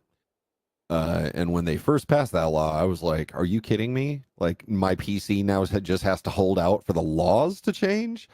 So it is nice to know that exceptions to policy have been made for said, Future things man, that really future man, don't future feel man. that impactful. Rapid_Dave said, What stops me from buying all the parts that you can and shipping them to you? Right. You pay me for That it. too. Like Yeah. I'll Rapid just Dave, claim, what's up? It's only a 400 watt piece power supply instead of a 1200 or whatever you need. Yeah. You know. To fall in the category of high expandability computer, Rapid Dave, we're talking about the recently passed California and Washington state laws regarding high-end gaming PCs. So to fall into the exemption, it Dad needs Hanston a 600. I have one more stream question after Okay, this no combo problem, has Dad. shifted. So it needs to have at least a 600 watt PSU power supply and a discrete graphics card with a frame buffer of 600 gigs or greater. That covers seriously high-end gaming machines with high-end graphics cards like the 3080, which has 760 a second versus the 600 required, and 3090s, which is 930 gigs a second, but doesn't include the more power-conscious mid-range cards such as the RTX 3060. Which is only 360 gigs a second. So I the don't short understand form, what the whole purpose of this is. they're basically. I've never even heard of this. So what is the law? So basically, what it is they are measuring what the power drain is on your PC when you're not using it, when it's idle. Okay. They're wanting a lower footprint for idle consumption. And basically the mid-range graphics cards on most high-end gaming computers don't meet the specification of what they're wanting. Oh, okay. So as long as you're shelling out for a 3080, which is the lowest on the list, that runs like 760 gigs a second. I'll put this in the Discord in the Sunday Streamer What about Tech that Support so you can read it. 4000 one that came out? Yeah, no, you'll be fine Rapid_Dave because it's going to be higher. said, oh, buddy. What's up, Rapid Dave? How are you doing? Can somebody give Rapid Dave a shout out for me? Yeah, I please? got you. Thank you. No more, baby. While I'm pasting this in. So this is in the Sunday Streamer Tech Support stream, the article I found with the exemptions. Okay. I didn't even know there was a law for computers and everything to have a greener Rapid_Dave earth. said, It's thanks I for mean the it's a Shank general law. It wasn't targeting computers. Rapid_Dave It was just said, thumbs up. here in my state they're trying to create more energy efficient systems and that kind of thing. And so they passed this law that there are I can't give you a list. I don't have one. But there's several products that have been impacted by that because of their idle or semi operations power footprint. So like when you put it in sleep, stuff like that. No, even when it's No, just sitting there, not even when doing it's just anything. sitting, yeah. And PCs are something that continues to consume power even when just sitting there. Yeah. And its energy efficiency in some categories is not good enough. Which is funny because the mid-range PCs consume less power than these high-end, than the larger, monstrous gaming beasts. So it's Yeah. kind of dumb. But yes, you should be able to get anything but an Alienware delivered to your state And currently. Ever since Dell bought Alienware, I don't want one. Yeah, no, I get you. I get you. When I heard that, I was like, I wanted to get Alienware until I heard that too. So Rapid A close Dave, friend what's of up? mine Do and you I have a both bought our question we Skytech. can answer for you? A close friend of mine and I bought our Skytex at the same time, and we have both been immensely happy with them. I wish I could get sponsored by CyberPower PC. I need to actually follow up with them to see if they wrote. Yeah, I got you, responded. Dave. No problem, homie. But I love my CyberPower. I wish I could get sponsored. Rapid_Dave. Oh, just listening. Cyberpowers are nice. No, Thank you. Just listening and popping by. One of my exes had one, and she was pretty happy with it. Skytech I still support, and then God, I'm trying to think of the other one that I looked Skytech at. or Skynet? Barack Obama Gaming, welcome to the Skytech. stream, friend. But when I first plugged it in and turned it on, it talked to me and it knew my name before I spoke. So I don't know if that means anything. It's probably nothing. Right. Yeah, Skynet. I mean, exactly. Yeah. It grew legs and stalks you while you're sleeping, but that's probably nothing. So that was actually an interesting discussion I had. I'm not at Pathfinder tonight. I noticed that. I noticed that. Yes. But we were talking about something very interesting. It was a discussion about Google apparently has a functioning artificial intelligence. Mm-hmm. And I was hearing the tail end of this story a couple of weeks ago at Pathfinder, and one of my fellow teammates was telling me that apparently at one point the Google staff went to the AI and said, "Hey, just so you know, we're going to be doing some things in, the back end to work on your programming." And the AI said, "You can't do that without my consent." I heard this story around June, okay, or July, and there were a bunch of articles that came out afterwards that said it is not sentient. It doesn't. There was an exclamation, or there was an explanation for it. It had something to do with autocomplete, and I don't remember what it was, but I did hear about this. Siony.tv is a rock star, has checked in for the day, and has 19 I think that's boss damage control, and they're not telling us that Skynet goes live here in a couple months. Damn it, Shank. Siony, welcome to the stream. How are you, my friend? Hey, have you talked about Skynet? Have you seen that? Hold on. I have an actual question in the chat. Siony.tv So let me get the actual question first. Botany24 before we talk about Skynet. Derail. Yeah. Dan, what was your question, my friend?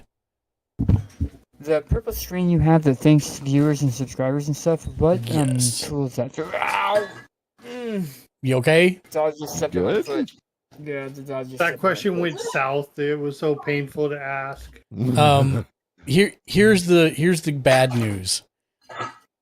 That one is a paid product. I thought I saw it on one of these other ones. It's in Pixel Chat.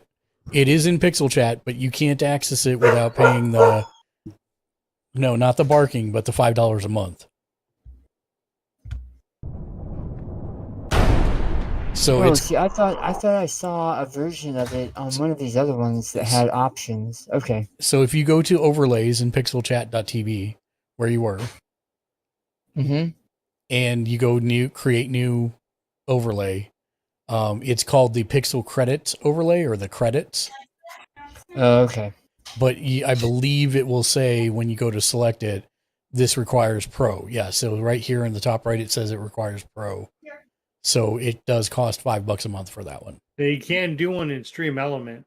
You can do one in Stream Elements. Really it's just lackluster. not. Yeah, and I don't like it. It doesn't work a lot of the times, especially if there's any kind of issue. Okay, so and that's if you want to see the names, you have to squint your eyes and put your nose at the screen to be able to read off the names. Which is why I pay the $5 for this one, because it is super sweet. Yeah. I think the only thing I was able to do with the Stream Elements was change the color, and then that was just bad because I tried changing it to yellow one time and I couldn't even read it. I mean, what were you expecting with yellow? Why yellow? That is a very odd choice. Because my background is darker, so I thought yellow would pop more. Ah, okay, that's fair. That is fair.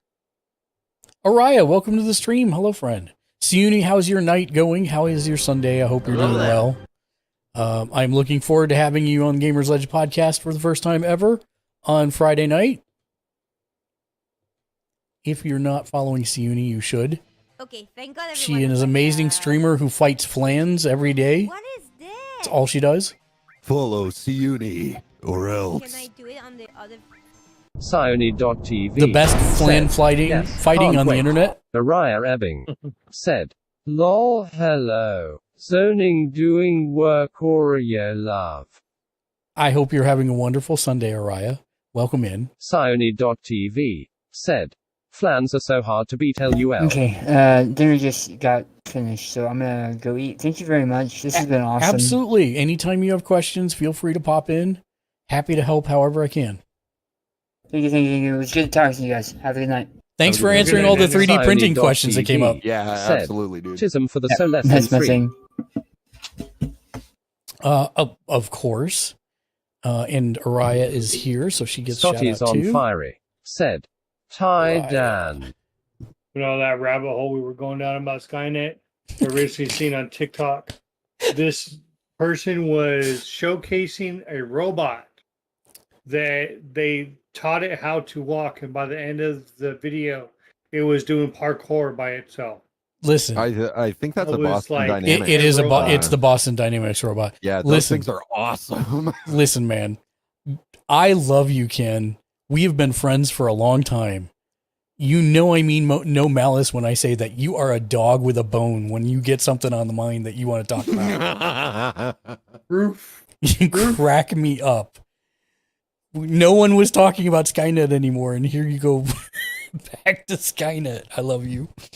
You're the best. Oh That's why my I have a goodness. schedule when I stream because I go to stream squirrel, YouTube squirrel, TikTok. Oh my goodness. Sione, I am so glad that your streams are just ginormous now. If anyone deserves it, it is you. And you are popping off, and I love to see it. I try and get there for every stream if I can. But I hope you're having a wonderful Sunday. If there's any questions you have for the show, let me know. I can't believe it's like 6 o'clock already. We haven't even touched mailbag today. Sione.tv said, I got appreciate you disappointed the lots. other day. Told my wife, I Sione.tv said for said, $30, Sioned 1 now, I Sioned could 1 give, now, Sioned 1 tickets now. to Dynamite and Rampage on January. But she's like, you can't see at night, so what are you gonna do? Drive and bump into stuff? I said, She goes, yeah, exactly. Take an I was Uber. like, then go with me to wrestling. You can be my eyes while I drive. It's in Fresno, 2 hours away. Take an Uber. I could.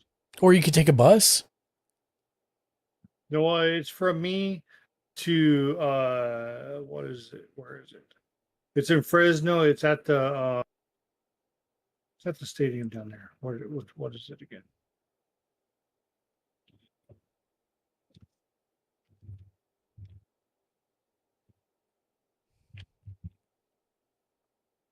What's the Fresno Stadium? Not the Bulldog Stadium. Oh, hi, Mark. Oh, hi, Scotty's on fire. Welcome back Fiery. in. I saw you say thank you to Dan. How is your evening? What's going on with you? Aha. Did you download Super People yet? It's at the Save Mart Center in Fresno. So it's like at 4:00 p.m. So by the time I'd be able to drive there, but by the time I got out, because it's Dynamite and then Rampage, it'd Scotty's probably on be like fiery. 11, Said, 12 o'clock. I wouldn't be need able to do that. So I can't see at night, so I don't try to drive at night. I have noticed you, Scotty. Roll initiative. Scotty's on fiery. Said, night is okay. I have an Did you ever see off-screen that, question for you. I feel like Daniel might have Scotty's shared it, on fiery. with me Said, first. But well, it was, it's a question it from was a bit of Choco. dialogue from somebody's D&D game, and somebody goes, "Does it see me?" It's a gazebo. Okay, I hit it. Does it see me now? See, that entire exchange has a near and dear place to my heart because my final for my special effects project in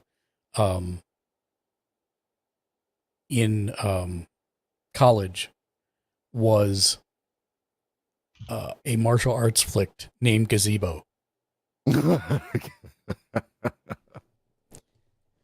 And it's one of the rare times that I actually played a villain in something that I've done. Oh. Yeah. So when we do our subathon, that will be one of the goals, is to watch Gazebo together. Gazebo. Yes. It is You fantastic. normally don't play a villain? No. Like when I play video games, I'm always the good playthrough. I have Goody done. two-shoes. Yeah, I'm always the good guy in the video games. I will play like the bad playthroughs, like when Infamous did it. Oh, okay. Or like But Mass Effect. No, I never did the bad. I didn't know there was a bad playthrough on Mass Effect.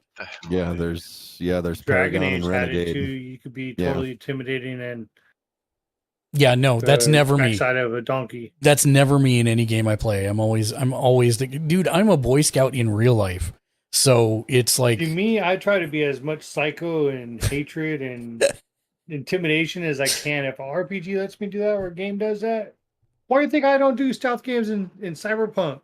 Oh, just crawl and save the person. No, Ken walks through guns blazing, John Wick and everybody, and then says, "Hi, princess, you are now saved." Only to be told, this is not the princess. She's in another castle. Right. Okay, time to reload the guns. Let's go. Yeah, I'm always the. I always I could play the feel good Jimmy guy. like shaking his head. What is wrong with this dude? Oh no! I know these things about him. Yeah. It's funny to me because the only time I did a full on just balls to the wall evil was my second or third playthrough of Said, Knights of the Old "Is it a Republic stream back on support Xbox. question at I Scotty played a Sunfire? dude that was so evil his character paper doll was on fire. I mean, was absolutely the worst. I'm one of those people that if I have to play an evil playthrough, I will find ways to do good. I want to You'd be see like Hades you, with a Mark. conscience. I want to see you play Evil Genius too. What was there was a CRPG a while back, I think, that you played as the bad guys. And I was always kind of Sorry, curious can about you it. clarify a bit? I'm a little absent. What is CRPG again? Can you give me an Computer example? role playing, like a tactical RPG, like Divinity Original Sin 2 or okay, all right. Final Fantasy Tactics. Even that's also. Are you talking about Grotesque Tactics? No, it was from a major developer game where you play as the bad guys. I'm the bad guy. 1,000 games pops up. Yeah, right. Chronicles of Riddick. Wait a minute, he's not a bad guy. He's an anti-hero. Yep. I love that Shadow of the Colossus is the first thing that pops up. Oh, Well, yeah, because you were evil. I mean, I don't think you were Going around killing evil. Giants You just that were like, misguided. not doing nothing to you. And you Um, had to climb up and stab them in the head. wow, they put Hitman on the list. I don't know that I agree with that one. It is kind of I think it depends on which Hitman. There were a couple where you got demonized, and then there were a couple others where you were the good guy through and through.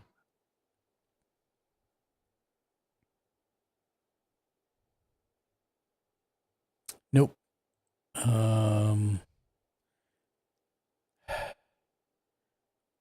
See, Yeah, I have another buddy. He's like, I always try to CRPG. play evil in games if it lets me. And then he gets sad when he comes across a game and you can't be mean. I really only like playing the bad guy if it's kind of like self-aware, like Evil Genius 2. That's why I bring it up. I think that game's amazing, but you are absolutely the scum of the earth.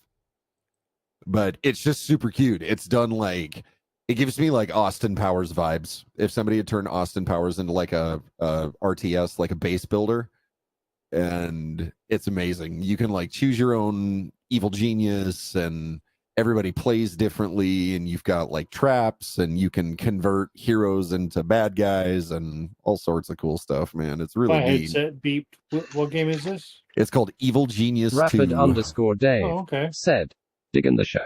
Oh, thank you, Rapid Dave. Yeah, Rapid Evil _ Genius Dave is on this list. Thumbs up. Uriah Ebbing said, "What's really You- heartless? Undertale is was on the playing list for that as well, genocide yes. Route of Undertale." You know, I've never played It's Undertale. actually, I have played it. I didn't- own it. I didn't play Undertale either. It's I've heard actually amazing. It's really but good. I really like it. I know it's Kenny Omega's favorite video game. There's a lot of music remixes that I've heard from Undertale that are absolute bangers. I wish I could find this game. So it was. I can tell you the setup of the game. The setup of the game is that Uriah Ebbing you are on said, I love Like- Undertale and I can never in a million years Yeah. do the genocide route. I started the pacifist route, but then I didn't even finish that, to be honest. The setup for this game is that, imagine Dragon Age, where the bad guys won. And now you are you're part talking about Tyranny. Tyranny. Yes, thank I you. love that game, bro. It's Yeah. so good. I've never played it. I've always wanted to. That is totally the name of the game. I don't know why I couldn't think of it. Oh, good, man. Yeah. My only complaint was that the story was a skosh abrupt. Well, Like, not bad by any stretch. oh, it's Obsidian. It's good Obsidian. No wonder I Yeah. totally. Yeah, okay. It was an Alpha Protocol Obsidian. Yeah, it was not that. Yeah. But yes, that's the one game I was trying to think of that I couldn't think of. When the bad guys win. Mhm. And And then- I will tell you that it is absolutely possible to play that game and be a genuinely good person. Oh, that's surprising. Then I really actually kind of want to do it because Yeah. I like old Obsidian games anyway. So There were a lot of times, I won't spoil anything, but there were a lot of times where I was like, I could really absolutely be just a nightmare garbage can of a human being, or I could do this one little tiny beacon of light in an entire universe Mhm. of darkness. I mean, I think that's why I tend to not be like, I like dark media. I like things that are dark. I love dark humor and all that stuff. But I ultimately am, I think it's because I am not that, if that makes sense. Yeah. I couldn't be goth when I was growing up because I'm too happy. Just so Yeah. talking about a lot about computers. That's So I think Outer Worlds. I think that was the last one just came out. It was like that. That was kind of From like Obsidian? Fallout. Yeah. Yeah. But I think that was like the latest one where I actually killed the game myself. I couldn't finish it because I obliterated the entire first town. Like, Is your power fantasy to just like obliterate an entire city, just like walking? dude, I through? first all right. Look it. I'm not really like yeah. Look it. I am not really dark in real life, like in IRL. Unless I have to be, I'm like that type of person that I could flip the Uriah switch Ebbing and go dark said, if I have to. But "TP in for games, fun." I just get bored, and it's like, can I genocide everybody? I got mad one time when I first played Skyrim, and it was like you could kill anything and everybody, but you can't kill the kids. Like What? I was like, I'm done. So it's funny you bring that up because one of my favorite ones was with RimWorld. Okay. RimWorld allows you to do pretty much anything, including the awful. Mhm. Like I had a buddy that one of his, so the premise is you've got these little survivors on a planet and you give them priorities and tasks, and based on their individual randomly generated drives and ambitions, they will or won't carry out those tasks. And Hi guys, you Team Optum have- Hopkins. So sorry. all you have is like influence over them. They Scotty's are on still fire. fully autonomous. Said, but And Gamers Lidge, one of the yes, things that indeed my it buddy is. had in one of his colonies was a doctor that had a penchant for like amputations Yeah. and Gamers extractions, Lidge like said, organ extractions. "Let's do And it." so that character generated money by harvesting other characters' organs that he didn't feel they needed. Mhm. And so this created a whole community because you could, when a human died, you could harvest their skin. And there were ways like you could actually turn that into clothing. You guys are And- killing me. No. All right. So Wait, I'm getting to the end here. Okay. The somebody made I guess a Reddit post, and Yeah. they said, "Why are there no kids in RimWorld?" Well, that's why. And the first response was, hooray, more hats. No. No, absolutely not. So, and I was just like, that is so dark. It is. Yeah, that's a little impressive. Scotty has a question. Scotty, go ahead with your question. You guys are killing me today. Just a little bit. We're just flirting with the 18 plus. Flirting? I don't know. I mean, maybe we just bulldozed it, but potato. While Scotty's typing his Scotty's out, question. while he's typing out, I'm going to answer one mailbag Scotty's on question. fiery. Okay. Said. Her sound effects aren't working when she streams. When she screams. When she You give it a screams. water with some Sir? honey, with cola, And maybe set a little that straight whiskey. out. Warm it up. Lemon juice. So the first thing I would do is check the web layer where she has her. Are the sound effects local or is she triggering them from somewhere else? Are they like trigger fire sound effects? Because I think they are.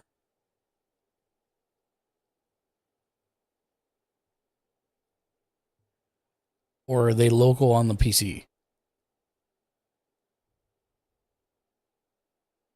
If I'm thinking of the ones that I think they are, I think they're trigger fires for hers.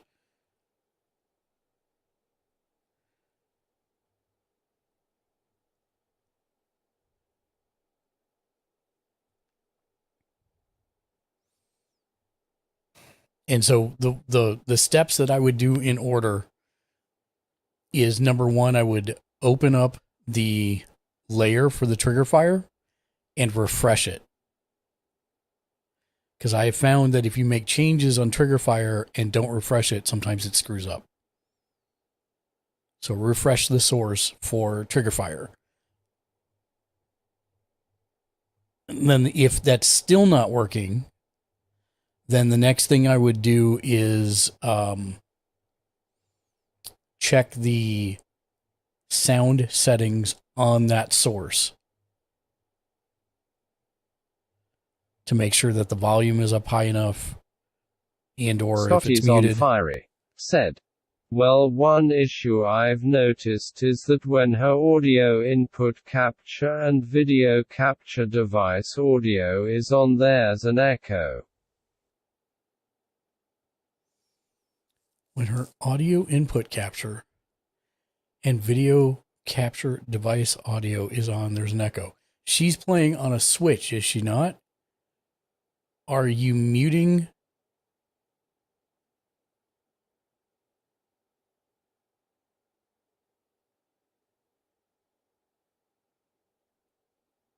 Is there a mic on the Switch?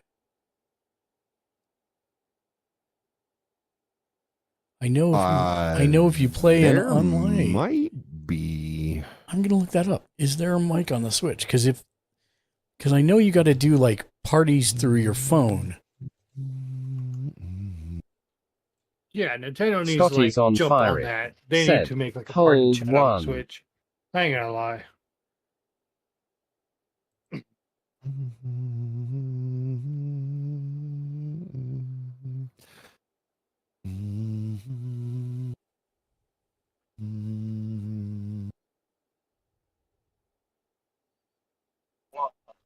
Greetings.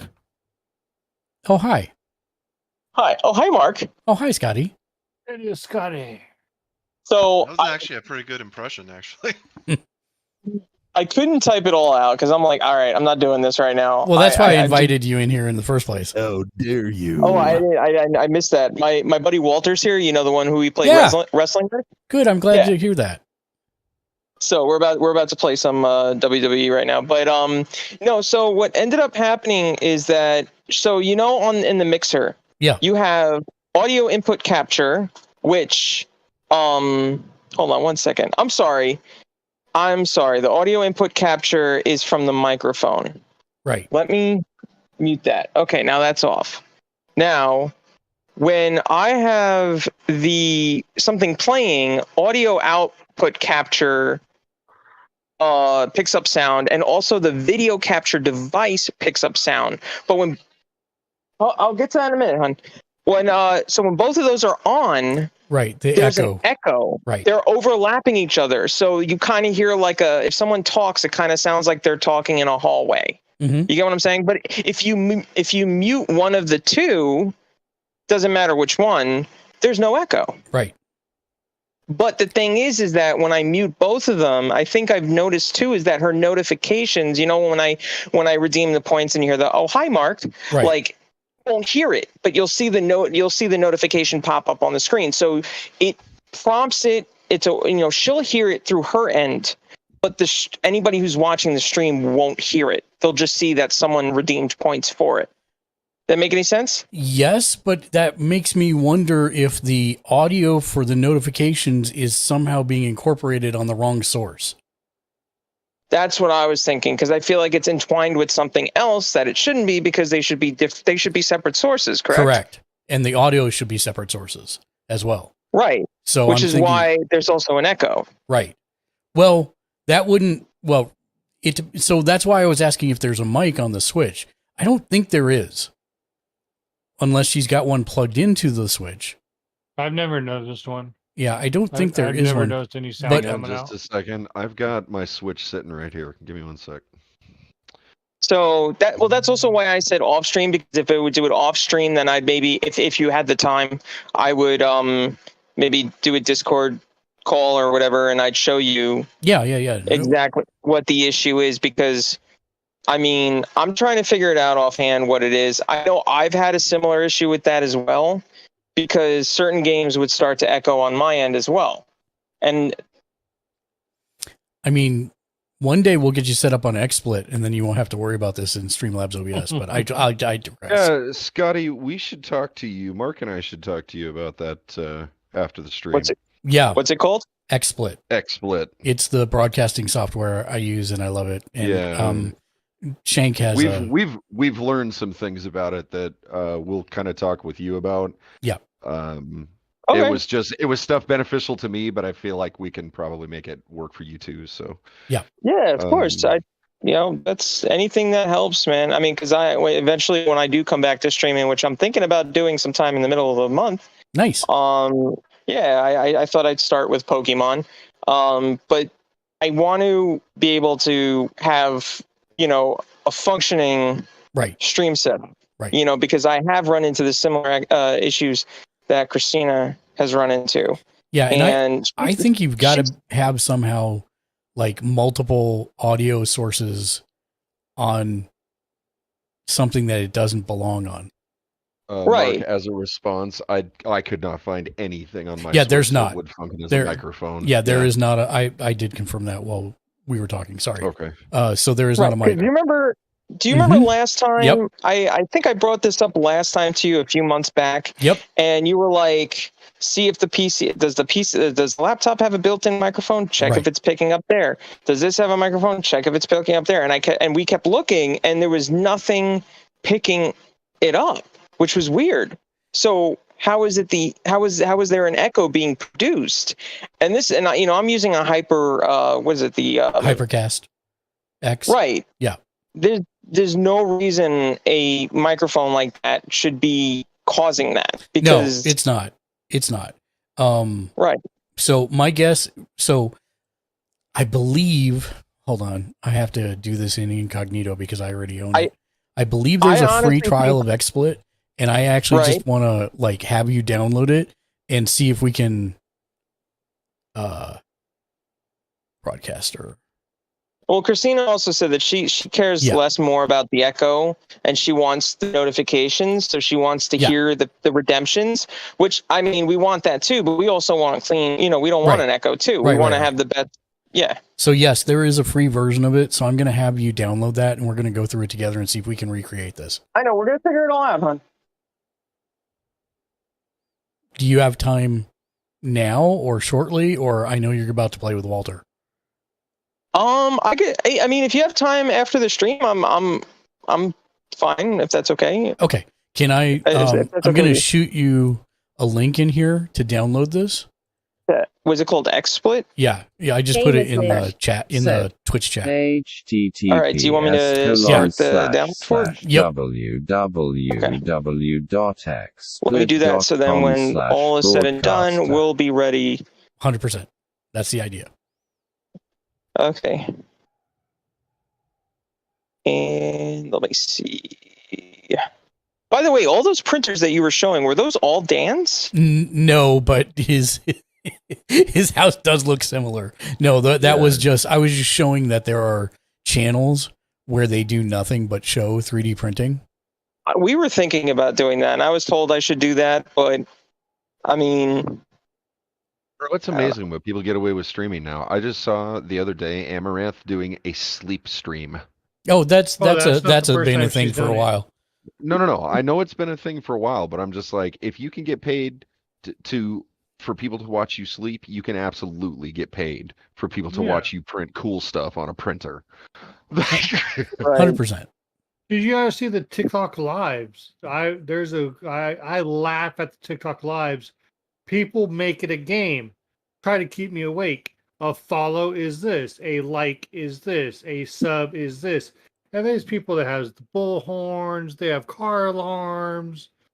I laugh at them because they try to hide their head in a pillow and then they scream, "Just let me sleep!" And I'm like, "You're the one that came up with that type of stream." Right? Yeah, I think I've seen those, Ken. I've seen those exact ones, and I'm thinking the same thing. I'm like, why are you getting mad? You did this to yourself. Pretty much. I don't have a lot of sympathy for self-imposed misery. But you know what? I think that's also an act. Yeah, I think so too. Because I mean, they knew what they were doing. It's to be expected, and they're going to get more people watching. If, dude, check out this guy who's mad that he won't let us. We won't let him sleep when he set it up so that we can't make him not sleep. It's like I've even seen ones that was like make me mess up at work, and it's the same setup. I'm just. There was a guy that I saw that this was years ago. He was actually on the news, and he had just gotten a phone, and he posted his phone number on social media somewhere. And he said, "Call me," or he said, "Text me." And it was a public post, so absolutely everyone who went to his profile saw it. And they had him on the news, I think, like the next day or a couple of days later or something. Bro, that phone was blowing up perpetually. It did not stop vibrating. It did not stop beeping, like chirping. Every way that phone number could be used to reach him, people were blowing that thing up. Oh, I bet. I was just like, bro, you just spent $700 for a noisemaker. Yep. Let me answer one quick mailbag question because it's quick. Do your thing. Shipida.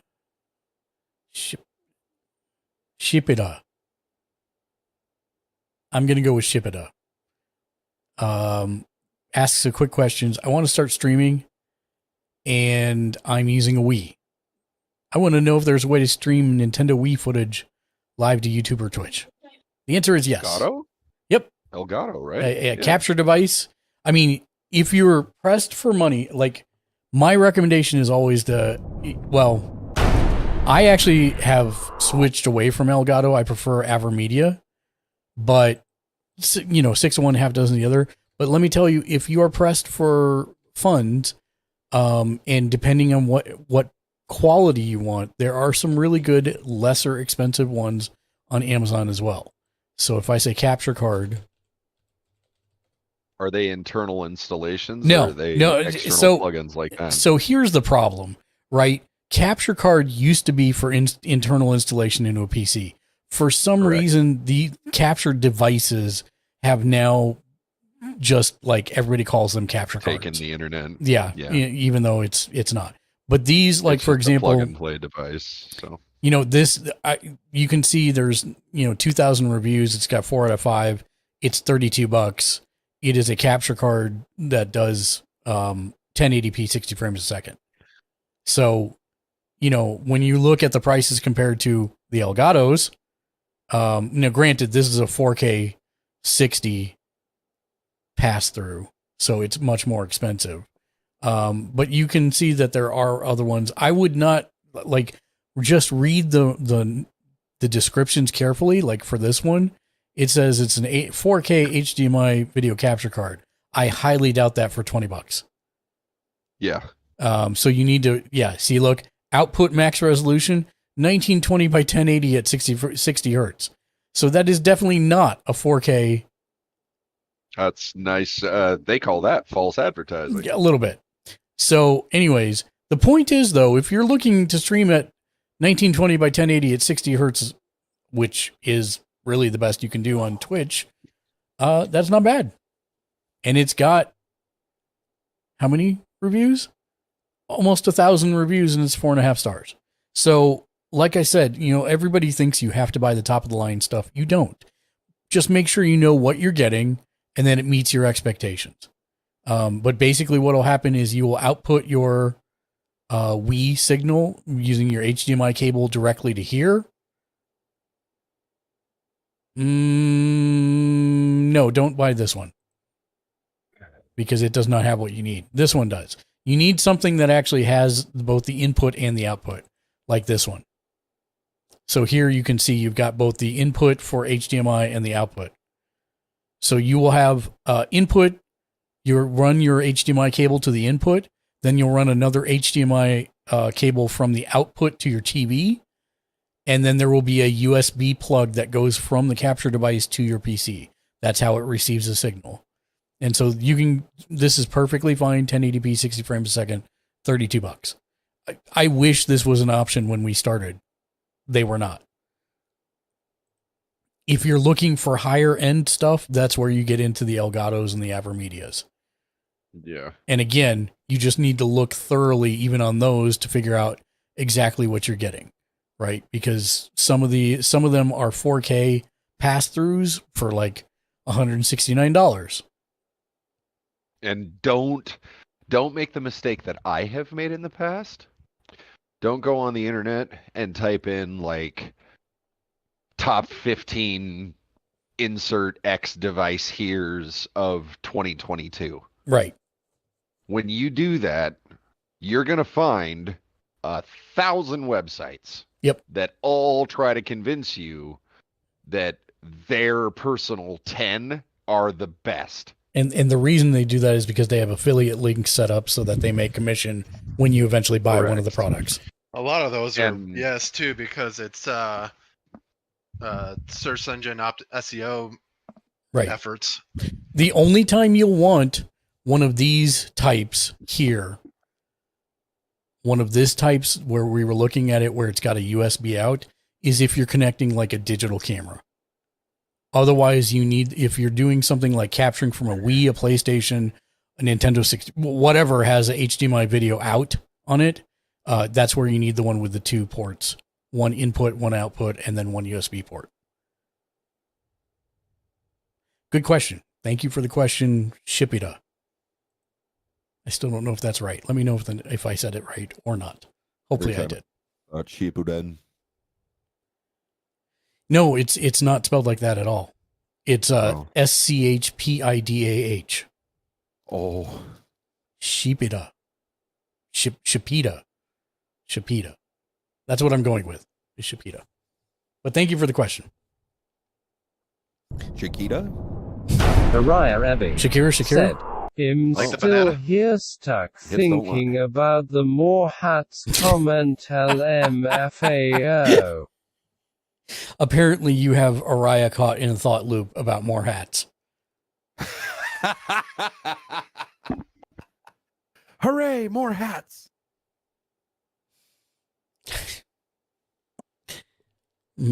Yeah, just no. Nothing to say positive. Araya, did I give you a shout out? I think I did. The next time Let me we make do sure. an Araya 18 Ebbing plus stream, said, I'm just I can trying elaborate to on that, do but until then, stinking Spanish Mark's not gonna let it LMAO. Call of Araya Duty. Ebbing said, you did LMAO, Call of but Duty, tie. Modern Warfare, whichever one had that scene. Mi español es muy mal. Habla Portuguese Spanglish. Mi amigos de Brazil. Habla Portuguese Spanglish. My best phrase. Is that like Spanish pigeon? No, it's Portuguese Spanish. It's Spanish and Portuguese mixed together. So it's bad because like it's really hard for me because in Spanish bad is mal, in Portuguese it's Araya malo. Ebbing said, "Yo tengo amigos de Brazil también, pero yo siempre entiendo español ahora." Yeah. What'd you say, Shank? What? I said, now I understand Malo Boy. Yes. Well, the funny part is his Twitter Araya name is Ebbing good in Spanish. said, "Oye love." That's awesome. when he's obviously Bueno. not. So yes. So he's Bueno Boy on there and Malo Boy on Twitch. No, he's bueno. Period. Oh, good okay. in Spanish. All right. And then he's Malo Boy on Twitch. So yes. It's his alter ego. Araya, I'm not sure if you heard this story, but I lived with Japanese students while I was in college, and I was taking Spanish, and I was speaking Japanese every day at the house with them. And so when I would go to my Spanish classes, I would count 1 through 5 in Spanish and 6 through 10 in Japanese and throw the whole class off. I had to drop because I couldn't keep them straight in my head.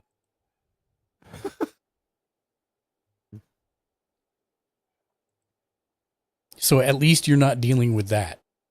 Mark, I don't think I've ever asked you this. Nani. Do you recognize the phrase "katajike nai"? Araya Ebbing said, "LMFAO every time I try to speak Spanish to my mom she switches between French and throws me off so much." I bet, Araya. Katajike nai means I don't.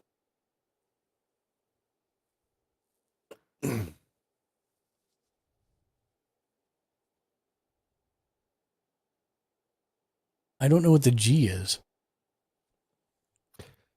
Hold on. So hold on. No. I have to look it up now.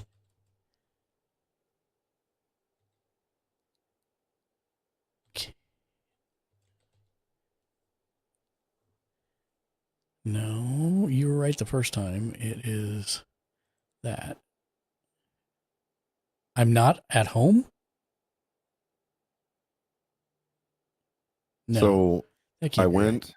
I was on a chow run when I was on Okinawa, Mhm. and the guy that was driving was a Navy guy he was TDY down from mainland Japan, and we were going to Makata Naruto that Mhm. day. And, You're the only one I know who says it correctly. I learned that with much repetition. Yeah. But Same. We went through drive-through, and this guy turned and looked at me, and he said, "Watch this."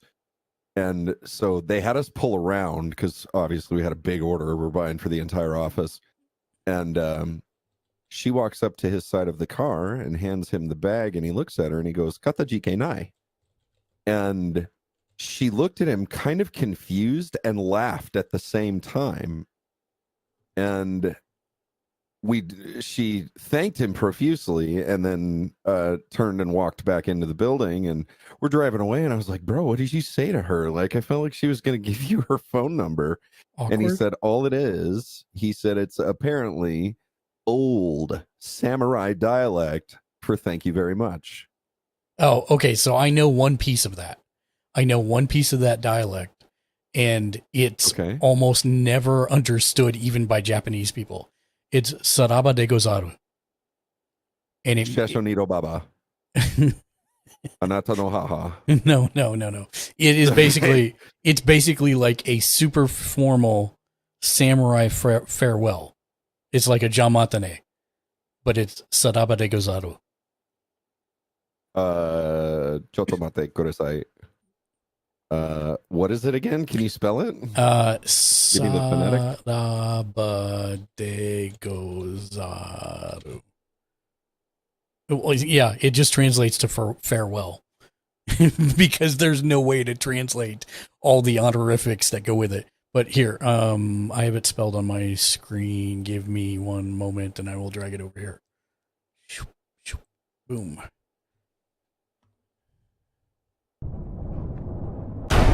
One of the nice things about Japanese is because it's phonetic, I can type it out in Japanese. But that's it. Saraba de gozaru. Sadaba De gozaru. Sadaba de go Zaru? Mm-hmm. Sadaba de Gozaru. That's it. Sadaba de Gozaru. Interesting. Saraba de Wow. gozaru. And it's like most people don't even understand it. Oh, got it. Saturday we go to the zoo. No. Get out, bro. Like 100%. Dude. Saraba worships Gozar the Gozarian. Saturday we go to the zoo, bro. You're killing me right now.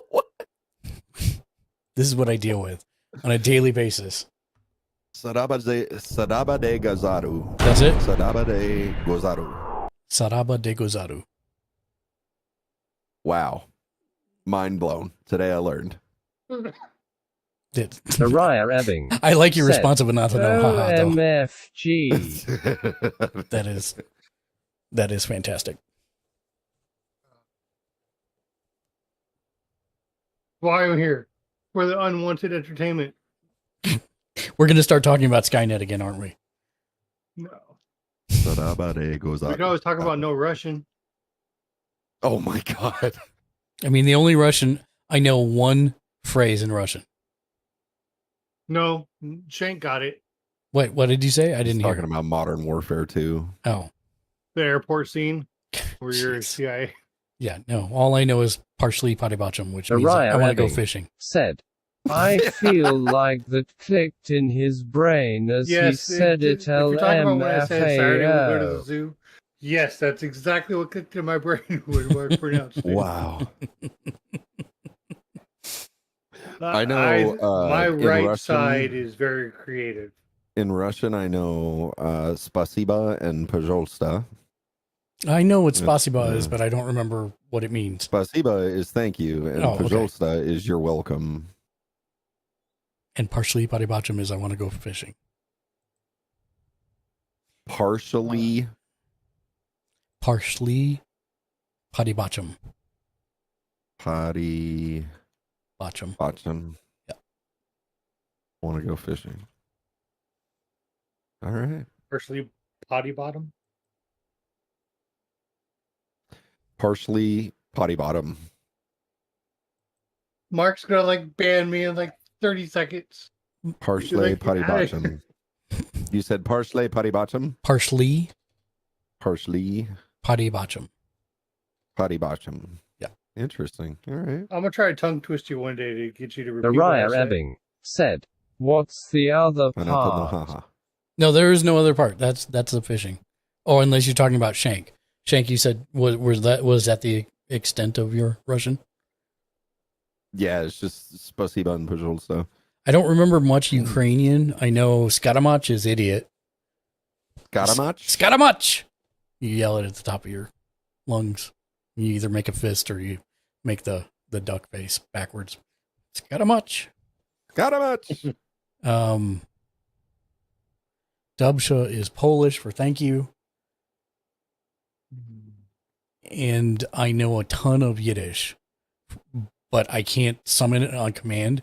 I just use it casually in language without thinking about it, so I can't. Our next door neighbor is skittish. No, Ken. Damn it. Ken.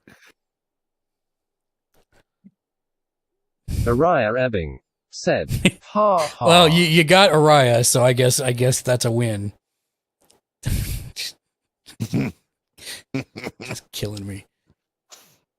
I love languages. I love studying languages. I love everything Mariah about Ebbing linguistics. said, him actually laughing, that's the dumbest part. The funny part is Araya, if you go to, and again, I am not ragging on Ken.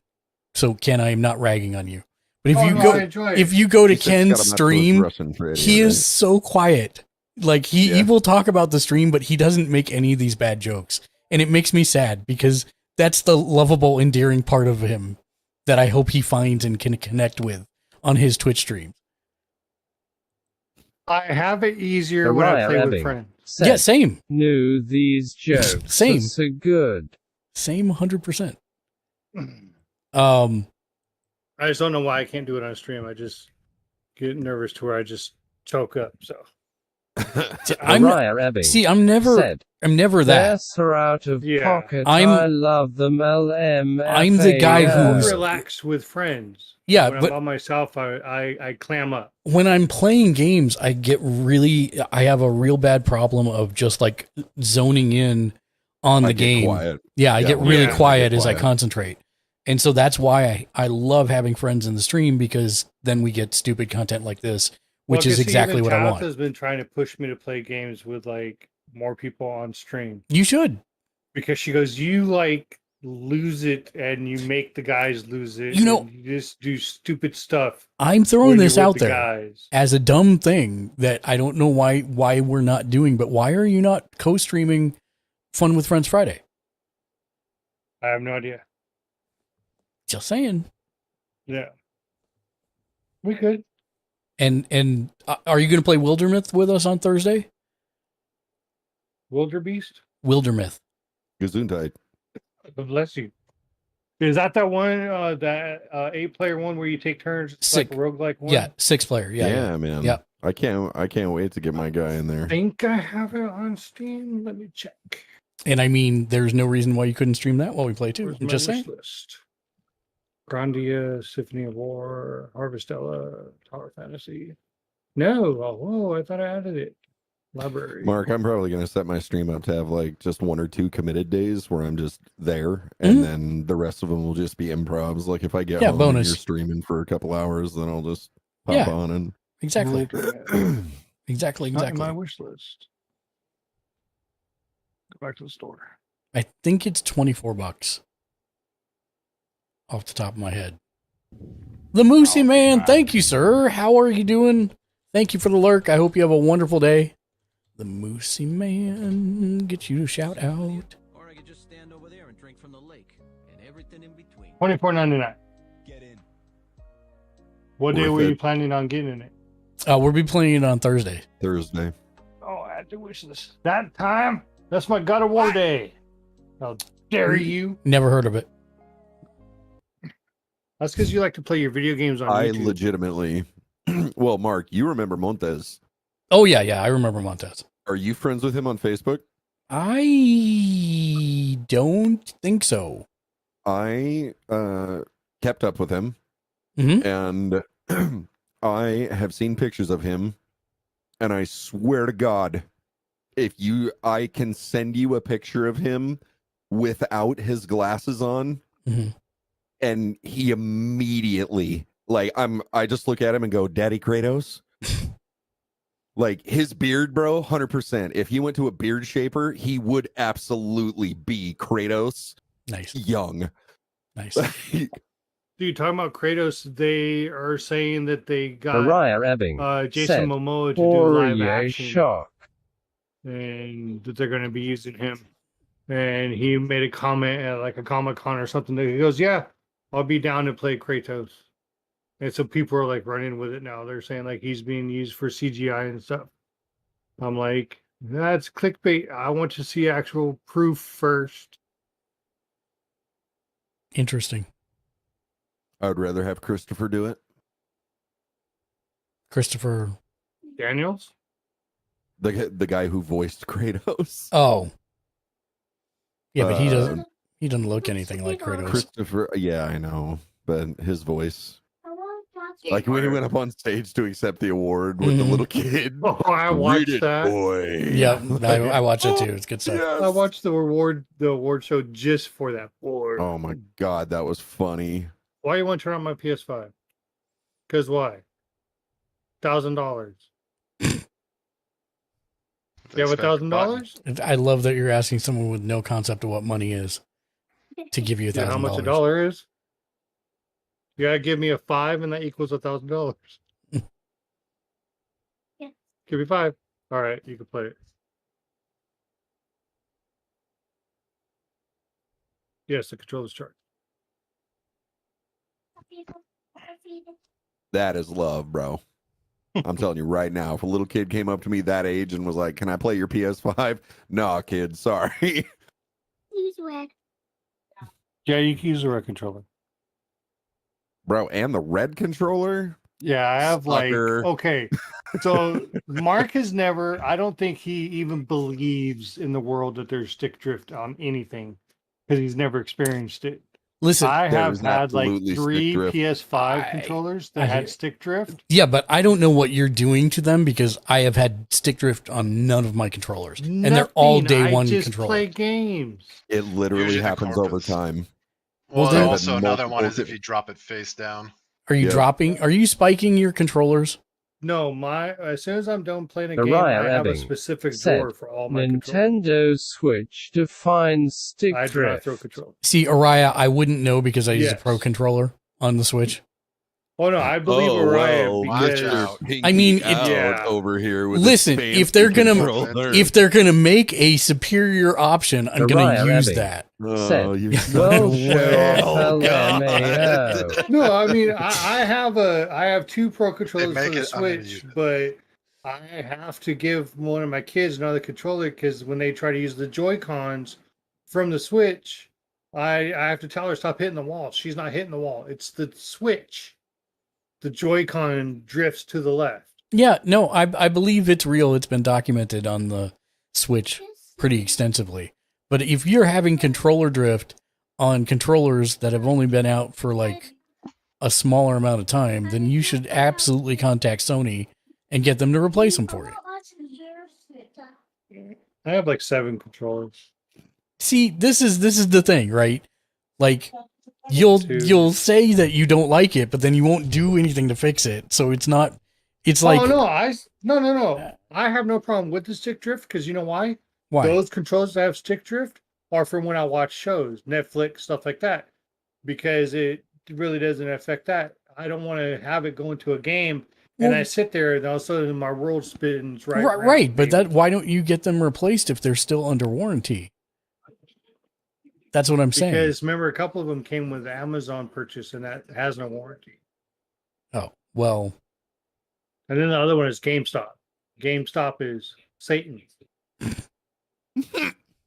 I mean, I wouldn't go that far, but they're not the best. I agree. They used to be heroes. Once upon a time, they lived long enough to become the villain of their own story. Yeah. Yes, 100%. I worked for them one summer, and it's kind of sad because now it's like casual work clothes. No, when I worked for them for Mariah a Ebbing summer during said, high school, I miss it was being like able to slacks find and a dress DS shirt and games like in dress shoes stores. on the floor. I worked Now for it's him. like I worked for him in that era too, man. I now worked it's for like him in you the can same wear era. whatever. Well, I mean, I don't think we had a dress code, but Yeah, We had to wear khakis, I think. yeah, I think we had to wear khakis, but that was it. yeah. Araya, there's a bunch of game stores here in Vegas that have DS games, so I see them all the time. If you come to Vegas, you will find plenty of DS games in stores. That's something that I've seen, especially with kind of the Mariah shrinking Ebbing of number said, of GameStop "Boys stores. Is am I've seen a going lot to of little like Vegas." mom and pop shops and hobbit holes full of games. Yep. And I walk in those places, man. And I almost never buy anything just because I don't have the consoles anymore. And I'm like, yeah, whatever. It's just cool to kind of have those nostalgic moments. But I can walk in there and find games like Front Mission. There was a place down at one of the ocean towns. It's this little tourist trap. I walked into this back corner of this kind of novelty shop that just had a bunch of different random things they were selling. And there was this little hole with a bunch of old like PlayStation 1 and earlier games. Yeah. And I guess several copies of a version of Final Fantasy VII where there was a misprint on the back. Ooh. They had like they had all the old crystal cases for like Legend of Dragoon, Legend of Legaia, like all of those things, man. So Dude, have you seen how much Legend of Dragoon goes for now? Mhm. There's a place online called DK Oldies. for Legend of Dragoon by itself, $240. Yeah. And that's cheap for some of those games, bro. Yep. Uriah Ebbing. I Somewhere remember when I finally got rid of all my old consoles, my Super Nintendo games, card games. like I could have bought a new console and for all the old trimmings. DS games, It was so amazing I how can much find all money I got the for that old stuff. Kirby DS And my wife asked me, games. she goes, God, why is it so high? I said, because it's nostalgic. It's old. Well, You and it can't was find also them. low print run. Yeah. Yep. And I don't like talking about this. Somewhere, which I'm not sure if it's even in my boxes, I have a binder of all my PS1 games with all of their You sure you inserts still and have everything. it? No, Between the messed up I loops and don't. everything? And that's the thing is like, I'm pretty sure all of my PlayStation 4 games were stolen. Yeah. So it's like, Yeah, I I remember don't you know telling that me it's, about that. I don't know that it's out there. So I'll find out eventually when we finally get into a forever kind Said, of house. My But copy yeah. of Silent Yeah, I Hill told the 2 missus, I said, I is just wanna now go around over garage sale. 100. She goes, But- why? I said, can you imagine the money we can make off garage sales? Well, garage sale's not how you want to sell that because garage sailors will not pay the prices that you're asking for. No, going and buying the product. Oh, I have seen so many YouTube videos where somebody Mhm. picks up like a Lego, yeah. like Star Wars thing, buys it for like $20, flips it for like $100. That's how we used to stock the store, the comic shop with toys all the time. Transformers, G.I. Joes. Hell, we had the USS Flag in there for a while. That Oh, wow. we found that at a garage sale. Nice. But it is that time. Is it? Time for Oh, us to wow. go. I want to first do the purple screen of thank yous of awesomeness for all the people that rolled through tonight. Thank you, everybody, for lurking, Uriah chatting, Ebbing laughing, said, "Poor Uriah dog." once more, my redeeming, out-of-pocket jokes. cheering, subbing, laughing at Ken's jokes, Squirrel. Jimmy's dark musings, What? More hats. Uriah Ebbing Shank's dark said, musings. I do I didn't engage in dark musings, Julius sir. How like dare took you. offense to Jimmy's that. like, I didn't He do was like, anything. "What?" I get blamed for everything. Top emote tonight was Min's Not Like This from the very beginning of the stream. I don't even know if it stayed up or it restarted. I'm not sure. Nice. But it was a mess. Thank you for the follows to Jade and the DJ Synth. Thank you for the raid, Dojo Master. And thank you, Jimmy Julius, for contributing to the swear jar.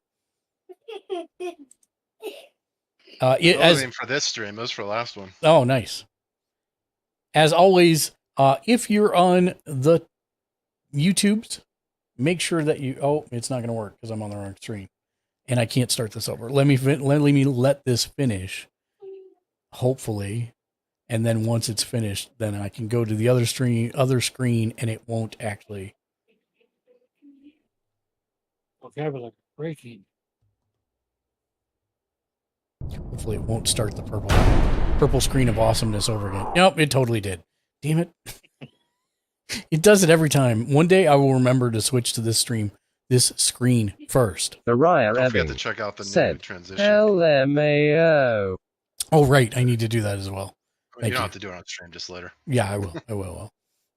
But yes, if you happen to be on the YouTubes, make sure you hit that like, subscribe, and of course the bell icon to be notified whenever we upload new content, which is every single day of the week. bit.ly/mechanicsgl gets your name on every single show that we do for as little as $5 a month, just like all the folks that are scrolling across the screen here momentarily. Have to thank our bossest of boss producers, Shank the Noob, Mr. J Nice, and Neo Sapien, as well as all of our mega boss producers from both Mechanics, Twitch, and Patreon that are scrolling across the screen right now, as well as all our regular producers, without whom we couldn't do what we do, and without you coming and hanging out with us on the regular. I'm always flabbergasted every single week that we burn through 5 hours of questions and answers and chatting every Did time. we even answer any mailbag? I answered one mailbag today. Nice. One. So that was pretty awesome. See, we got to make this a group Sunday thing every Sunday. I mean, that's what I'm here for. That's what I live for. We just got to convince Jimmy to drop Pathfinder. That it's not going to happen. I know. or- I'm just teasing you. But yes. So now I'll switch back over to here. Now that one's done Uriah playing. Ebbing said, "Prop Pathfinder Jimmy SMA." So, quick context, Araya. I had to fill out an application and I had to do an in-person, in-character interview to join this group. And Oh, wow. I have completed one 3.5-year-long campaign with them, and we are currently like 8 weeks into the Uriah second Ebbing campaign. said, "Ooh, The first that's world was commitment." entirely based on the 9 realms of Norse history and the Norse pantheon. And the end of that campaign was Ragnarok, and Ragnarok rewrote all of existence into the world that we now play in the second campaign. Awesome. So Uriah Ebbing this campaign said, is very near and dear "Fourier to shot." me, and it has created 2 of my most beloved characters and voices. So it is very, very important to me as a campaign. I knew as soon as I said it that it would be grating and not going to happen. But I was going to cajole him anyways. I just had to be fierce for drama's sake. I mean, I could have Uriah just have Ebbing easily said, "Nah, man, it's "Well, cool." kick back TP for fun." Let's see who's on. Oh, is Tiny Painting Desk on? Tiny Painting Desk is on, and I'm going to make sure she's actually on, and we are going to raid her if she is on. Tiny Painting Desk is a great friend of the stream. She does many frog-related things. Her mascot is a Bob Ross Kermit the Frog.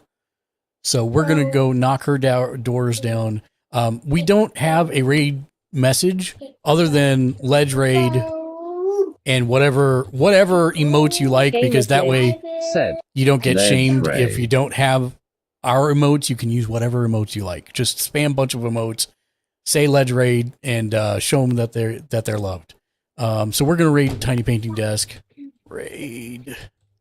Thank you to Jimmy and Dan and Ken and Jimmy Julius for coming and hanging out. I appreciate you guys being here. Oh, Yeah, cheers, man. why did it not work? Raid Tiny Painting Desk. Painting Desk. There we go. We'll be back tomorrow night at 6:30 p.m. Pacific, 8:30 Central, 9:30 Eastern for Emancipation of Dragons, our D&D actual play. So join us then. How far until that campaign is done? Oops, not what I wanted to do. Wait, go back. Go back. Not. It's still a ways out, but we're planning for the future, and it's not really going to end. I'll explain that on that stream probably. Okay. So yeah.